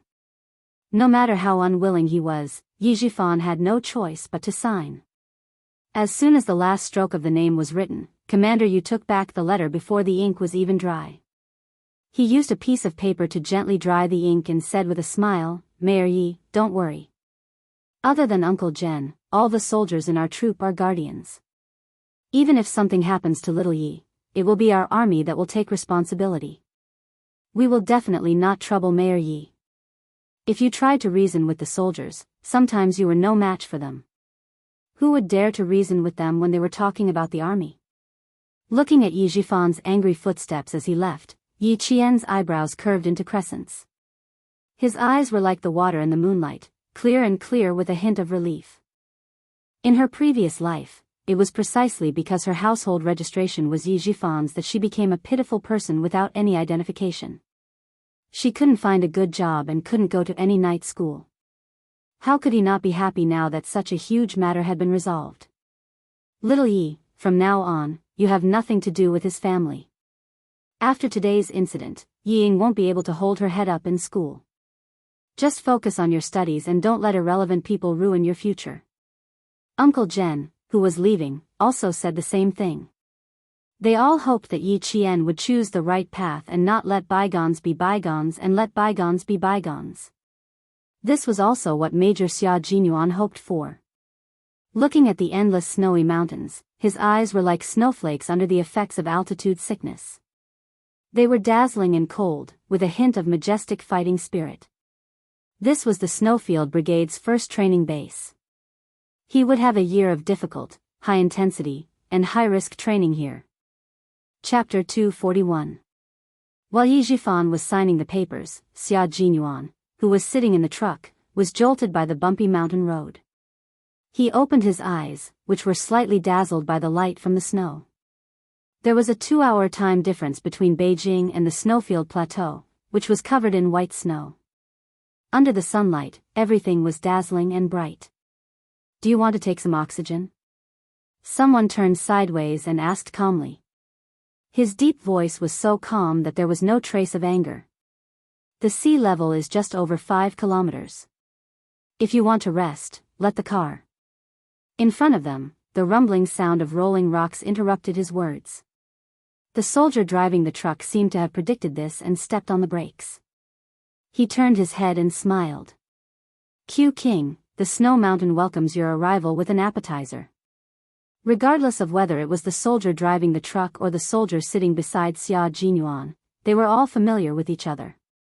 The soldier driving the truck was J5, who always spoke lazily and casually with a sense of cynicism. The soldier sitting beside Xia Jinyuan was K7, a soldier with a medical background and the rank of captain. Xia Jinyuan opened the military water bottle and drank 2 mouthfuls of cold, snow-like water. He glanced at the gray-weathered rocks rolling down the mountain road and said calmly, "What an exciting way to welcome you. We are still a few hours away from the Ministry of War. We still have to repair the mountain road later. Can we pass it in half an hour? I don't know. We have to see how long the rocks will roll down. Sit tight. I have to go back a little bit first." In front of them were rolling rocks and the mountain road behind them was steep.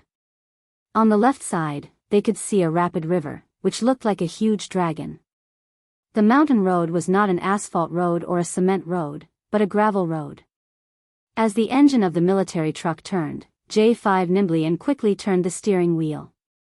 In less than 10 seconds, the truck had reversed several meters. J5 and K7 were both soldiers from the Snowfield Brigade.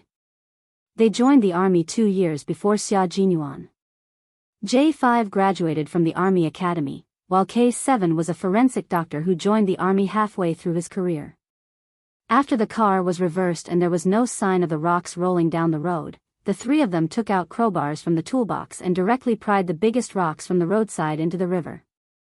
Listening to the sounds of the rocks rolling down the road, J5 secretly glanced at Xia Jinyuan, who was expressionless, and a hint of appreciation flashed across his eyes. The all-round soldier king, the king who took down the trump card Q in one fell swoop, was indeed a soldier with guts. K7 picked up the lever and threw it into his toolbox. He looked at the young major, who didn't even frown, and said coldly, "Much better than you." He always spoke inexplicably. If he didn't mention names, no one would know who he was talking about. Other people didn't know, but his comrade, J5, knew. "I'm much better than you. I still remember that you started vomiting on your first day when you were less than 5,000 meters above sea level. Your little face was so pale that it really made my heart ache." J5 smiled slightly and patted Xia Jinyuan's shoulder. He sighed and said, "Q King, I have high hopes for you. This kid has always been arrogant in the army.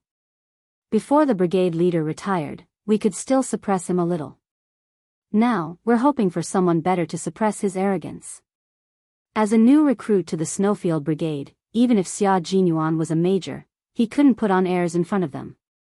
The Snowfield Brigade was a very special unit. The soldiers in it were nameless. No one knew where they came from, and no one knew where they were going. Even if they died, they were nameless heroes. Their code name was their name until they retired. Chapter 242. J5 and K7 only knew that Q King's surname was Xia. They didn't ask or care about his full name. Their code names were their names. No matter where they were, they could only contact their code names. Xia Jinyuan didn't know their names either. When he heard them, his thin lips curled up slightly. I want to keep a low profile. That one sentence instantly turned J5 into a quiet, handsome man. As for K7, he revealed a smile thinner than the breeze. He turned his head to look at Q King, who was indeed keeping a low profile. His lifeless voice fluctuated slightly. We all like to keep a low profile, unlike J5, who acts so high profile that he has to write a 3,000-word self-reflection letter tonight. I only spoke 3 sentences to a girl at the foot of the mountain. Which one of you got jealous and secretly snitched on me? Now I have to write another 3,000-word self-reflection letter. Damn it, I've already written a 12,000-word self-reflection letter this month. At this point, J5 had an innocent look on his face. Even his tone was full of resentment.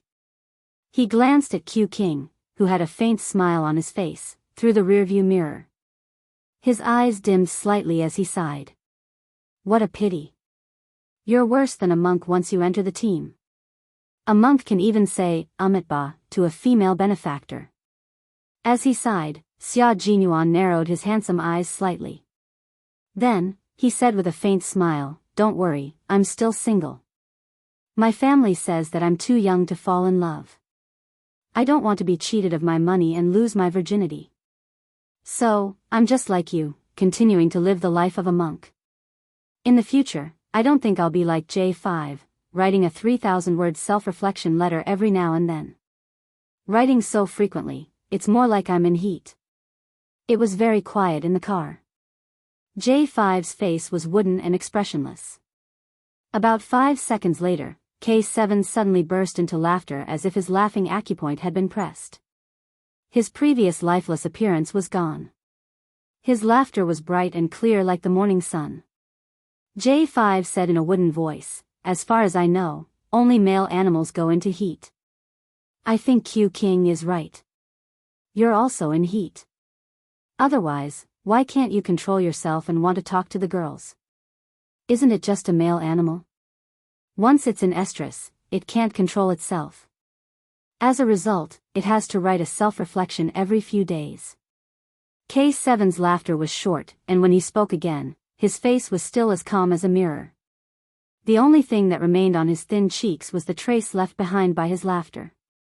Xia Jinyuan sneered. It was a unique way of reminding him to keep a distance from women.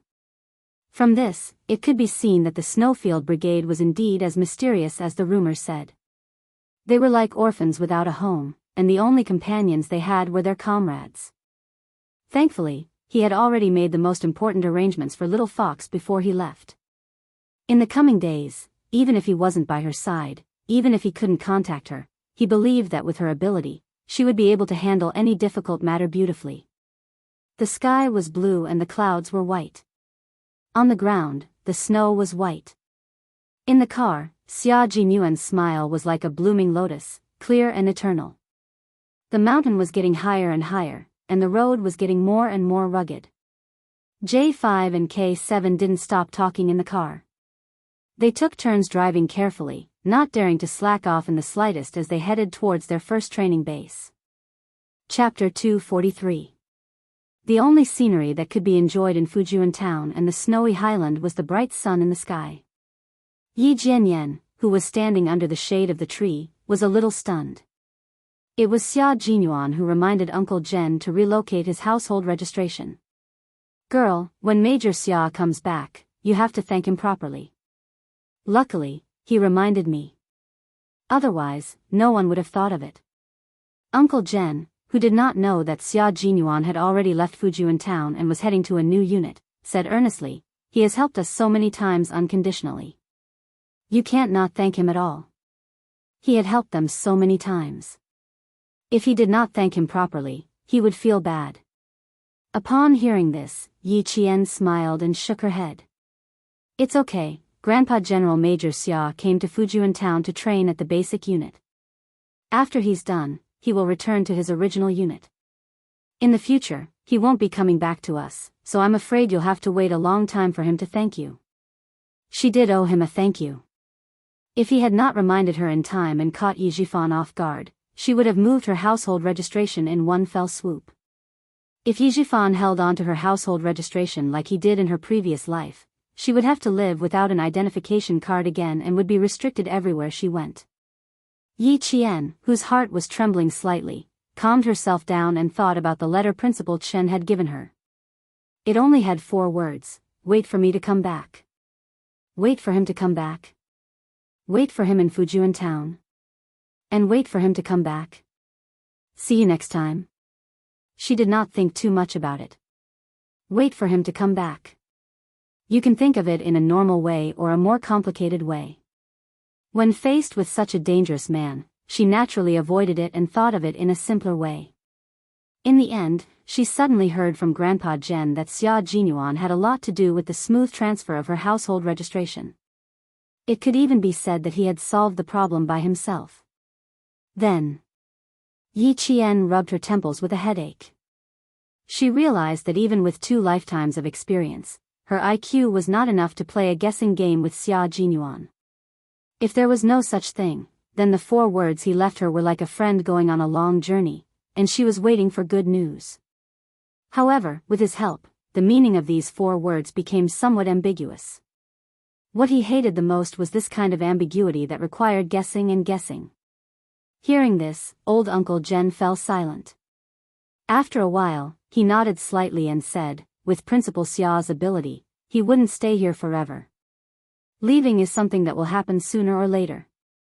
I just didn't expect it to be so soon."